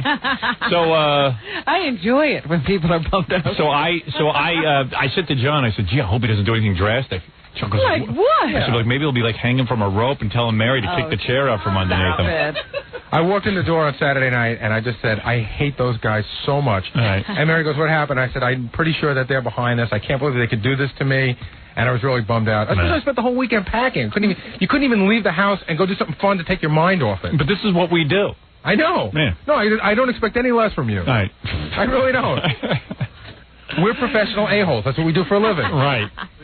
You know what? We love you. spend all our time doing Believe me, we spend all our time thinking about you. In 6 months, it'll be John, and in 6 months more, it'll be Jackie. All I know is my father was over the house Sunday. I said, Dad, you got to hear what we did. This is the greatest thing in the world. My father goes, what'd you do now? I said, listen to this. We stole the Gary puppet. Gary took the Gary puppet to it, and we stole it. And he's freaking out. He goes, that's the greatest thing I've ever heard. My son. I'm glad I could amuse Ben. Yeah. Oh, I expect my father to go, oh, man, that's a terrible... He goes, that is the greatest. That's the greatest practical joke ever. That's genius. The Gary puppet. When I was a little kid and used to do stuff like that, my old man wanted to belt me. So now that I get paid for it, he's like into it. I'm telling you, you could do a whole second show on TV just counting the times I licked my lips while I was in here. I know. We could count it. I didn't even try to stop doing it. You know what I'll do right now? For the TV show, I'll just speed up the tape, and we'll count how many times your tongue licks your lips right now. And we'll have like a little timer just belting out the bells every time you do it. Ding. That's it. 50,000 watts of 5th grade fun. Are you ready for the Naked Girls? Yeah, okay. All right. Let's add some adult stuff to the show. Yeah, let's get down to business. Now, what is going on? This is kind of interesting. First of all, the way this came about is a guy called us the other day, says he has 3 of his friends who want to get naked. 3 girls. Well, what really happened was this is the guy that wrote the O.J. song. Oh. The McDonald's Right. song? But before he sent it to us, this guy's been trying to get on the show. He's had phony phone calls, and he's been trying to get on the show forever, and he figured out the only way he could get up here is to bring naked girls. So he called, like, his friend's sister. She said she would do it, then another friend, and then another friend, so now there's 3. So these are like 3 regular girls. So if you just start calling your friends, you'll probably find people who want to do it. Yeah, right. These girls they're very normal. They're definitely not strippers. They're very sweet. They're very nice girls. Am I going to puke when they take their clothes off? I mean, they're cute, but they're just nice girls. They're not, they're not professional. They're not slutty. See, I like that better. You go see strippers anytime. You see regular girls take their clothes off. I'm anxious to meet the guy who wrote the old McDonald's song. So I'm bringing everybody in. Well, the song was going to get him in here. Yeah. He didn't realize. realize he didn't have to work that hard. Oh, don't tell him that. Take those girls home. All right, anyway, the guy who wrote this song that has taken this audience by storm. I mean, we get more faxes about this song, about Old Black O.J. Yeah. Had a white wife. Looky here. That's the E-I-E-I-O part. To meet this dude. Hey, dude, that's you? Look, you never know what a guy does. Right. Hey, hi, girls. How you doing? Hey, you're cute. I don't blame you for taking off your clothes. No, I was talking to the guy. Oh. Hey, girls. Hi. Hey, regular girls. Wait, I got shirts for you before we got... Oh, you got Old Black O.J. shirts. I had these made over the weekend. Guilty written off across. Looky here. Now, how do you get all these nice-looking girls to hang around with I'm you? actually married. Oh, you're a married man. I'm a married man. And how did you meet these girls? Through a friend in work. Oh, really? Yeah, I put the call out. Hi, girls. Hi. Girls, you don't mind getting naked in front of guys? No. Is that right? Have you done that before? No. Never. You've never got naked? This will be the first time? Well, the first time I get naked, you know. Cool. Do you think this could start something? Be the start of something? Hey, first of all, let's talk about the O.J. song so you girls can relax a little bit and get comfortable. You girls aren't drugged, are you? Yeah. Okay, good. All right. Is that microphone working? Which mic is that? No. Which one is that? It's probably on the board next to Billy's, kicking into B. Check. There you go. Okay. Anyway, so... This is a stroke of brilliance, this song. You know, the audience is wild for it. You've done this before? I wrote a song about the Bella. And they never get on the air. And yet, one song stops them. If one song doesn't get on the air, they never write another one. so really what you're saying is one should persevere. If they have a song in mind, not be intimidated by the fact that your first song got rejected by us. That's right. I wrote it in 40 minutes in work. Wow. You see, that's where genius comes from. And usually the good ones do come that easily, Howard. You know, when you hear about the early Beatles songs, they wrote them in like 10 minutes. And then, as you know, Paul McCartney now takes hours to come up with a song. And of course, look at them. They're a mess. Should I play your song just so everyone knows what we're talking about? I actually wanted to sing it. You would like to sing it live? I brought the music. It's actually a karaoke tape. If you got to cue it up. Karaoke, you mean? Whatever. What is it? Karaoke? Karaoke. That thing where you... A karaoke. Karaoke. Karaoke. All right. Dude. Looky here. How old are you, man? 28. Are you 28? Yeah. Hey, you look like a young guy. Any of you girls attracted to this guy, or is that not happening? I'm married. You see this ring right here? Oh, okay. My wife is in the car right now. She's probably like waiting to kill me. Why? Why would she want to kill you? Very you brought three girls down here? I'm very uncomfortable with this situation. Now, how long have you been a racist? No! I'm really not. You're really not? Nah, I pretty much like everybody. I see. All right. Well, anyway, the song is. We'll have you do this song live. You're going to do it live. I'm very impressed. impressed. What I want to tell Fred, I guess he runs all that. If you put the song on, if you kill the right channel, it kills the words, and you just have the music. I think you'll be handling that, on won't the you? karaoke tape. We'll handle it. Scott's coming in to handle it. Scott's queuing it up. I have the original score right here. All right. Well, you'll get to sing in a minute. Let me talk to the girls first. Girls, now, how old are we? I'm 21. 21. 23. 23. 20. And what do you girls do for a living? Work for an insurance company. You work for an insurance company, so you never get to do anything wild. That's what's going on here. You're all bottled up, aren't you? You're pent up. Now, who got the call from our young friend here who said, I need you to get naked? I did. How did this happen? Are you freezing on air? Just tell us the story. Hey, calm down. Don't be nervous. We're just jerks. Yeah, you're just talking to us. There's nobody else listening. Danny knows a friend of my brother, and he called him and he said, "Do you know girls that want to come?" I said, "I'll find you some." Really? And you wanted to come. Well, I wanted. They wouldn't come unless I came, so that's why I'm here. Man, I can't wait to see you guys naked. It's going to be great. Are you kidding? This is going to be unbelievable. I actually called one day, and Rich was like, "Are you willing to get naked?" He asked me if I was going to get naked. I said, "Well, whatever it takes." Gay Rich ruining the phones. Yeah, right. Trying to get guys naked. Yeah, right. Gay Rich wants you naked in the office. Well, Gay Rich is out of here now because he was ruining the phones. He's like, so will you get naked? You're a guy. Yeah, we don't want to see guys naked. We just want to see girls. But I'm just wondering now, you then called these two girls. Why did they want to get naked? I volunteered as soon as I heard about it. I'll tell you why. I'll tell you why they want to get naked. Okay. And girls, tell me if I'm right. Okay. You go through your whole... Here you are young, you got great bodies, and the whole thing is, you never get to do anything wild. You never really get to do anything wild. For the rest of your life, you'll be able to say, I did something wild that was completely on the edge. Am I correct? Is that what it is? Definitely. Yeah? Do you know what I'm saying? Well, it's something I'll never forget. So. Something you'll never forget. Something you can always look back on and say, I can't believe I did that. That was the greatest thing I ever did. So I got to get this in my head. You heard about it. You said, I'll do it. Yeah. You didn't put much thought into it. No, not Right, remember you're that smart. game, but You're now smart. it's like, I wouldn't put much thought into it either. I take my clothes off at a moment's notice. I have their time to Scott, hook up the song. I can't wait to hear Looky, Looky Here, Old Black The OJ. right channel has to be turned down. Yes. Have you done that already? Not yet. Not yet. The girls are giving each other signals. What's that all about? What is it, girls? nothing. Now, what are your first names? Can I know your names? I'm Amy. Amy, and you? Sue. Sue? Becky. Becky. Are Amy, you all Sue, and Becky. good friends? Nobody asked me my name. Who cares what your name is? Together. Are you good Christian girls? Absolutely. Are you really good? That's what I like. All right. Then you're going to have to go to confession and confess this, huh? What's another wild thing you've done? Have you done anything else that's wild? No. Girls have had pretty wild sex. I bet you haven't even had wild sex yet, right? Well, no. Have you? No? Any of you got boyfriend? Yeah. Yeah? engaged. Sue's engaged. You're engaged? Yeah. And does he know you're doing this? Yeah. Oh, and He he's probably all likes right. it. He likes it, right? I don't know if he likes it, but It's tough on him. that's right. Any of you girls ever use the third input? The rudest kind of sex there is? Any girls have used that? I can honestly say no. No? You're still young. That's like wine, Howard. It's an acquired taste. You don't get it young. All right. Thank you, Gary. Was that the Gary puppet or Gary? You just don't find young women who like that. Right. wine do you drink?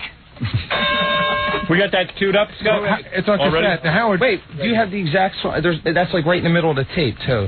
Did you cue it up? Oh, you got it? Yeah. Oh, wonderful. This is a professional organization. may I make a suggestion? Yeah. Now, we could have the guy sing the songs and the girls strip, or you could have the girls strip to the song. No, why don't the girls take the clothes off first? Well, let's see them naked, and then have the song. Okay. All right. All right, that'll be good. You All want right, naked girls. go-go girl? Yeah. All right, girls, can I see you naked now? Do you guys want to take your clothes off together? Yeah, I guess. All right, just get it over with. Let's just see and let me look What's you going over. on? I'm not doing it. What happened? I told him ahead of time I wasn't doing it. I brought these two for him. Sorry. All right, 2 out of 3. All right, 2 out of 3 is cool. Okay, who cares? All right, we have to do it together. All right, come on, do it together. Here we go. Oh, the one who's engaged isn't doing it. Well, She shouldn't be allowed in. I heard them whispering about something. What happened to the engaged girl? Go ahead. What? Don't. What? I thought you said something. No, I don't care. They anyway. wouldn't come unless I came. That's so. I Oh, really? Okay. I don't care. If someone gets naked, I don't give a damn. As long as it's not the guy. Go ahead, girls. Let me check out what's going on here. Getting there. I just got these good nails. You're not going to see great. You got the nails put on especially for the show? Smart. Like you were going to Let me be see. looking at her nails. Oh, girls, you are so new. Wow, what a chest on you. Excellent. I got to tell my wife I'm not looking. Right, sure. You get that. Girls, go ahead. Let me see. What else you got? You girls get naked at Woodstock or anything? No. No? I didn't go. No. Did you guys ever go to a strip club or anything and get naked? No. Huh? I never anything. This is like the wildest thing you've ever done, isn't it? All right, go ahead. Keep going. It's out of control. You have a birthmark? Let me see that. That's all right. Don't worry about it. I'm not looking at that. Looking at your bra. All right. All right, girls, go ahead. When I say 3. You're going to count them down? Hey, look at the Gary dummy. He's aroused. All right, you ready? 1, 2, 3, go. It's like jumping in a pool. Do it. Yeah, that's it, girls. How do you feel now? Do you feel free? Stupid. What are you, about a D cup? A D, yes. Now, your name is Sue? No, Amy. Amy, you're a D cup, right? Wow, those are big. Look at Robin. Really doing it. And what about Becky? You're Becky, right? Yep. What are you, about C? Yep. I can tell exactly. You're so good at this. Have you girls ever Bronski the puppet? Oh, shut up, Gary Puppet. Guess their weight. Wait, oh my God. I'll guess you wait. I'd say, no, you're Sue, right? No, you're Amy. Amy's about, I don't know your names, I just know your bodies. Amy, how tall are you? About 5'6". 5'6", I'd say you weigh about 140. Yeah. More? No. Less? Yeah. 135. Yeah. All right. And I'd say, Becky, right? Yep. I'm afraid to hear this. How tall are you? 5'7". What do you say, Gary? 128. I'll Oh say. my God. Is that right? Well, 130. Yeah, I was going to say about 130, 135. If you shave down, you guys need a little shave there. You think the hair is way down? Yeah. Right? Need a little shave? Correct? How do you feel, girls? Do you feel like you did something wild? Yeah, but You feel stupid? Really stupid. It's all right. Gary feels a lot stupider. As stupid as you feel, Gary. You could always put your clothes back on. Stupid does. You could always put your clothes back on. I lost the puppet. I thought the insults would be a lot worse. They're getting dressed. Nah, we'd like to see. Listen. You're not perfect girls in the sense like strippers. Yeah. You got things you could. You're real girls. You're real girls. You're what guys really end up in bed with. No, you got a little flab on you. I'm not going to say no. I know what you're talking about. Howard, would you admit that it's odd to see women who don't have breast implants? Yeah, well, for us it is. We see women with breast implants and stuff like that. You don't know what real breasts look like anymore. Yeah. We see real women, we want to puke. But no, you guys need a couple of months' work. That's all. You know, maybe a few years. Walk home today. Yeah, you walk. How far do you live from here? A couple of miles? Where do you girls live? Philadelphia. Oh, you walk to Philadelphia. From New York to Philadelphia, you should be nice and thin. I knew that was going to come. Yeah, absolutely. Walk up. No, you girl. Listen, let's face it. You girls are a little hefty. There's no question about it. You like your food. You're milk-fed girls. Yeah, right. What are you girls eating? You girls are big. What do you girls like to eat? Put your top back on. You're enjoying it You know too what the much. best one is? The thin one's cracking up. Yeah. I was looking forward to seeing the thin one naked. She fooled you. Sue, this is your last chance. You girls are built like the Liberty Bell. Is Sue going to regret this? The Liberty Bell. No, you girls are nice. Listen, I would have died for you girls. Could I have gotten you in college? Now I'm famous, so I see all these strippers and everything very else. cute, though, aren't You're they? cute. You're cute girls. Believe me, you'll have no trouble getting guys. You know that. But if you each lost 15 pounds, you'd be knockouts. 15 pounds. You can't do that? You girls can't stop eating? I could. I had no idea I was coming. I found out yesterday. Yeah, next time, maybe you delay the trip a little. You would be a knockout. You lost 15 pounds. You girls can't. What do you girls like to eat that you're so heavy? What do you like to eat? Oh my God. What do you girls like? What is your favorite meal? What'd you have for breakfast? What'd you have for breakfast? Big corn fries, corn fritters? Oh, you haven't eaten yet? Because you were nervous. You wanted to be thin for the appearance. No, they were starving themselves. I will tell you, Howard, I have a girl who called me in May. Yeah. Who's working on coming in naked. Oh, you mean she's a little hefty and she wants to get down? Yeah. She'd be in. You girls should lose 15 pounds, come back in 6 months. Sounds good. We'll do that. Yeah, I mean, That's I like right. to... You show Do I get to him. come back, or? No, we don't need you. I knew. They can get here by themselves now. They know where it is. What do you girls like to eat? What's your favorite meal? Fried chicken? The next one. The next meal is your favorite meal? What do you like to eat? Come on. What's your saying we're that fat? No, you're not. You're hefty. You're hefty girls. You're built big. You're big. I'm big Ben. I knew it was. No, come on. You took your clothes off. I'm evaluating now. Me, I'm nice and trim. I lost weight. I'm nice and trim. Yeah. I told everybody. But you got big haunches. You got big haunches. Good for having a baby. Everybody kept asking me what the girls look like. Oh, I said they're beautiful. Wait till you see them. They are. They're beautiful girls. Can you imagine you girls 15, 20 pounds lighter? Then they're going to say, oh, you brought up fat girls. They really weren't fat. No, they're not fat. They're not fat. These are not fat girls. I've been with fat girls. I think they're fat. Howard said he's been looking at strippers. Yeah. Howard and I have had this conversation a million times. Without the show, we'd be lucky to be with these women. Yeah, right. Yeah, without the show, we know we couldn't get you Believe girls. me, the first women who came down here to strip for Howard didn't look as good as you. I used to go to parties with girls like you. You wouldn't give me the time of day. I'm telling you. I would have died for girls like you. Before I got famous, now I wouldn't look at you. There were girls who have come But in I'm here, big and famous now. and Howard told them to keep their clothes on. They Yeah. didn't have to strip. Yeah, I mean, I didn't tell you guys that. I wanted right, to see you so naked. that's not- you're But now not that I see you bad. naked, you got a shape. But I'm saying you girls like your food a lot. I mean, you eat a good solid 3 meals a day and snacks as well, right? You girls eat snacks? I like food. Yeah. What do you like to eat? Tell me. What do you have for dinner? Last Spaghetti and a lot of meatballs? I had a cheeseburger. Oh yeah, the cheeseburger. That's loaded with fat. And then what you you can have? see that, can't you? Yeah. Did you have French fries and what else? A big shake? Onion ring, baked potato, side of beef. No, really. What'd you have? You tell the truth. You had a nice big cheeseburger. Well, we went out to dinner. So Where'd you go to McDonald's or something? Hard Rock. Oh, you went to the Hard Rock and you had a nice cheeseburger. What with bacon on it? No, just plain. Lettuce and tomato mayo and all that stuff, all the greasy stuff on it. And your And the fries, big fries. big steak fries, Fries, double salad. order, Yeah. 16 beers. double order of fries. And what'd you drink? You had a double order of fries? Zima. A Zima. Okay, a beer. And you had a double order of fries? No, I didn't say that. One big nice big steak fries? You know what? In Philly, Whatever came with the plate. they love to drip cheese over the fries. Did you drip cheese fries. You Yeah, drip they cheese were fries? here, so no cheese on the fries. What did you have, Becky? Cheeseburger. Cheeseburger? Yep. Fries? Yep. Yeah, you girls like So to eat. you were eating to maintain. Very good. Yeah, you girls got to knock off the fries and the cheeseburgers. That's the only way. And now you're young. When you get older, forget it. Your thighs are going to look like cottage cheese. I'm not kidding. You're going to be like one of those. You're going to go to the beach. You're going to wear a bathing suit, a bikini, but it's going to have like a big belt around it. Have you seen those bikinis? Yeah, that they women come wear? up to your neck. You know, like the waist is real high. Yeah, the waist is real high, and then they have like a Sansa belt around the top. Right. And then you have a big full bra. That's right, and they tell you it takes off 10 pounds. Yeah, and they take it in the store, cut it high in the thigh to look. And meanwhile, there's big lumps of fat hanging over their thighs. Well, haven't you seen the bathing suits now they have with skirts? Yeah. They're like skirt suits. My mom wears that. That I can understand. My mom's 70 years old. It's from the Free Willy collection. Yeah. Exactly, Gary Puffett. I'm telling you, start losing weight now, or in 5 years, your ass will hang like earrings. Right, Robin? Yeah, those, what do they call them? Shoulder scrapers. Yeah, shoulder scrapers. See the girl here in the red dress? She's getting less and less amused. Oh, is she really? No, listen, that's a problem. You got a little problem, weight problem, but I'm telling you what to do. Like for dinner, have a salad with I'm going to tell you something. I'm going to show you girls something. Look at it. Look at my abdomen. Now, I'm a 40-year-old man. Look at that. You're sucking it in. No, I'm not. I'm not doing anything. I'm not doing anything, girls. See that? Now, why? What is that, Gary? What did you want to comment on my abdomen? I think it looks good. You're damn right. Now, how did I do it? do you in a bikini. You're damn right you would. Let me tell you something. People want to know how I do it. Let me tell you what I did. All right. 3 to 4 times a week, I ride my bicycle. Not 12 hours. I do a half hour. Okay?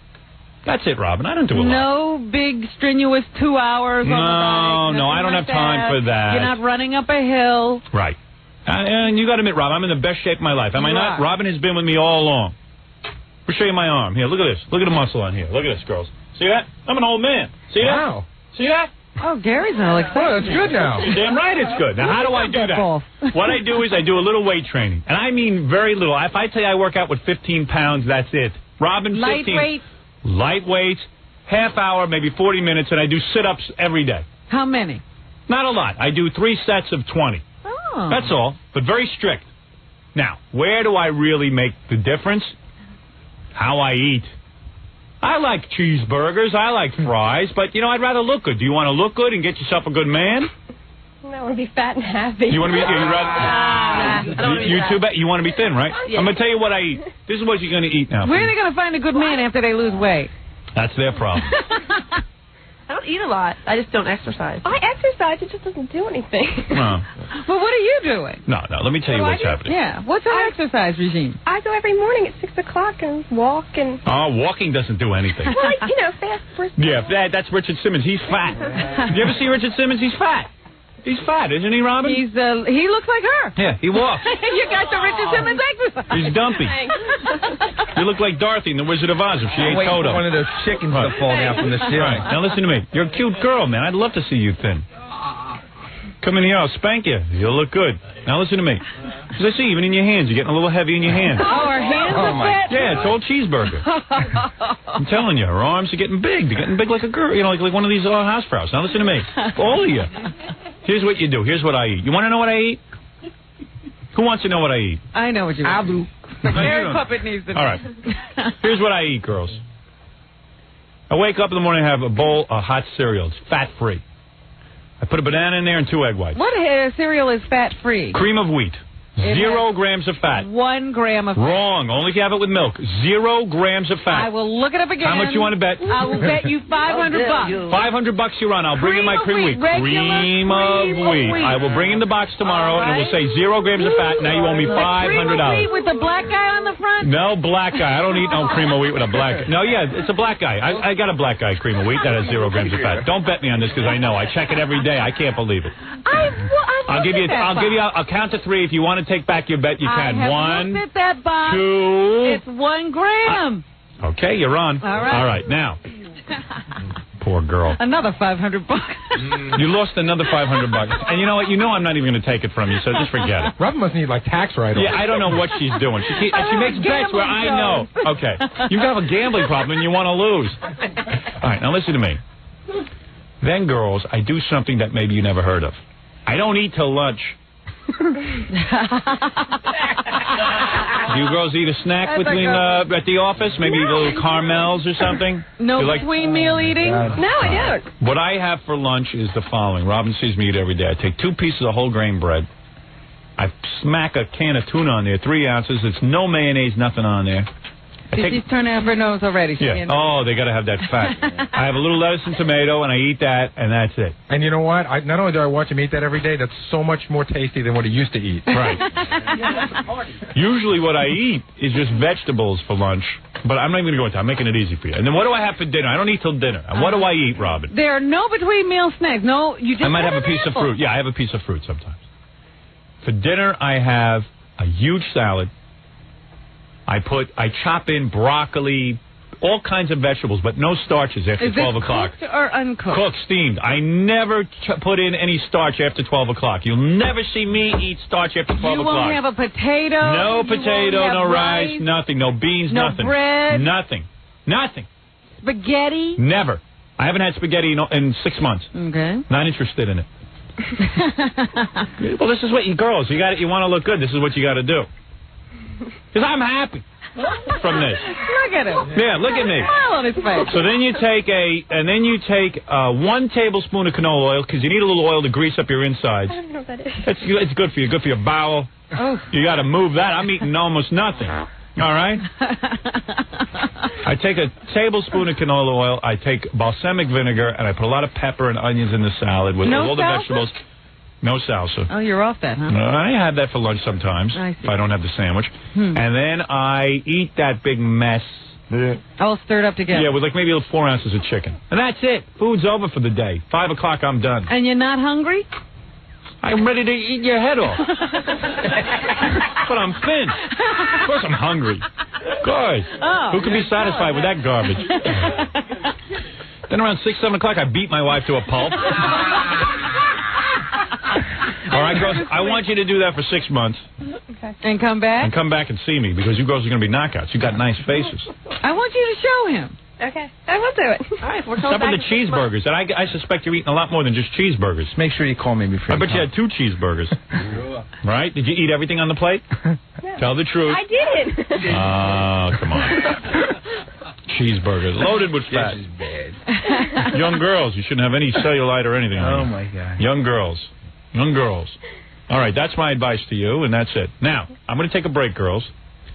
And then when we get back, we're going to have Danny, who wrote the O.J. song, one of the best songs I've heard in a long time. Thank you. Most requested parody ever. Danny will perform live the Old Black O.J. song that he wrote in 40 minutes, is it? 40 minutes. Brilliant. At the office. On my boss's time. Good for you. Good for you. What do you do for a living? I'm really not. I'm in the securities industry. Oh, you are? I'm not allowed to. They He's not at gave me a liberty big to lecture say. about. Oh, I see. You have a secret. Myself. You have a secret. I'll tell you it during commercial. Yeah, but I mean, national security. I don't want to know where you work. I just want to know what type of work you do. Securities. Security. So you not are a security guard. Securities. Right. You'll be a security guard after this show. Security. I think security is a trader in financial stuff. Okay. All right. Right? Am I correct? Correct. Right. I'd go to you. All right. He's sitting there writing Old Black O.J. Right. Do you realize how this song is caught on? I don't know if you realize.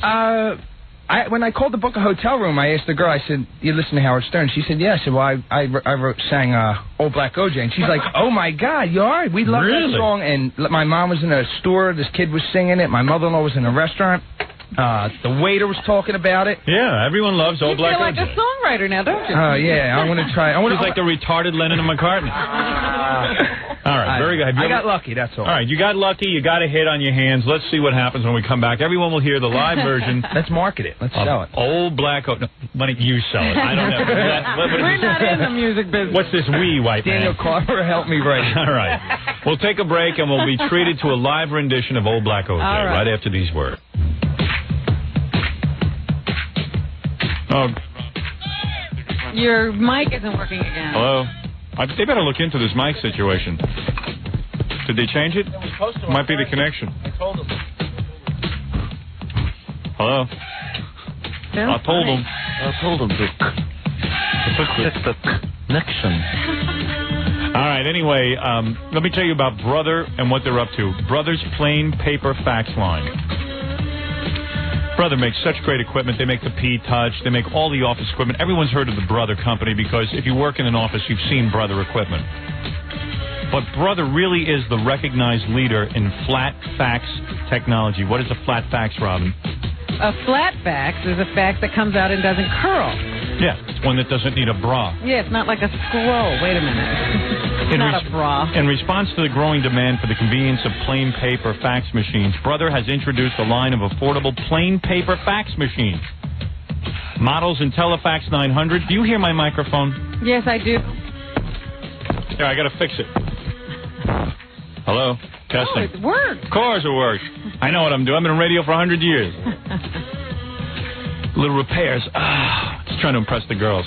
These girls haven't stopped staring at me. I think they're in love. Either that or they're in shock. Are you girls in love? Yeah? All right. Even after that lambasting? They appreciated me. They told me during the commercial they appreciate me critiquing their body. Is that right? Yeah. They want to strip again. All right. These machines feature a convenient 200-page paper cassette, a 30-page document feeder, a fax-tel switch so you don't need a separate fax line, 60-number auto dial, smoothing that makes your incoming faxes sharper and more beautiful than ever. Oh, I see. Now, this is a plain paper fax. I don't understand. That's right, Robin. Okay. I don't know what I'm saying. All I know is it's great. A plain paper fax line is great. I'm getting this. So we're sitting here with Danny, who sent us a song about a week ago about Old Black OJ. You know, we get so many song parodies in the mail. So many different song parodies. In fact, we got so many OJ parodies. Yes. And none of them were any good until this one. Yeah, well, everyone likes this one. It's Danny. I taped it to Mr. Potato Head. Did you get that? Did you ever see that? No, I didn't see Mr. Potato Head with the big teeth. Gary, did you see that? Gary never showed me that. No, you saw it. The Mr. Potato Head? Yeah, it had a big mustache. Looked just like me. Is that right? And I said, do you like this? You thought it was funny. I did? Boy, Danny's scoring a home run. Anyway, Danny, so you wrote Old Black OJ, you say, in what? 40 minutes. 40 minutes. And what came to you first, the music or the words? Probably the music. Really? You said, oh, I ought to do a song parody. I was thinking, and then I said, I'm not going to write one because it'll never get played. And then I just kept sitting around saying, I'm going to write one. And wow, good for you. Isn't that something, Rob? God made me a very lucky person. Yeah, all right. Well, you I was just wondering, it was 40 minutes to 40 minutes. All right. 2 p.m. to... the guy told you, Robin, 40 minutes. I just, I'm thinking about the words now. 40 minutes seems like a long time. Yeah, well, right. I revised it after... I Don't bust his balls. He came up with a good song. I had 12-inch knife, 15-inch knife, and then big old knife. All right. He told me during the commercials he knew he wanted to use the word coon. He just had to fit it into a song. Right. I heard you say that. I just had to get that in. Explain some of the things in the song before you sing it live. Why the Baba Booey reference? I didn't get that. Just wanted to get his name in there. A little plug. And who are the two coons? A coon here, a coon there? AC. AC. Johnny Cochran. Right. Any of them. Just any of them. Okay, there you go. I'm going to dedicate this to OJ. I guarantee he is tapping his toe to this right now. All right, here we go. You think he is? No. OJ wishes he could get to you. How about the Goldmans? I'm afraid to walk out of this building right now. I guarantee that. All right, here we go. I guarantee that. All right, here we go. Danny, you will now perform your song. I hope I don't choke. All right, you won't. This is your moment. All right. This is my moment. You came all the way from Philadelphia for this. All right, here we go. Here's Danny and Old Black OJ. Does he need echo? Wait, well, doesn't matter. I don't think so. How should this be? Like, how should I sing it? Exactly like you're doing it right now. Right into the microphone. The same way you're talking to it. There you go. Test. All right. Testing, is this on? Here we go. You want to do some vocal exercise? Wait, I gotta feel black. Every black man in New York City, every black man is listening to this in New York City, and you have to leave here. Our ads, we're down by the Statue of Liberty, isn't this all? That's right. Here we go. Get ready to sing. All right. Are you in black voice yet? No, I need a piece of watermelon. Oh. How you doing? Let me hear that. Hello there. Hello there. All right, here we go. Oh, Black OJ. Looky here. All right, here we go.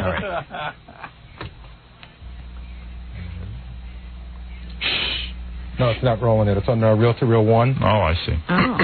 This is big business.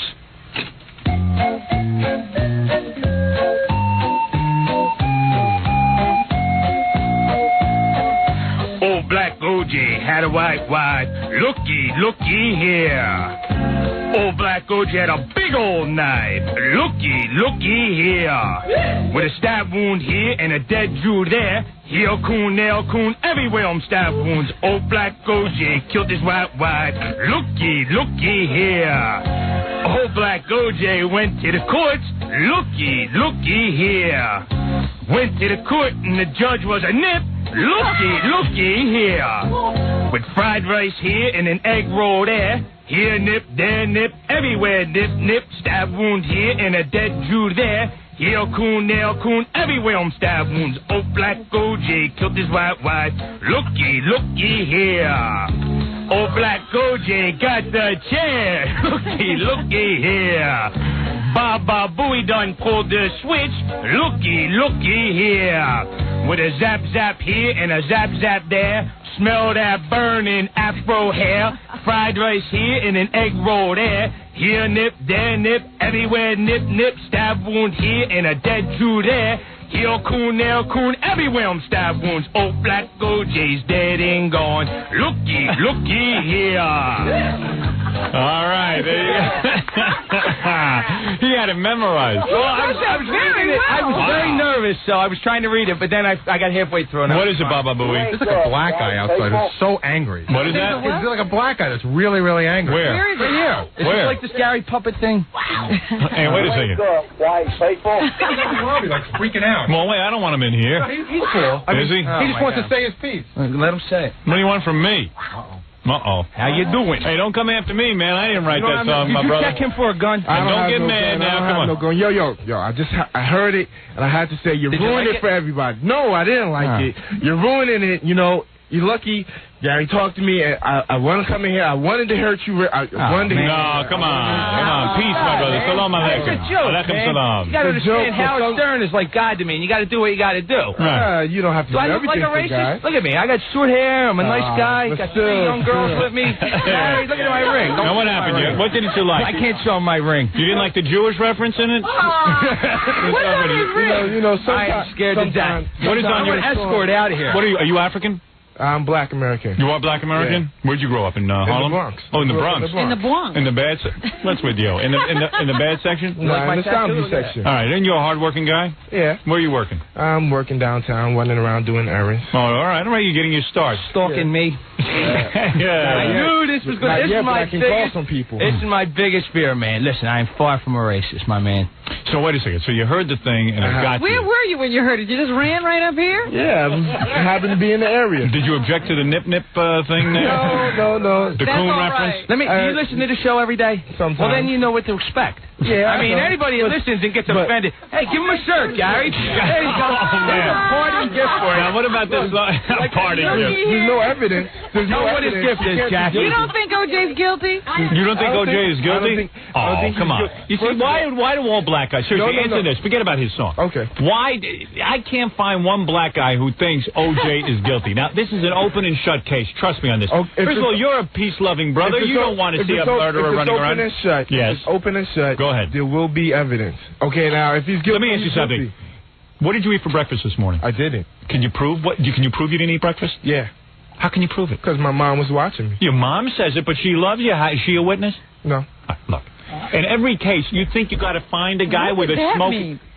What does that mean? Yeah. That means in every case, you don't have to have concrete evidence. You don't have to have concrete evidence. You can't. If I chop up Robin tomorrow, right? I get on the. I go. I hate Robin. I'm going to kill her. Do it.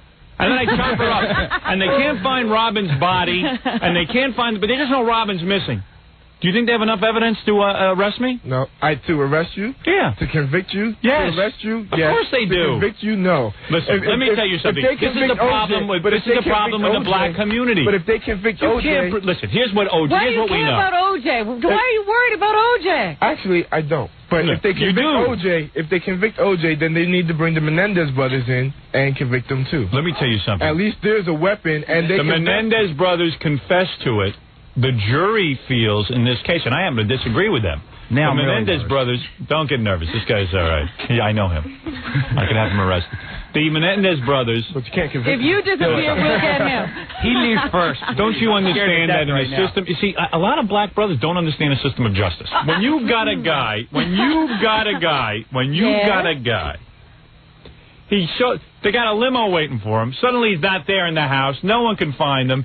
He is He's got blood by his Bronco. He's got blood in the driveway. He's got this AC driving around. He's driving around with money. Why is He's he running bleeding around. so much? Why is he bleeding so much? Come on already. The guy did it. I mean, I'm not going to argue with another black guy about whether OJ's innocent. If he's guilty, he is guilty. They gotta find a weapon somewhere. No, they don't need to find the weapon. That's what I'm telling you. It's not necessary to find the murder weapon. You can't find a murder weapon in every case. If they convict him, yes. and the Menendez brothers, they all need to... Sir, you there's a can't million... add apples and oranges. There's a million different cases case. out there. You've got to be interested in justice. You got a dead woman and a dead man. Forget about their white, their black, their purple. Looky here. You know what I'm talking about. Everywhere, stab wound. That's right. Everywhere, stab wound. First of all, in a murder like that, let me tell you something.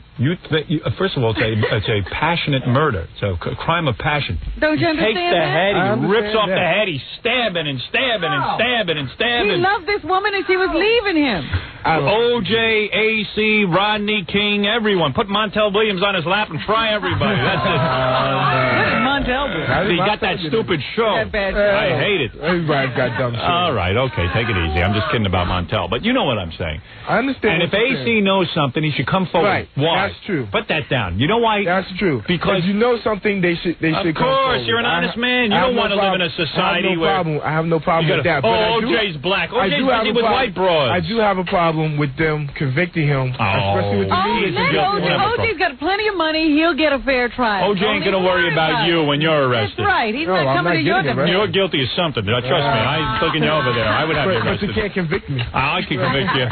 No, listen. You're guilty of something. You've done some crime in your time, haven't you? Go, Howard. Never? Gary, arrest him. Citizens arrest. What's that on your ring? Is that an African thing? My college ring. Oh, that's African, I think. What college did you go to? Howard University. Oh, that's African. That's an African college.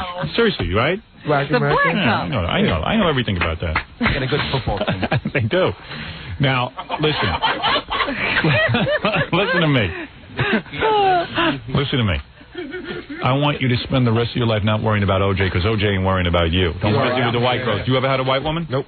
See? That's what I'm saying. As soon as you get famous, you're going to have a white woman. Now, you're not going to bother this guy. You're going to leave him alone. That's right. Leave him alone. If you rough him up, I'm going to come after dial 911. Anybody listening, send him 600 Madison Avenue. All right. Listen, I want you to go away and know that this guy, you don't know what he's doing. You want the original score? I don't need You want to sing it?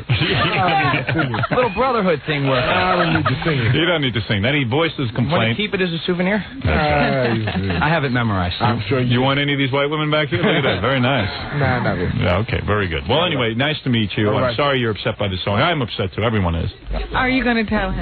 Here you go. Tell him what? He's scared to death. That's it. Hey, don't hurt him us. or me. I'm scared to death. Don't right hurt us, now. all right? I'm going to hang out till about 12. All right.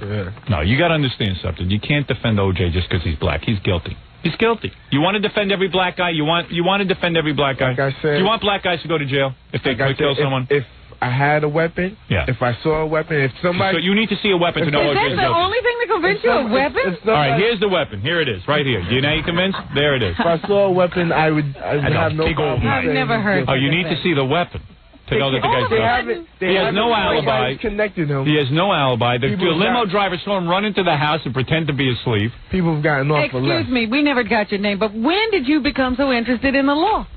Since OJ. No, cases that come up, take an interest in them. Take an interest. Yeah. You and your friends, you and your black brothers, you hang around with a lot of black guys, right? Yeah. You all stand around and say OJ's innocent because he's black. Admit it, because he's black. He was framed. He was framed. Who do you think framed him? Who do you think set this up? The cops? Actually, me and my friends don't even discuss the subject. Oh, I don't believe that. I don't believe that for a minute. Not now. Not now, not then. Really? It's one of those subjects, and Robin, you can attest to it. When it comes to the black community, when the story first came on, it was something that people really didn't want to talk about. Why not? Because it was OJ. And it's somebody who's been a hero. About OJ? No, but it's somebody I know OJ. I know OJ. But it's somebody who's been a hero. He's a hero. Hero. What is hero? Because you could catch a ball? A hero. You didn't think 2 seconds about OJ before this happened. I did actually listen. I was actually listening. How lucky was OJ to have that lovely white piece of ass? Come on a scale of 1 to 10. As far as I'm concerned, that's where he went wrong. Yeah, really? Wow. Oh, you think the white woman? That's the other thing that happens in the black community. If OJ hadn't slept with that white woman, he'd be fine. Oh, so it's her fault. Oh, for goodness sake. I didn't say it was her fault. You know my brother. Deep down inside, you know O.J. is guilty. You know I'm hoping he's not. Sure. Oh, he's going to get the chair. Ah, come on. Nah, he deserves the chair. Gary over there is going to pull it. He deserves Then the what? chair. What happens if O.J. gets the chair? Then they need to bring everybody in who's confessed and give them the chair, too. Do you think what is the logic in that? Do you think if he's convicted, should he receive the death penalty? Do they have it? They have Yeah, it they have it. Yeah. Do you think they should cut him slack? Or should he just burn? I think you better be quiet. Either way, O.J. looks to be. If he's convicted, either way, he's going to be a dead man. Because I don't think he can. No, if he's convicted. If he's convicted. Would you like to see him fry? No. You would Two not. people are dead. Why? 2 people murdered. I can see him. White people. I can see him. He can be stay- rehabilitated? No, I can see him life in jail, no parole. Really? Yeah. You don't believe in the death penalty, in other words? Yeah. Oh, basically. please. He doesn't feel in the death penalty. Yeah. Suppose it was Roger Staubach. Because he could be up on charges. That's right. I guess that's the case. Because they can mistake an identity, right? Is that what you're feeling? You are near California. You are a law-abiding brother. Am I correct? Yep. You've never broken the law. Until he beats me up outside. Then you should be for the death penalty for people who commit murder. That's all. No. Trust me.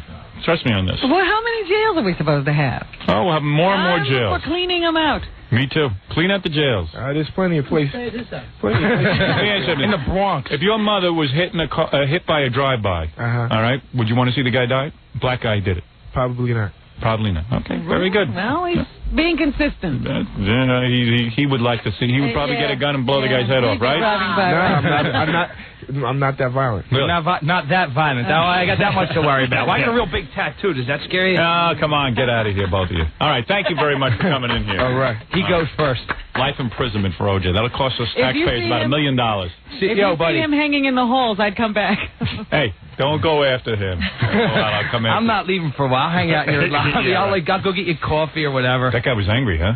Man. Yeah. Why don't you tell everybody who that was? Who is that? That's Chris, our new promotions assistant. Oh, is it really? I didn't even know he I was didn't know here. that. Jackie handed me a note and said, go grab the first black guy you see. Oh, okay. Oh, my God. So, wait, do you think he was for real about O.J.? Yes. Yeah, I do. He acted angry, but he was for real on the rest of it. Really? Oh, he didn't scare me anyway. So my legs are crossed. I was actually going to ask for a different way out of here. As we talk. All right, one more time. Old Black O.J. Let's do it again. Everybody Am I going to sing it again? Yeah, of course. All right. Oh, he's going to do it live again? He does it very well. All right, now I'll do it better because now I'm really hamming it up.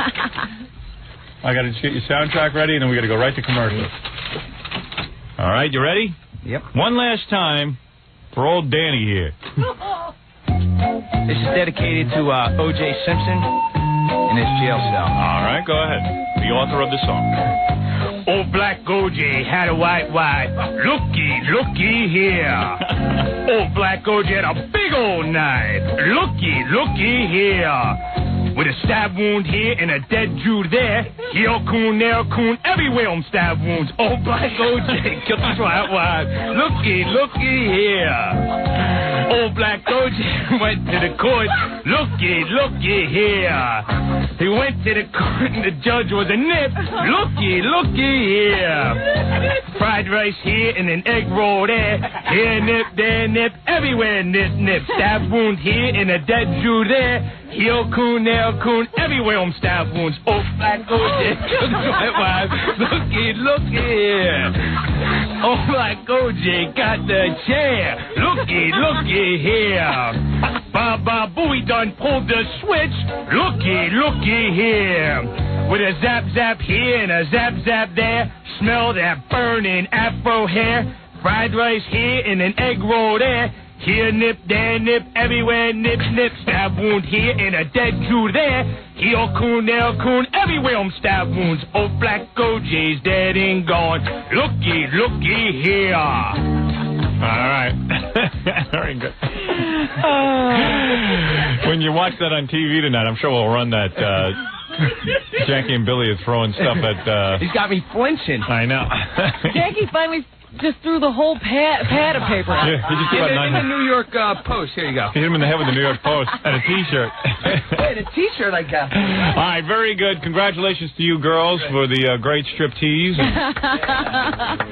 I want to thank our very black promotions director there, Chris.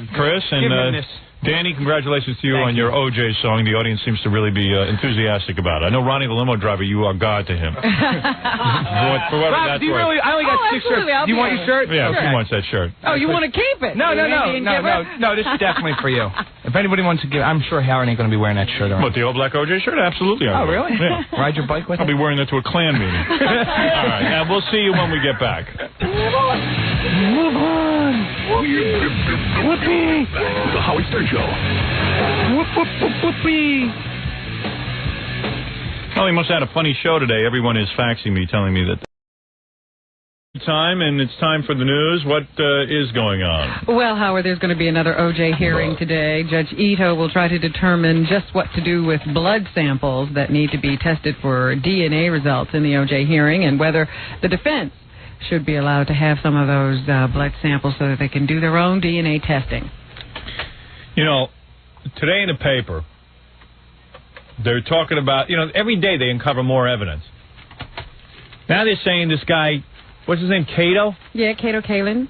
He lied.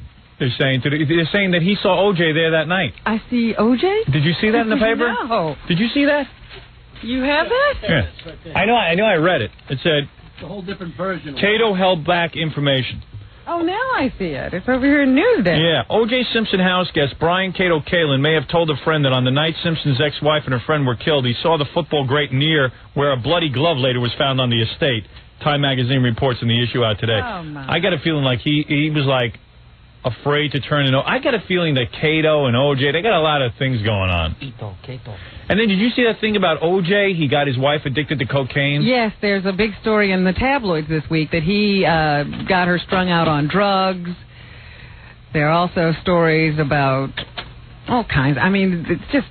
But that guy who's telling the stories, he's been pushing a book. Yeah. And trying to get people to buy a book about his celebrity clients. He claims he was the pusher to the star. So yeah, and here's I don't know how much credence you want to put in that. Well, according to this, Cato... It's not the hardest thing to believe. Yeah. Cato had heard 3 loud thumps against his wall at about 10:40 p.m. Right, I remember that from the testimony. He said he hung up, he was on the phone, went outside to look and saw nobody. In fact, he said he was too scared to go out because he didn't have a big flashlight. Prosecutors are now investigating a claim brought to them by 2 friends of Ferrara's. That's the guy Cato was on the phone with. I mean, the girl Cato was on the phone with. Friends say that after the slayings, but before Ferrara gave her testimony, she told them that in his second call to her, Kalin reported that he saw Simpson when he opened his door. Oh. Well, wouldn't there be phone records? Yeah, there are phone records. Showing that he called her again? Oh, yeah, that's established. That's all established. No one's doubting that. They're just saying that Kalin told her he saw O.J. I see O.J. On the stand, he said he didn't see anything. I see O.J. I see O.J. Anyway, He'd be kind of slouching down. after looking around, Kalin reportedly told Ferrara he returned to the guest house and called her back. So he even saw him there that night. Jeez. I tell you. I mean, what more proof? I also saw in the tabloids, though, that they say the prosecution has been doing mock trials of O.J. Yeah. And they've been losing. That's good. In their mock trials. That's some attorney. That's that frantic woman with the... Marsha Clark. Maybe they ought to tell her to sit this one out. If she Well, can't. there's also a guy in the next 10 days who has to determine if O.J. will be tried for the death penalty. Yeah, well... There's a commission who determines that, but the head of the commission actually makes the decision after getting input from the other commissioners, and this time he says he will also consult the district attorney, Gil Garcetti. He does that occasionally. She's having mock trials. Mm-hmm. Well, that's according to one of these tabloids. I don't know. And she's not even up against Shapiro and those guys that she's losing. That's right. She's just up against some other clown. Right, and she set the whole thing up. Oh. Oh, man. I told you that this is... O.J. could walk. I'm telling you he could. If he walks, he'll be the biggest star in the world. He is. He is right at this moment. So anyway, they will try to determine today what is admissible. The defense will be fighting, quite frankly, to keep all DNA evidence out. This is going to be the battle of the scientists. It's starting today. Scientists will take the stands to try to discredit DNA evidence in hopes that Judge Ito We'll just say, well, let's dispense with all this blood testing anyway. Charge Ito. Howard, you know what's weird? Yeah. Yesterday, we were just about to have breakfast, and Nancy turned to me and she said, you want some OJ? And she said, do you know, you'll never, ever, for the rest of your life, be able to say that without thinking about that Nudnik. Not only is Jeez, you're lucky you married her. No, I'm saying... You are really lucky you married her. I can't believe the sparkling breakfast conversation. No wonder you love her. I'm saying it's not What a only wit. Shut up. It's not only a household word. I wish I was there. What else does she say? Maybe I can learn more. Give me OJ, give me vodka. Really, Jackie? Tell us what else you talked about. You can't... Anything else go on at that table that would relate to the news? Yes, the pancakes. And I started thinking I'm about to tell a Sinead O'Connor story. Did she say anything about her? No, well, I'm glad we pointed out the most important OJ thing in the news. So But I think that pretty much everybody, knows that. You know what I'm saying. Yeah, but I mean, that's pretty obvious. Oh, okay. My wife, actress and philosopher. My wife. Not like this show to belabor the obvious, though, is it? My wife. No. She said OJ, and then yesterday my wife said you want some OJ, and then it suddenly struck her that you'll never be able to say those words again without thinking of that Nudnik. Never. Nudnik.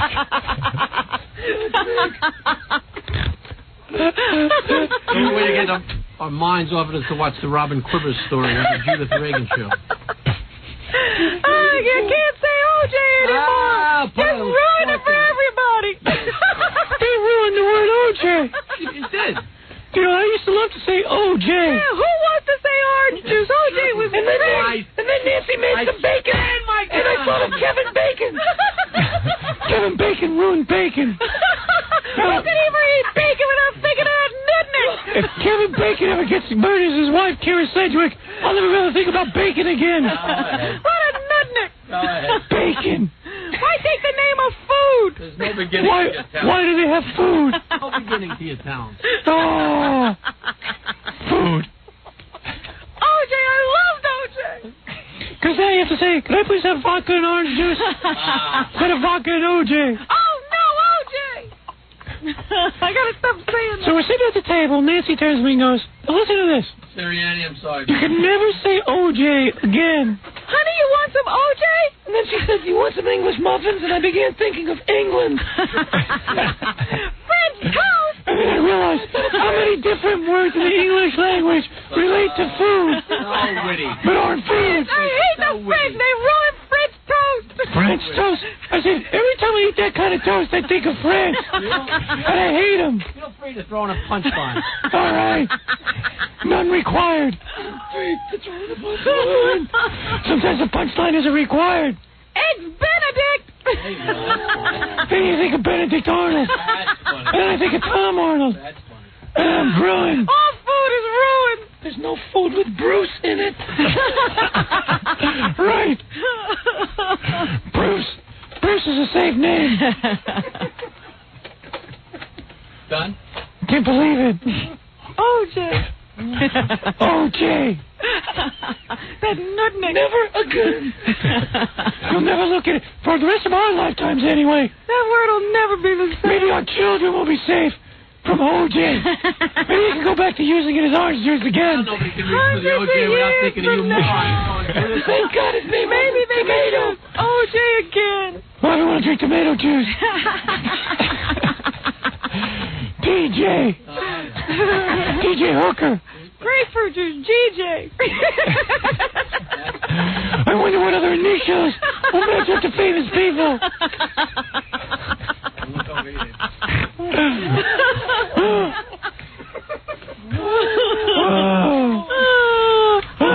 Knock, knock. Who's there? Orange. Orange who? Orange, you glad I didn't say OJ?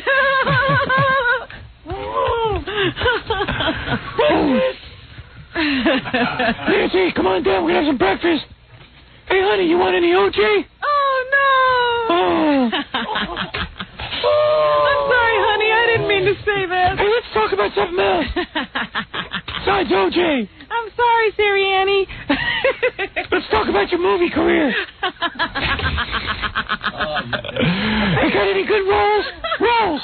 See, rolls is rolls. I didn't even say rolls. R-O-L-L-S. Breakfast rolls. Breakfast rolls. Breakfast rolls. Nancy Rose. Without bringing up a sore subject.